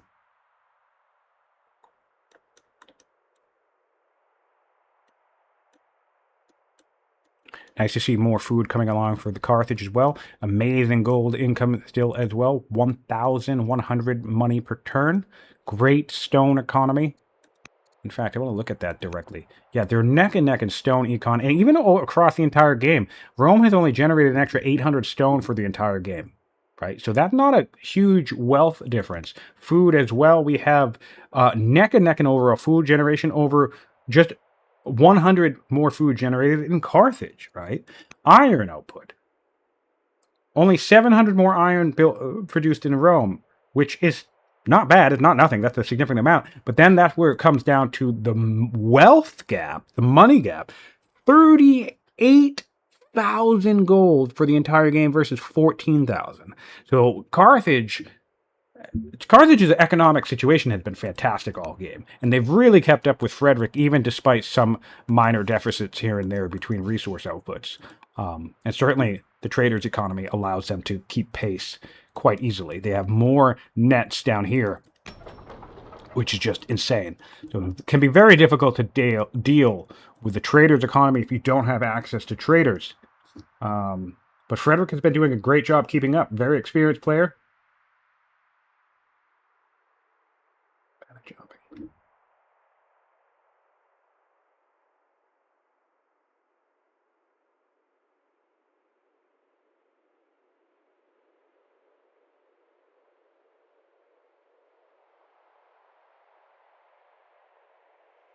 Alrighty. Rome's turn. Oh, Rome's finishing up their turn. 6 orders left. Swordman comes out next turn. Legionaries in 2.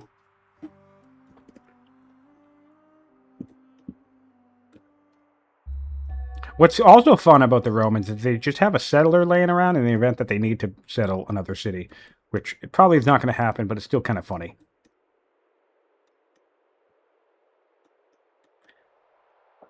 All right, back to Carthage. Gonna work on clearing this camp. They may as well buy these mercs, although they're pretty expensive.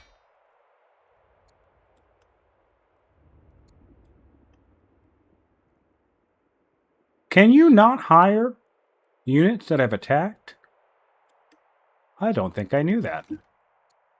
What? Is that new? As part of the attack cooldown change stuff? That doesn't feel correct. But alright. More archers aggressing towards Romans.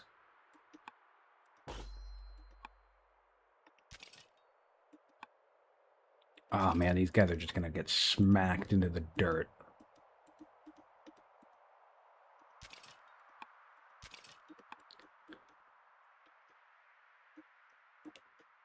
Rome has eyes on the garrison in Libeum. Rome has eyes on the Carthaginian corps as well due to their schemer scouts. So, and a third scout up in Zama. There are 3 Roman scouts keeping eyes on the Roman Empire, on the Carthaginian Empire, which is just really great news for them. So they will have all the information they need. Oh, there's some tile buying happening, just as I thought. Great. Really going to be nice of them to connect this coast. This could also be an opportunity to severely weaken the Carthaginian military if more units step out into this field in the open to try and secure tile buying. Yep, we're going to see that. Look at this. We can do 8 damage. Oof. And in order to continue to do this, we're going to need to place a gap between these units. As if you are going to do something like this, best to use a zealot. Make sure it takes, or a tactician, make sure it takes a little bit more effort or punishment to kill some of the units that come out in the open. What on earth is that guy doing? This seems unnecessary. We don't really need this tile. Although, I guess it makes it harder to kill these guys, on some sense. But yeah, wow. Tricky. We're going to pass on over to Rome now. And the Colosseum has been finished. The swordsman has arrived. We have Warden if we want it. Oh, Confucius is playing double agent. He's in both empires at the moment. And we can put our queen on the swordsman for an extra movement if we want. I think I'd take that deal. We also get a little bit of extra damage and a little bit of extra crit. Move this guy down here. Put our ruler on the swordsman and go to war.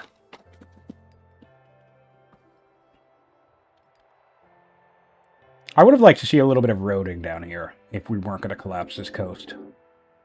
Just make this a little bit more efficient to cross, but no big deal, I suppose. Alright, so here we go.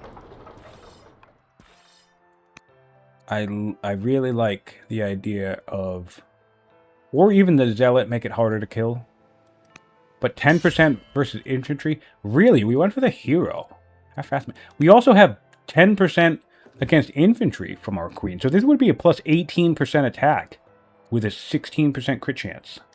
So hopefully she ends up as general, especially because you get quicker cognomens when you go to war, when you kill stuff. TDRP wants to see what wonders are in the game.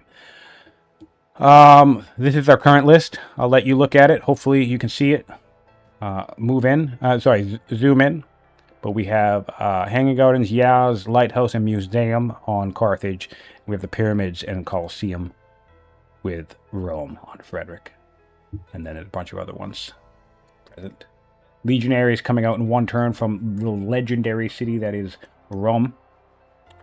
And Carthage is 10 turns away from legendaries themselves. So they could potentially get their bonus unique units if they want them. But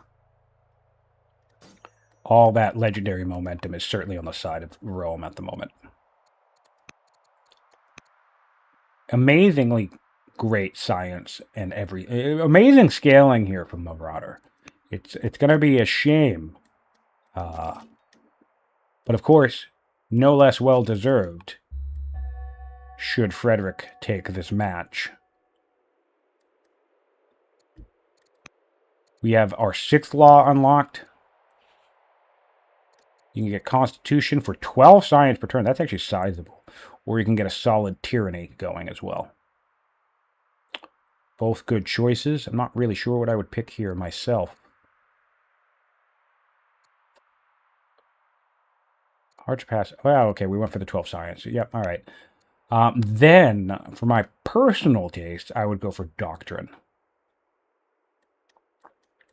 The reason why I would go Doctrine is looking around the game and with the state of our economy, Marauder has been struggling, it looks like, to spend orders. So I would really like to do Doctrine before I get into this crazy war with the Romans. And just, I don't know, what could we use? A bunch of archers. Crap out a bunch of archers.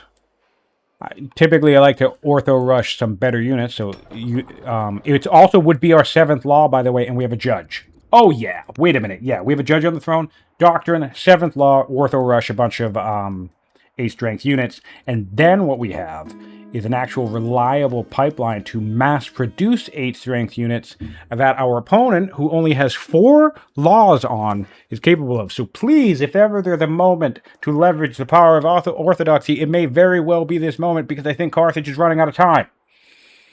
Either way, they're going to get a 7th law, but if the issue with citizenship is if we do citizenship, we still need, even though we'll be able to instantly upgrade our citadel, we'll still need to hard build our 8th strength unit, which is 7 turns a pop in our best military production city.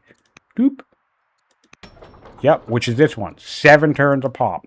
So, to alleviate that and get us to an appropriate level of fighting strength, you go Doctrine first. Because think of it this way. In 4 turns, we get citizenship. We adopt citizenship and upgrade the citadel immediately. And then we need to spend 7 turns building an African turreted elephant. So what does that give us? That gives us our first 8-strength unit in approximately 11 turns. Comparatively, we could spend 7 turns getting Doctrine, instantly upgrade the citadel, and then instantly rush by an 8-strength unit, which would get us an 8-strength unit in 8 turns, saving us 3 turns, and then we could continue to rush out our 8-strength units in multiple different locations, wherever we have a citadel.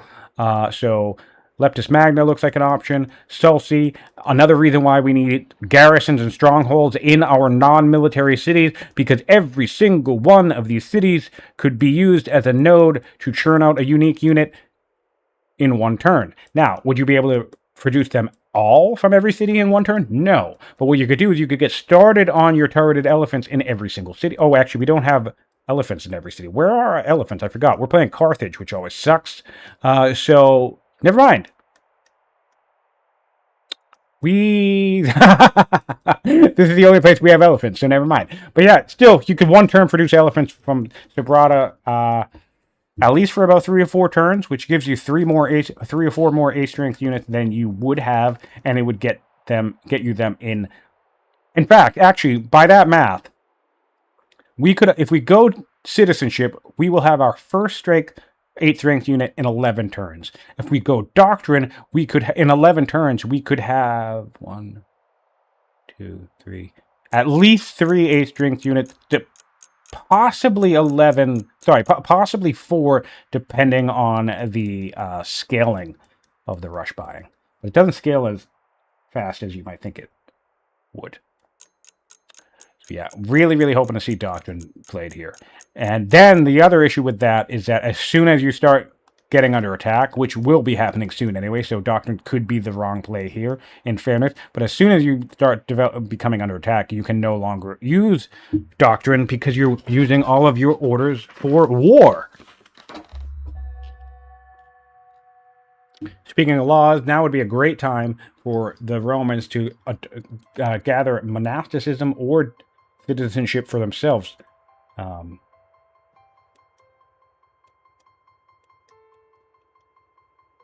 Here we are. The Marauder still similar. No clue what's about to hit them. Well, they do know that the swordsman hit the map, in fairness, because the Colosseum's finished.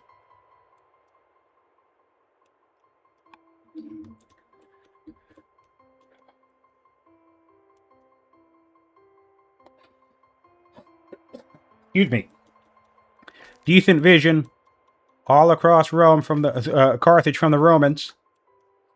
Getting a sense of where our opponent's military is.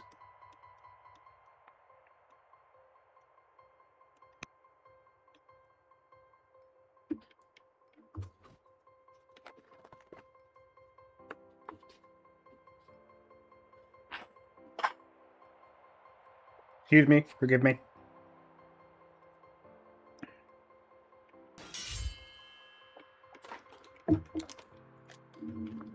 All right, come up with a commander. That's fantastic. Procedure commander, fantastic. What else we have? With the other one. And finally, yes, we put our ruler, our ruthless, fierce schemer ruler is on the other one. Perfect.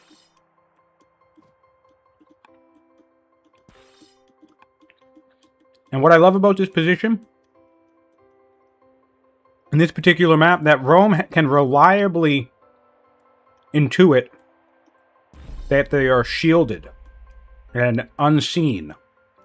There are no pesky forests nearby for scouts to hide in. And of course, the opponent does not have a schemer on the throne.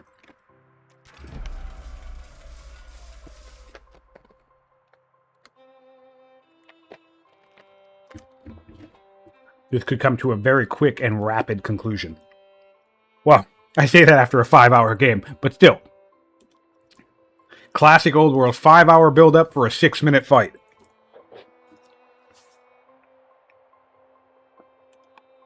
Still, turn 70 is fine timing on a match.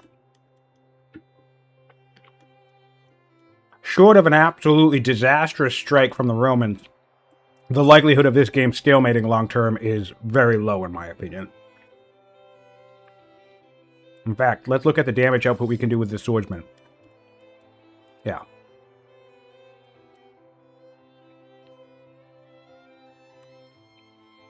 Even the stuff that aren't the correct type of unit.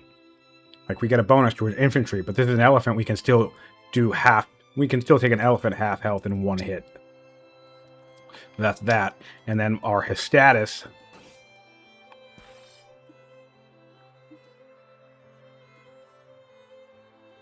Where are we? Here we are.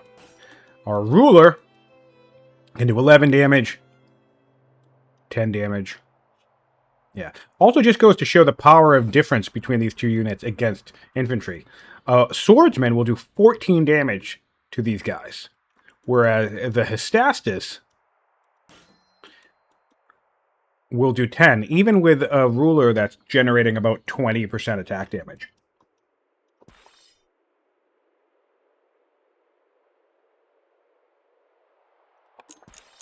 Although, yeah, this is actually about 30% attack damage. So I fully suspect this Warden This warden swordsman is going to step onto this tile and just nuke these archers. What we need now to complete this composition, I've said this a bunch already, but we need more range units, so I like to see the slingers coming out. Would like to see slingers coming from the champ seat, but we don't see that at the moment.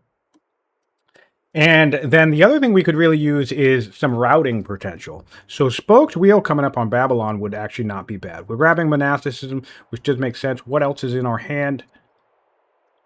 Yeah, spoked wheel's not even pegged. I really like spoked wheel on the Romans, but it looks like we're not going to need it in this game, which is totally fine.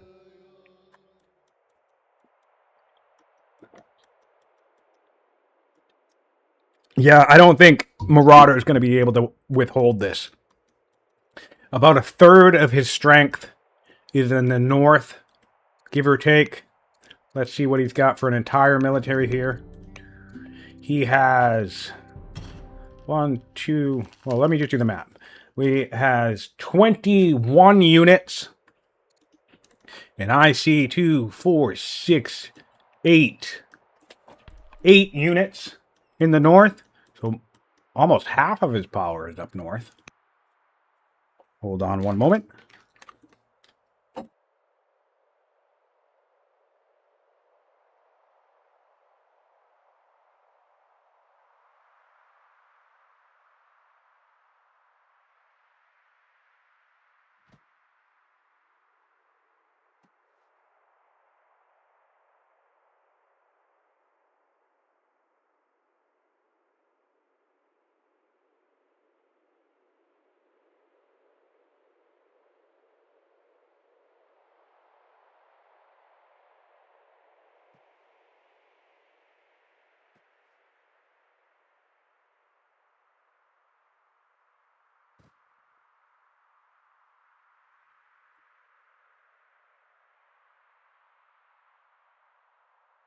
All right, bear with me one moment because I fully expect for the Romans to dive right in next turn.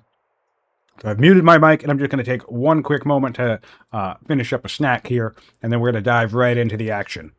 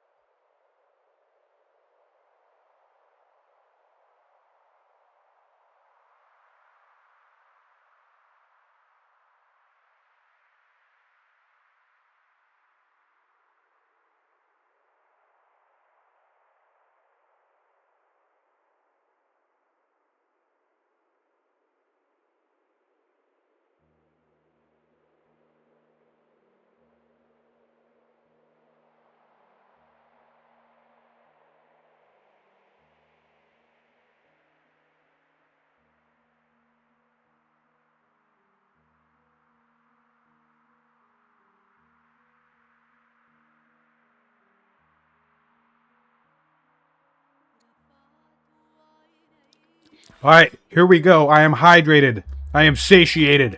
I am ready to go. This is the turn. 28 orders.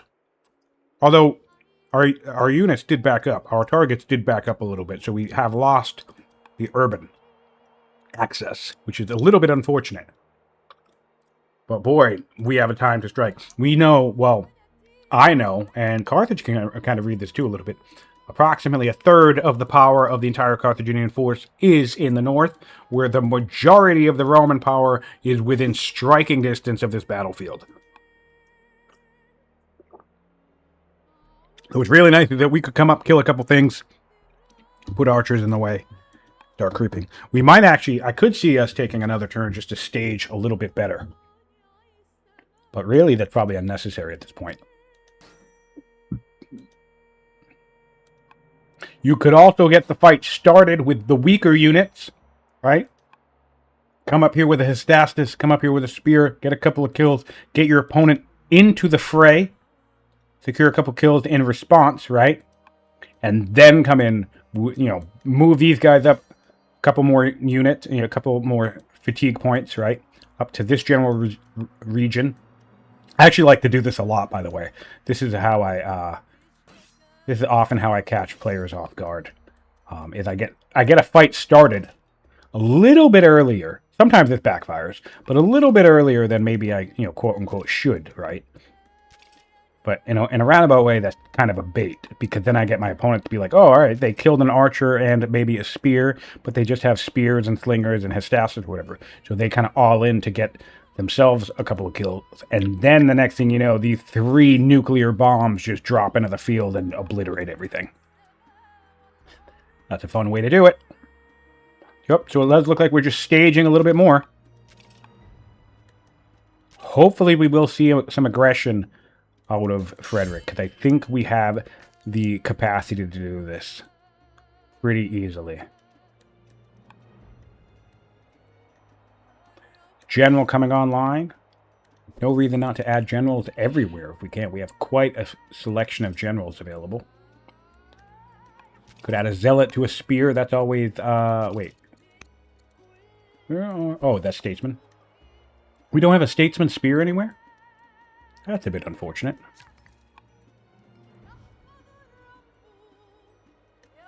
"16 orders left. Yep, so one more staging round.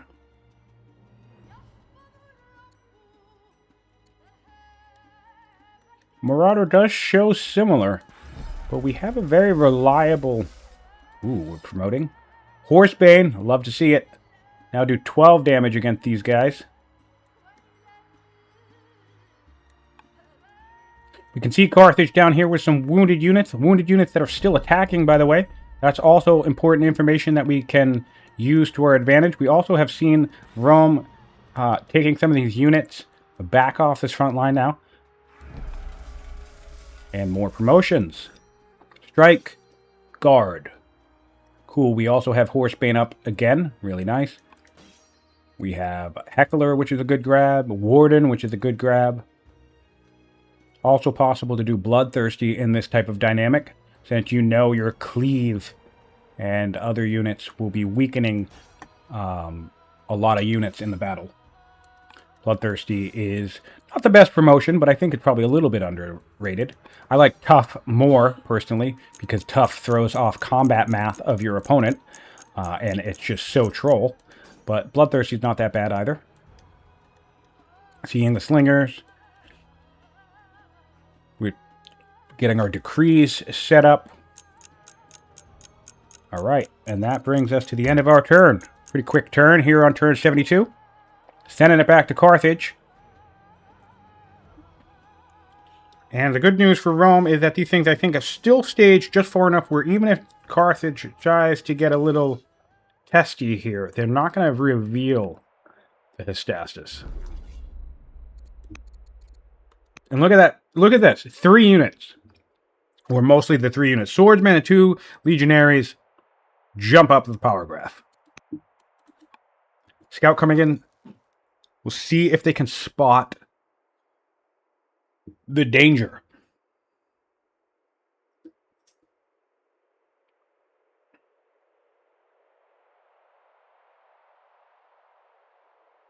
Spoked wheel in 1 turn. That's a pretty good pickup for Carthage. I mean, I guess they have their unique unit, but chariots are cheaper. And while they still will be tricky to deal with the spears, just if you can get enough range, that's why I'd like to be seeing more archers here. If you can get enough range, you can whittle down the legionaries and the Hystastus, and then you can still rout them. You just need more damage from other sources first.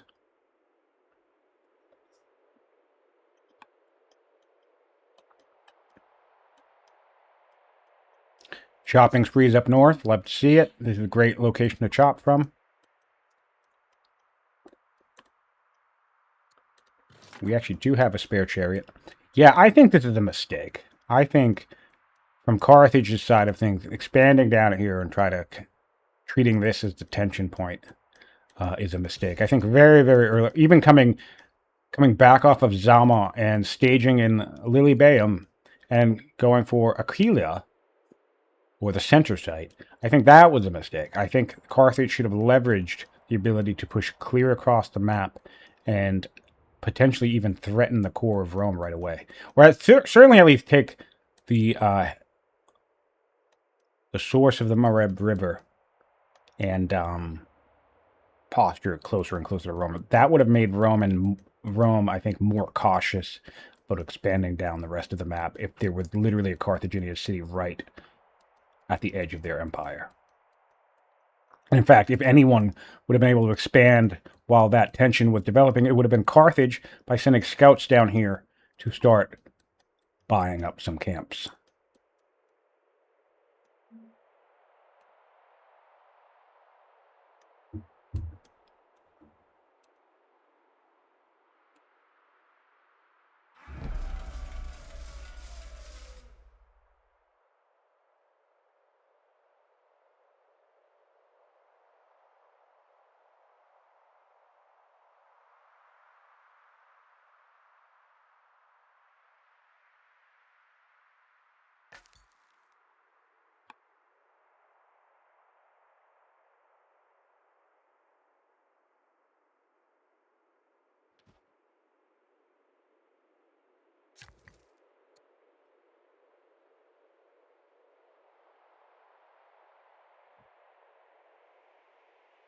Why do I get the vibe where Marauder feels like they're trying to do something clever and attack the southern flank? Maybe thinking, I mean, this is all the evidence that you need that builder shenanigans went up and down the coast. But maybe thinking that there isn't a massive coastal highway down to these two cities. Does Carthage think they can pressure these two cities and take this peninsula? Driving your army deeper and deeper into this territory is so bad. I have to imagine in this situation. One thing I'd like to see from Rome,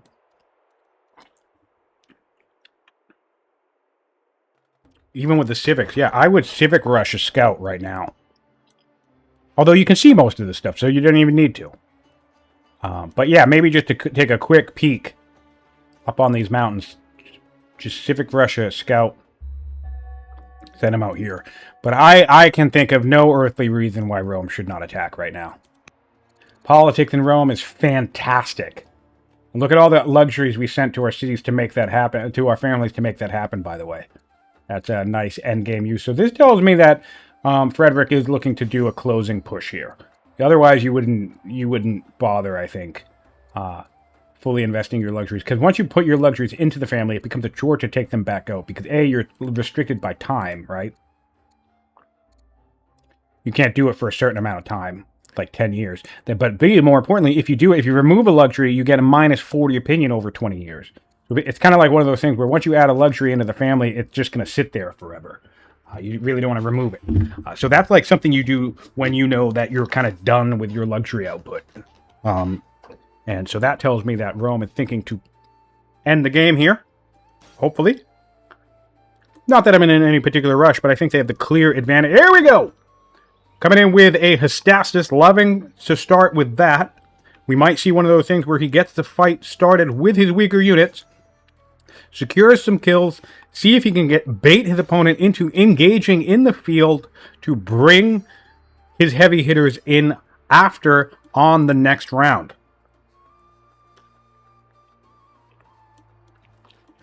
Have a spear. Hystastus will bring a slinger up. There we go. Bam. One kill.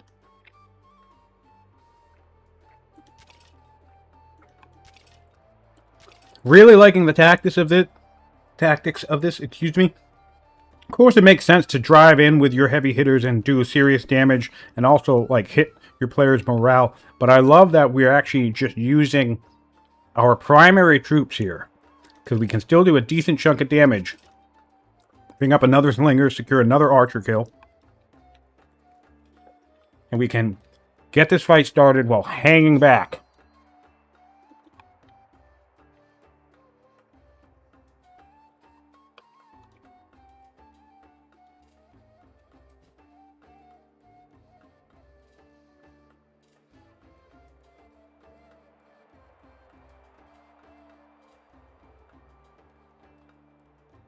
Oh, never mind. We dove right in with the heavy hitters.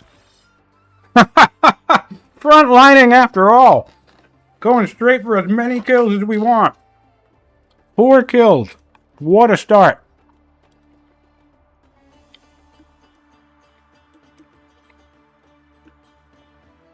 What a start.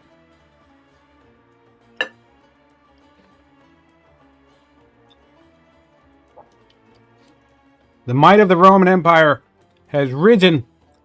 The cheers of the Colosseum echo across the land as the Romans seek to claim this frontier for themselves as they set out to do decades prior.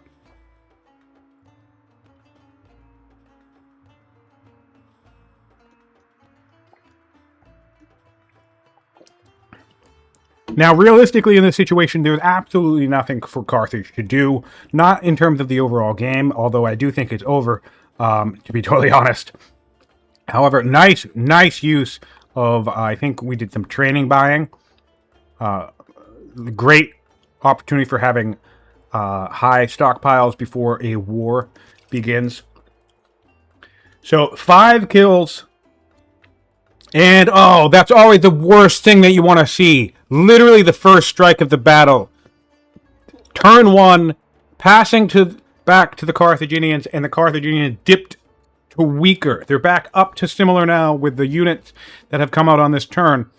That is always the worst thing. First attack. But that's great news for Frederik. Because Frederik, look at the power drop here. Frederik knows that his first alpha strike brought his opponent down to weaker, so he can rest assured, which is pretty obvious considering the couple of units that he has, but by keeping track of that information, he can rest assured that he has a definitive strength advantage.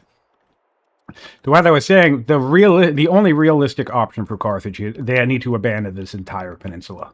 Trying to defend any of these cities will just result in the death of more units, and more units that they cannot afford to lose. So these units need to do the best they can to get to Saldae before Hippo Regius falls, so that everybody can ship out of Saldae back up to Leptis Magna. And that's where you have to hold. That's where you have to hold. We didn't somehow Carthage got neither citizenship or doctrine on that turn when they had the option. I missed that entirely. So, looks like we don't have 7 law timing. I was going to suggest that our 8 strength units would be operational shortly, but I kind of missed the fact that they opted not to get citizenship or doctrine. I wonder what the choice was. Spoked wheel at some point, but I don't know when. Yeah, so every single thing here should be trying to retreat. I would even go so far as deleting the workers. Deleting the disciples. I would cancel everything. Delete all the civilian units, or retreat if it made sense. Like I could retreat this guy. I could retreat this guy. I actually could retreat the disciple. Okay, but it's all order dependent. Work on getting the units, these units back to Saldae and shipping everybody out. Abandon the peninsula to the Roman horde. Of course, the shitty thing about this, by the way, think about tactical tile buying. In the future, when you have your own games, this is your front line. We settled the city at a point of tension. So this is your front line, this is the tension point. If you are going to do some tile collapsing shenanigans, buy the majority of the expanding territory with your deeper city. Because the issue that we've created now is when Rome takes this city, they're going to have a launch pad up to Leptis Magna. If we did this the other way around, where we bought all tiles from Leptis Magna down the way to here, it would be the other way around, where, yes, Rome takes the city, but they can't just launch across this little bay. In fact, if anything, we can launch across to defend or disrupt a Roman advance. So very crucial to keep that border layout in mind when collapsing borders along a tension point, because it can backfire tremendously if you have to concede that territory to your opponent. Oops, sorry for making noise.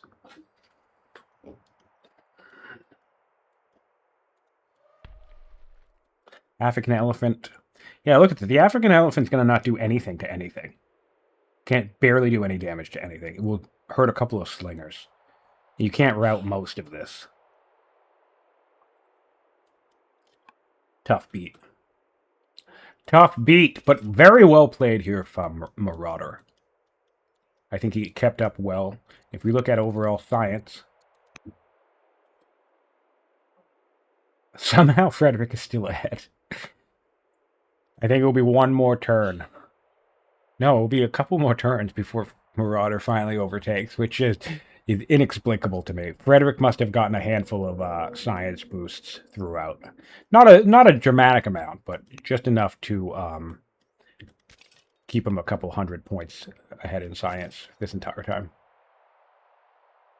It's kind of funny. But still, yeah, Marauder, great game on that front. Great game on the eco front. Eco is good. Good on iron, or decent anyway. Food's good. Order economy's fine. Yeah. All right, back to Rome. Here we go. Time to bring the doom. We got a decree. Right? Yep, decree 2 finishes in Nasus. With decree spamming. We also have a judge, so we can... Here's the fun fact. On your state seats, you can rush by your decrees. And we're coming in hot. Oh, look at this. This is going to fall instantly. We're damn near close to it. Oh, yeah. Oh, yeah. We have enough. We have enough. That's a whack. Couple of slingers. Chunk. Don't forget that it's a zealot. He won't, but don't forget it's a zealot. Where's our other slinger? Here we go. There's another slinger, and then a spear on the back line. Well, the good news about not trying to get everything down here out is that the port of Hippo Regis has fallen to the enemy. So we can't get out down here. But the bad news about that is that now we have 4 units that are effectively removed from the game because they will not be able to do anything of merit. They are going to die. And very much, I think if I were Rome here, I would ignore these southern cities. I would press on towards Leptis Magna. We once again have a weaker opponent. So we know that our opponent is very much on the threshold between weak and similar, which puts them, if you look at this power graph here, which puts them pretty low between us, right? So that's a difference of about 300 or 400 power. And of course, we have our heavy hitters. Monasticism coming up as well next turn. Oh, we don't have a state religion.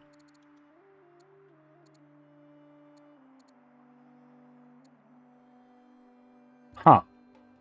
Yeah, we don't have a state religion. We don't really have a lot of religious cities. So I guess monasticism's not going to do much for us. Maybe we put a shrine in every city and then dip in preparation for divine rule. Hello, Aaron. Welcome back. Yes, long session indeed. Marathon session. We're going into 5.5 hours now, but it does look like this. It's possible that our players could need a break shortly, but if they play, I think, for another 45 minutes, this should see a pretty swift conclusion. Marauder, I don't think there's anything really significantly in the tank for Marauder to keep this game alive. Maybe Onagers in 3 turns. Onagers in 3 turns. Stage up at Leptis Magna.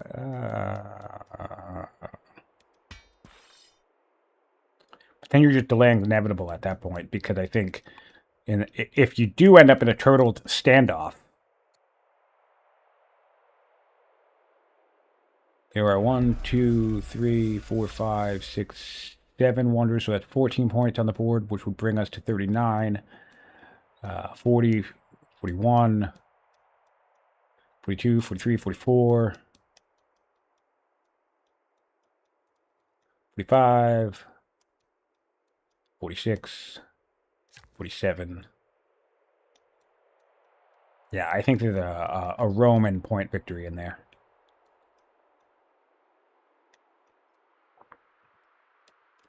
Oh, Marauder. Do you not see the moat, my friend? There is no earthly way this force is going to fell this city. Absolutely not. Good lord, my man. These spears do 1 damage. Good lord. But alright. Let's see if we can do it. What's around? A Hestasis will come up in a little bit. A Slinger will come up in a little bit. And let's do a real fun check of how quickly can Rome pivot and get up here. Well, with a Force March, the answer is immediately. Where are my legions? Is it the Legion? I can't even tell what these guys look like. They all look like the same. Oh, that's a Hestasis. Or a Legion down here. With a Force March, maybe.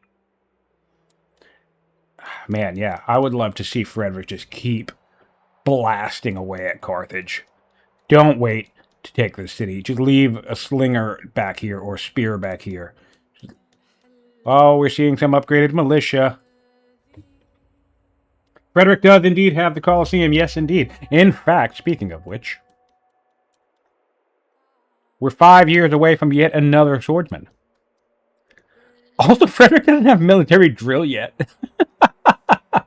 75 turns, no military drill, plenty of units on the field. We have an army of 24 units, not too bad. And 3 very big heavy hitters. Oh, you're going south. Damn it, Frederik, what are you doing? Just go end the game.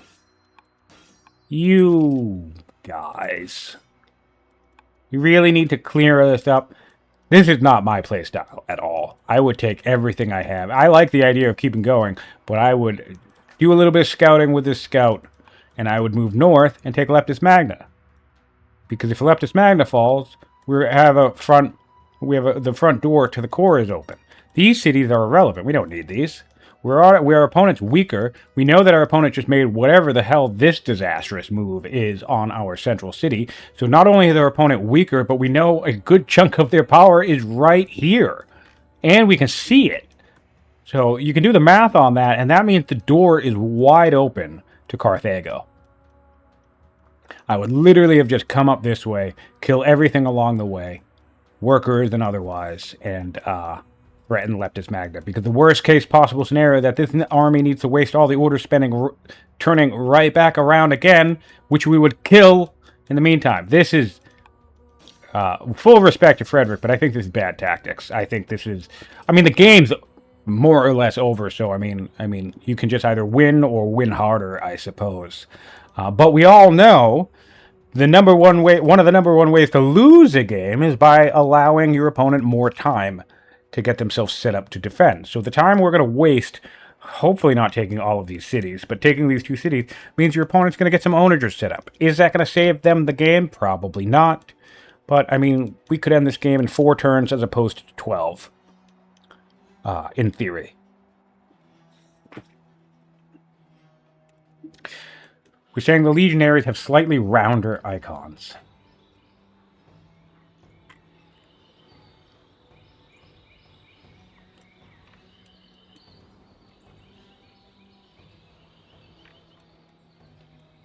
Yeah, okay.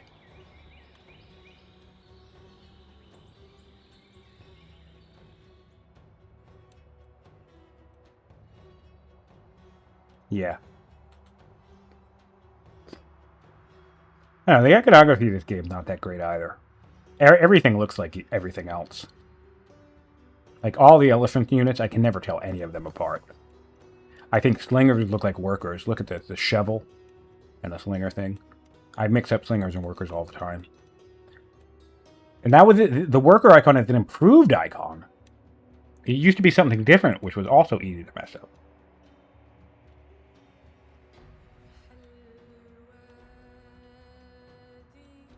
Ignat saying, capturing Hippo Regis will make moving forward easier, and clearing out these back cities doesn't waste much time or whatever. Yeah, not too bad. I suppose, I guess. But really, like with the movement, with the Roman movement, you don't really need to wait for Hippo to fall, to be honest. What on earth? All right. Well, going straight for the core.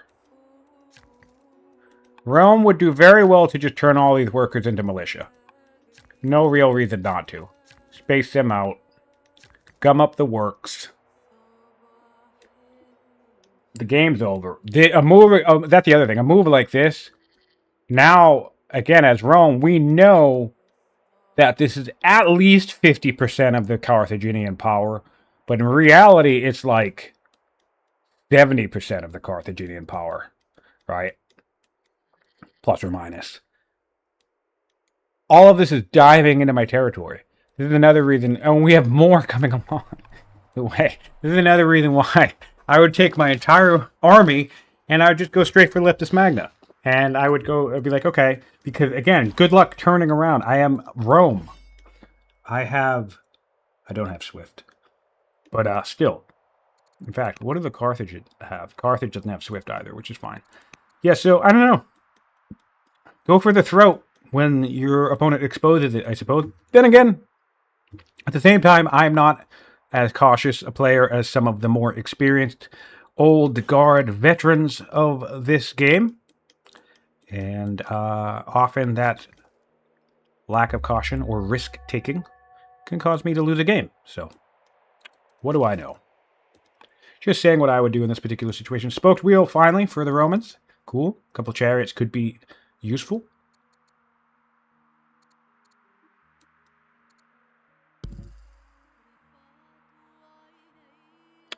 Could get a nice ambassador on the throne. Or in the council. I think we just lost an ambassador, too. That's some of our opinion dip. Yeah, no, this does make sense to ignore the moat, because there's no realistic way that you're going to take the city. But even so, this is just like, what are we doing? It's performative at this point, because you're just sending these guys to their death. Although I do really think it's a smart idea for the Romans to turn all of these guys to militia just to prevent themselves from getting the opinion penalty when the Carthage troops show up in the region. Don't forget about that. If you're worried about losing opinion from getting killed workers and you have a position of dominance, your economy's fine, and you think the game's going to end relatively soon in your favor, no reason not to just upgrade exposed workers into militia. Of course, you could always retreat them, but it's cheaper on your order economy to just upgrade them in place and let your opponent go kill them if they want to do that.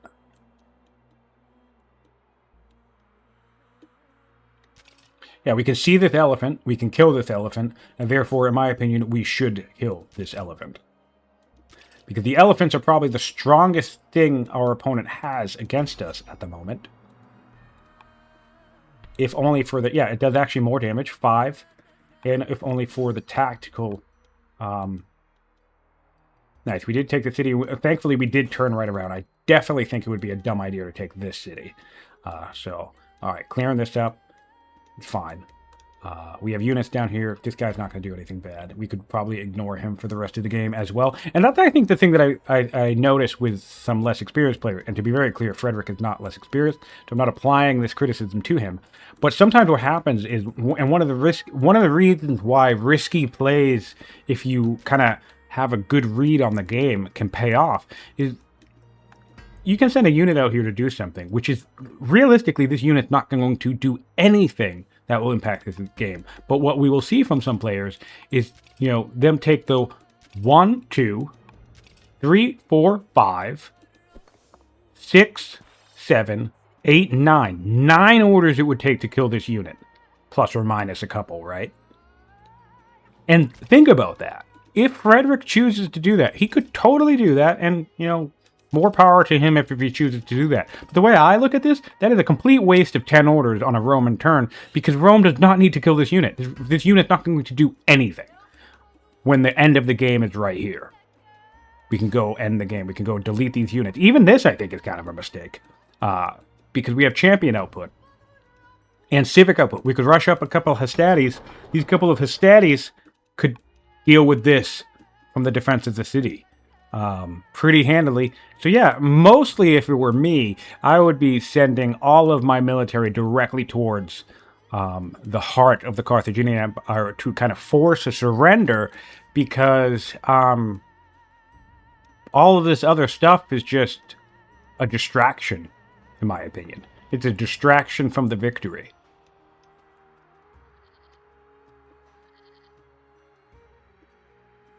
Because the only real threat, and not even a threat, but the only real nuisance in this entire situation is the chariot. The idea that the chariot could come back here and pillage anything of particular value that I might want to hang around. But we can't pillage the Colosseum, so there's pretty much nothing else I care about back here. Oh, man. In fact, when this swordsman comes out, I would even send this swordsman to Zama, because one swordsman could probably solo this entire city. Pop my ruler up on that and get the extra fatigue going to Zama. Yeah, so there are some times and moments where I think players, I don't know, don't hyperfixate on actually closing the game.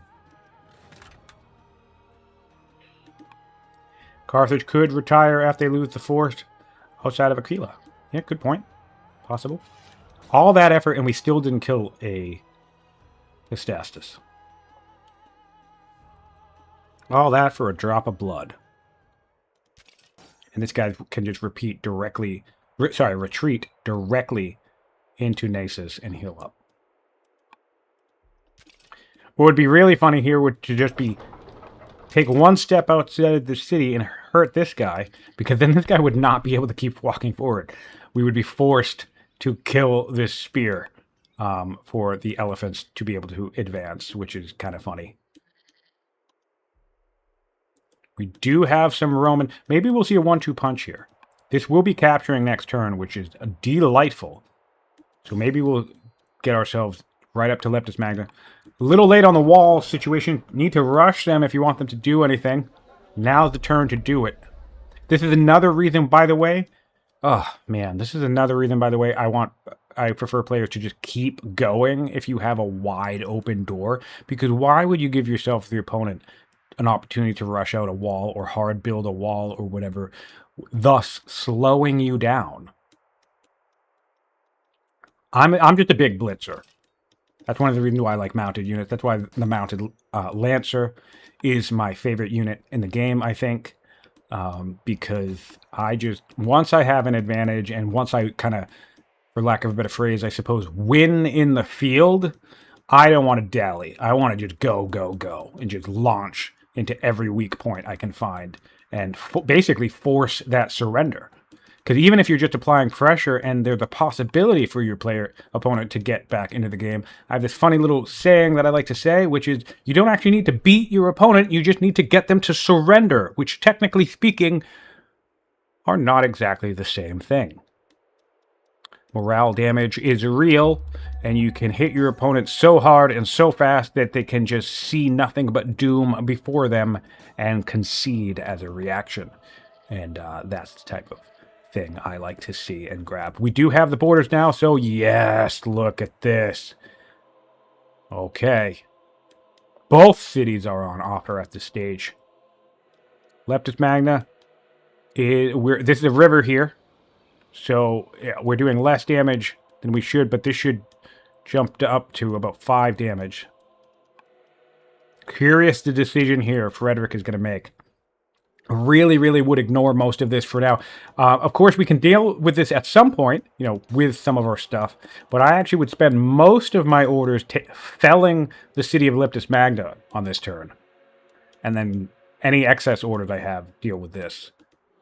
Because this isn't gonna harm us. There's no way. This force can't even take a city. Yeah, this force doesn't even have the ability to take a city.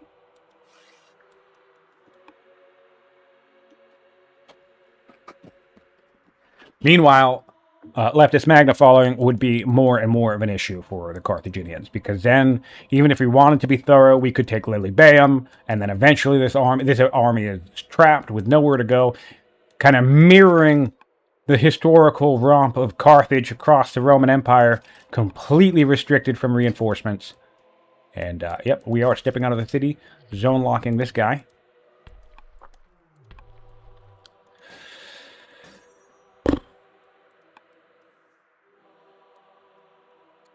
I'm going to close this. Politics is fine. I'm going to close the family thing so I get a clearer view of the game.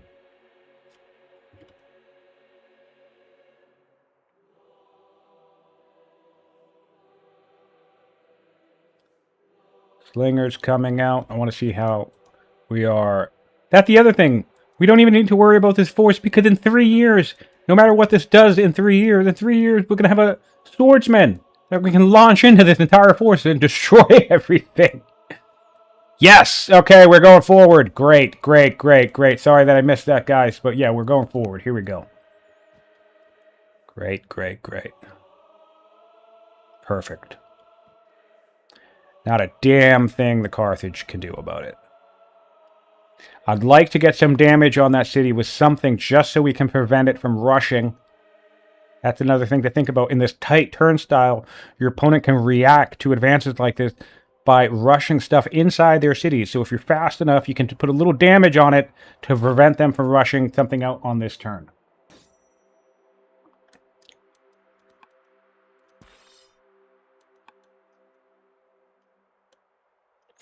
Yep, we did retreat the Hystastus and heal up. We decided to stay in a strike with the Slinger, no big deal. Really hope to see these militia, these workers either get upgraded to militia or frankly just delete them. That doesn't even cost any orders. So just delete all these workers, save yourself the opinion hit should the chariot decide to be spicy. Nothing wrong. This game is well in hand for us. So you can delete your workers.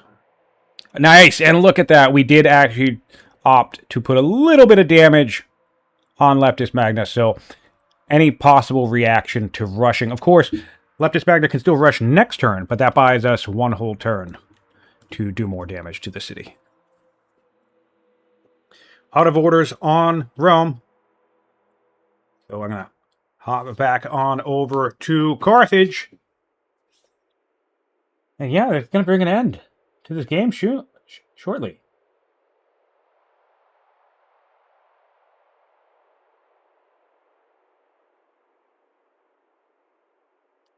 Nice 6-hour session. 6-hour game. Still are on the longer side, but definitely reasonable. I think between two experienced players who know what they're doing and don't fall into a stalemate and kind of have a plan and know how to leverage different power spikes and timing, I think the average game should be anywhere between 3 to 6 hours for the experienced players. The longer games will inevitably be a product of less experienced, especially if the less experienced players are evenly matched. Because I do think you are more likely to run into a stalemate if you're evenly matched. But if you have an experienced player versus a less experienced player, that would be a quick game, relatively speaking. If you have two experienced players, that will probably be a medium length game. And if you have two less experienced players, that runs the risk of being a potentially longer game if they fall into a stalemate. And yep, we did rush the walls, but we're lucky we did not get to do that last turn because they would have been done already. So I think Rome can bust this open in one turn. Or certainly very close to it.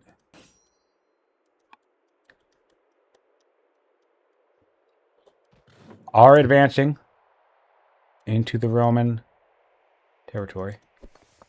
Rome did also advance their Hystasis, so this is going to be an ultimate flank of all this stuff. This stuff will die in the land of Rome. Their queen was indeed ambitious. Dido the Ambitious lives up to her name, sending her military to their doom to try in a last-ditch effort to disrupt the Roman base of power. Doesn't look like it's going to work out for them. And we will lose many Carthaginian lives. Brack, that's cool. Cool to be up on your TV, man. That's a cool way to watch this. I actually watch most of this stuff on my phone, which is kind of fun, too. 26 order. It's really bummer, really. Because, you know, if we look at the orders, Carthage is fine. If we look at the science, Carthage is fine. If we look at the overall economy, Carthage is fantastic, right? General stone is everything, right? Iron, I mean, yeah, we're behind on iron, but that makes sense. Rome needs lots of iron. And even still, not by much, right? Food is fine. So every single metric in this game, wonders as well, is kind of either leaning in Carthage's favor. Nearly every single metric is either leaning in Carthage's favor or they're running even with Rome. Where we see the difference in this match, I think, is the overall experience of both players, where Frederik was able to kind of like read the map, read the game. You know, obviously, the culture rush, bringing in the Colosseum was a huge deal. So they did that culture timing. That's something to always be worried about. If your opponent brings in patrons on a patron start, or even traders on a trader start, and the Colosseum is on the game, in the game, you need to be mindful of that timing, because it's entirely possible you could be up against a swordsman within 70 turns. Or less, mind you, but 70 turns is a very decently standard benchmark, I would say, for a legendary city with a Colosseum being finished roughly around then. If you can't come up with a plan, then that's an issue. And so what is the plan if that's the concern? We had all this time, all this tech invested in the tech tree. What would be the solution to the Colosseum that you know is coming and that you know that you can't beat your opponent? Well, step one is win the game before that happens. So any type of rush strategy that can throw your opponent off their game and lead you to winning the game would be lovely if you could pull it off. That's one option. Certainly a tricky and risky option. But then the other thing is you could just, it's onagers. The answer to everything is always onagers. Come up to machinery, come up to hydraulics, get yourself onagers, get yourself ballista. And if you have a reliable way of producing ballista, this is actually enough to reliably counter the swordsmen from the Colosseum. One single swordsman or two single swordsmen or two swordsmen is not going to be enough to overcome a siege advantage, especially if you make use of fort. So in theory, Marauder could have done almost exactly the same thing in this map, maybe not expand south, keep spamming wonders, fort along this river. Look at this. This whole river would be perfect for forting because we know that the Roman is primarily a military army at this stage in the game. So fort all along this river, put onagers on a couple of these back hills and in these cities, get ballistas ready up to go, and there would just be no way Rome would break into this if it was properly oriented around holding for a long-term defense. But again, that brings us back to the idea of reading the game state, reading the map, and trying to predict what your opponent's going to do. You do that if... Also, by the way, all this harass was happening, and I didn't pay attention to it, so my apologies. But, you know, spears killed a slinger, and apparently we damaged some workers. Not really much going on there, to be totally honest. But yeah, if you had the game plan and the mindset to kind of anticipate, okay, am I about to get Colosseum rushed? Am I about to get Legendary rushed? How can I handle that? How can I handle that 8th strength unit? Obviously without matching your own timing of getting 8th strength units and stuff like that. Onagers, ballistas, and fort up. I hate it. It's the most annoying strategy. It makes me want to quit the game when people do it against me, but it's very reliable. Very, very reliable. People don't use forts enough.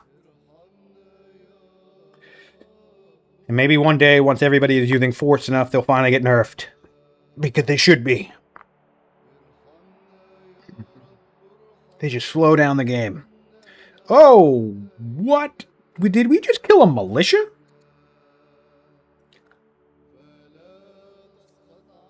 No, we killed a slinger. We're just killing units.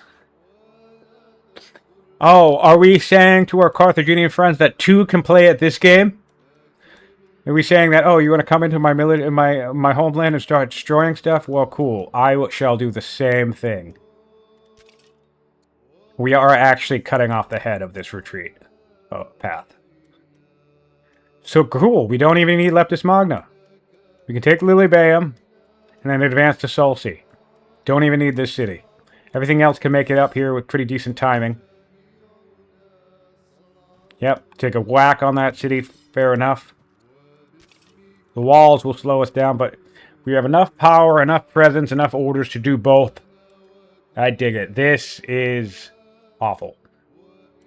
And let's take a look around the Carthaginian Empire. Let's look for military units. We have one here, an elite warlord, 6 strength unit. We have an African elephant, 6 strength unit. We have an archer, 5 strength. Another archer, 5 strength. And a skirmisher, 3 strength. So in the entirety of the Carthaginian Empire, there are a grand total of 5 units. Oh, sorry, missed one. An elephant, another elephant. 6 units. And I guess this guy counts too, because he can come back. So 7 units against, in fairness, 1, 2, 3, 4, 5, 6, 7 units. And Marauder has thrown in the towel. Good game. Great session. Classic old world. 5 hours of build-up for 40 minutes of fighting. Love to see it. And honestly, in this case, it wasn't really 40 minutes of fighting. It was 40 minutes of Rome stepping all over Carthage while Carthage just flailed around. But kudos to both players. Really, really well played by Marauder. Really have to say, he did... Everything about his game was really strong, except mostly any of his tactical decisions. Attacking Aquila was a mistake. I think advancing down to Hippo Regius and staging at Hippo Regius was a mistake. I think he could have played it differently, maybe pressured in the north. I don't know if that would have been the correct call or not. Or at the very least, he should have played the long-term game, forwarded up, turtled up, and that would have been a way more difficult nut for the Romans to crack. If this, cause on turn 78 here, let's be very clear, this entire river could have been forded up, filled with onagers. So if Rome's game went the exact same way, and they even took all of this, but this river was forded up, filled with onagers, and Marauder was just sitting back, hanging back, and wonder spamming, would have been a very, very different game. We're actually 1 turn away from legendary for Marauder, so that would leave more legendary points on the table for Marauder. Chittagar is on the table as well, so that we could have seen that coming into play defensively, but it just did not pan out. Let me see if I can get our players into the Hanging Gardens chat for a recap. And I can take a break. Also, a funny question from the chat, is Rome still ahead of science? I hope so. Yes! Yeah! Despite this science lead, all this time since turn 39, Carthage never managed to actually get past... Oh, wait. Did it happen for a second? Oh, it happened briefly on turn 76. Or turn 77. Okay. That's funny. Okay, so it did happen briefly. That's funny.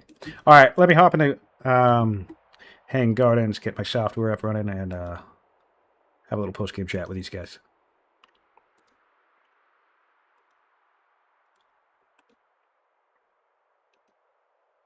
No.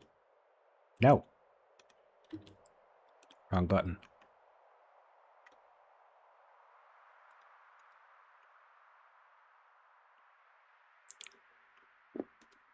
There it is. Okay. Into Hanging Gardens. Oh, Marauder has to go. Copenhagen Gardens.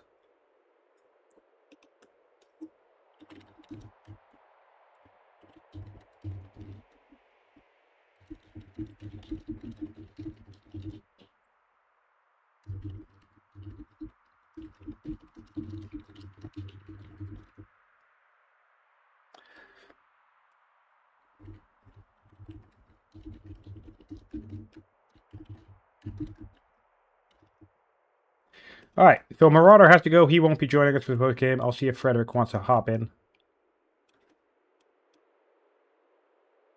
And if anybody has any questions for the man himself, feel free. Hello, hello. Hello, Frederik. Grats on the win, man. Very well done. Thanks. So, a question: are you one of those players who first thing you do when you load in the game, you look at the wonder list and see, what options are available to you? It's not the first thing, but I definitely look at the wonder list, yes. Yeah. And at what point did you decide this was definitely a Coliseum game?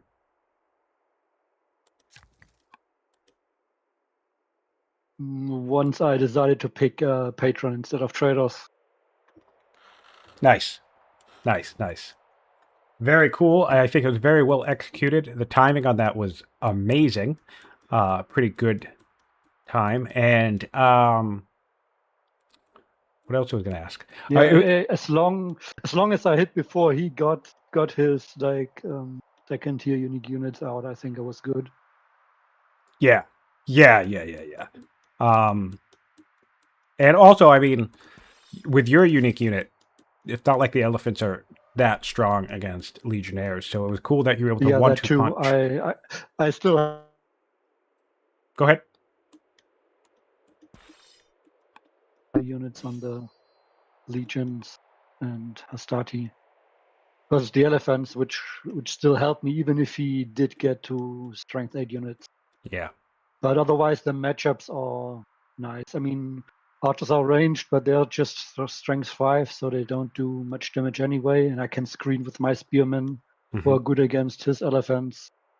Yeah. And I have champion units versus his mercenaries.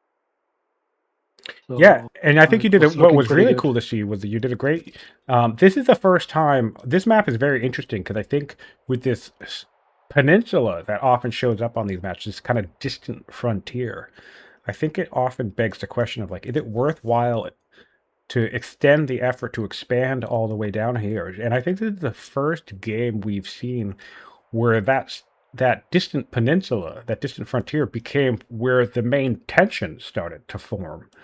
And I think you did a very good job with your coastal highway here.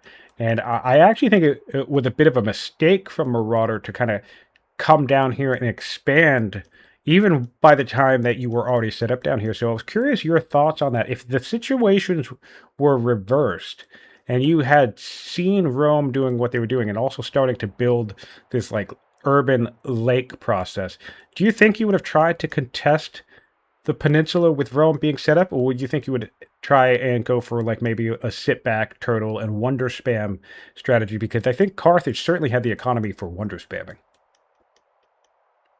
He did build quite a few wonders. Yeah. I think if I were Carthage, I think he didn't see my coastal highway after settling. I'm not sure if he got vision on it beforehand or not. No, I don't think he was aware. But I mean, his the initial mistake is that he got too close. Yeah. He had half a dozen units set up basically within 1-2 fatigue points of my whole army, which makes it very easy to just move in and kill a good chunk of his units. And then everything else from him is further back. So yeah, that was amazing watch. You killed 6 or 7 units in one go. At first, I thought you were going to go ease into it by just sending in spears or whatever and then bring in your heavy hitters after the fact. But you just went all in and, murdered a bunch of stuff. I was actually surprised. What made you decide to pivot down to Salday first rather than just leave it? Because that kind of surprised me a little bit. I guess you didn't really lose much from doing that. But I was surprised. I saw that it will take 3 turns on the capture for Hipporegius, and then he already built the coastal highway north from Hipporegius. He bought the tiles, which was the right decision at the time from him to just have that connection. Otherwise, I could have just even. Yeah. That's why I just like. Yeah, you I had knew the time. my strength units could just immediately just capture the next city and then go back north once the capture finished on Hipporegius. Makes sense. Makes sense. Right.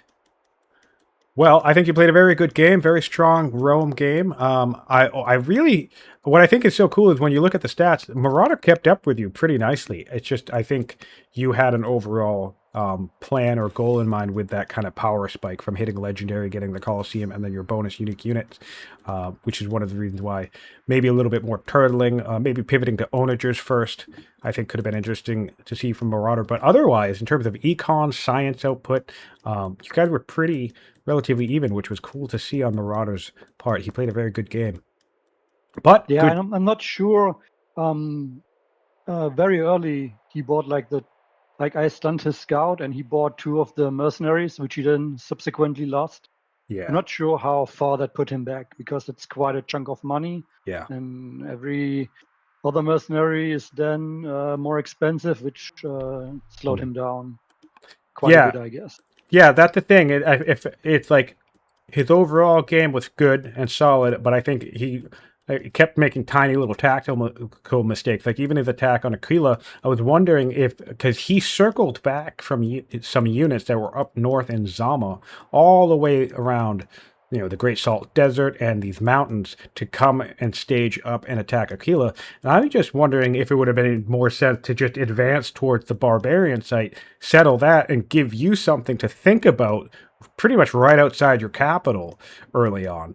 Because that might have tempered your southern expansion if you knew you were at a city that was only, 20 tiles away from your capital city.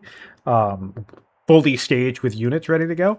So I thought it was, I think he played a good game, but I think there were a couple of interesting tactical decisions that tiny little mistakes added up over a long time and just kind of created more and more advantages for you to press on.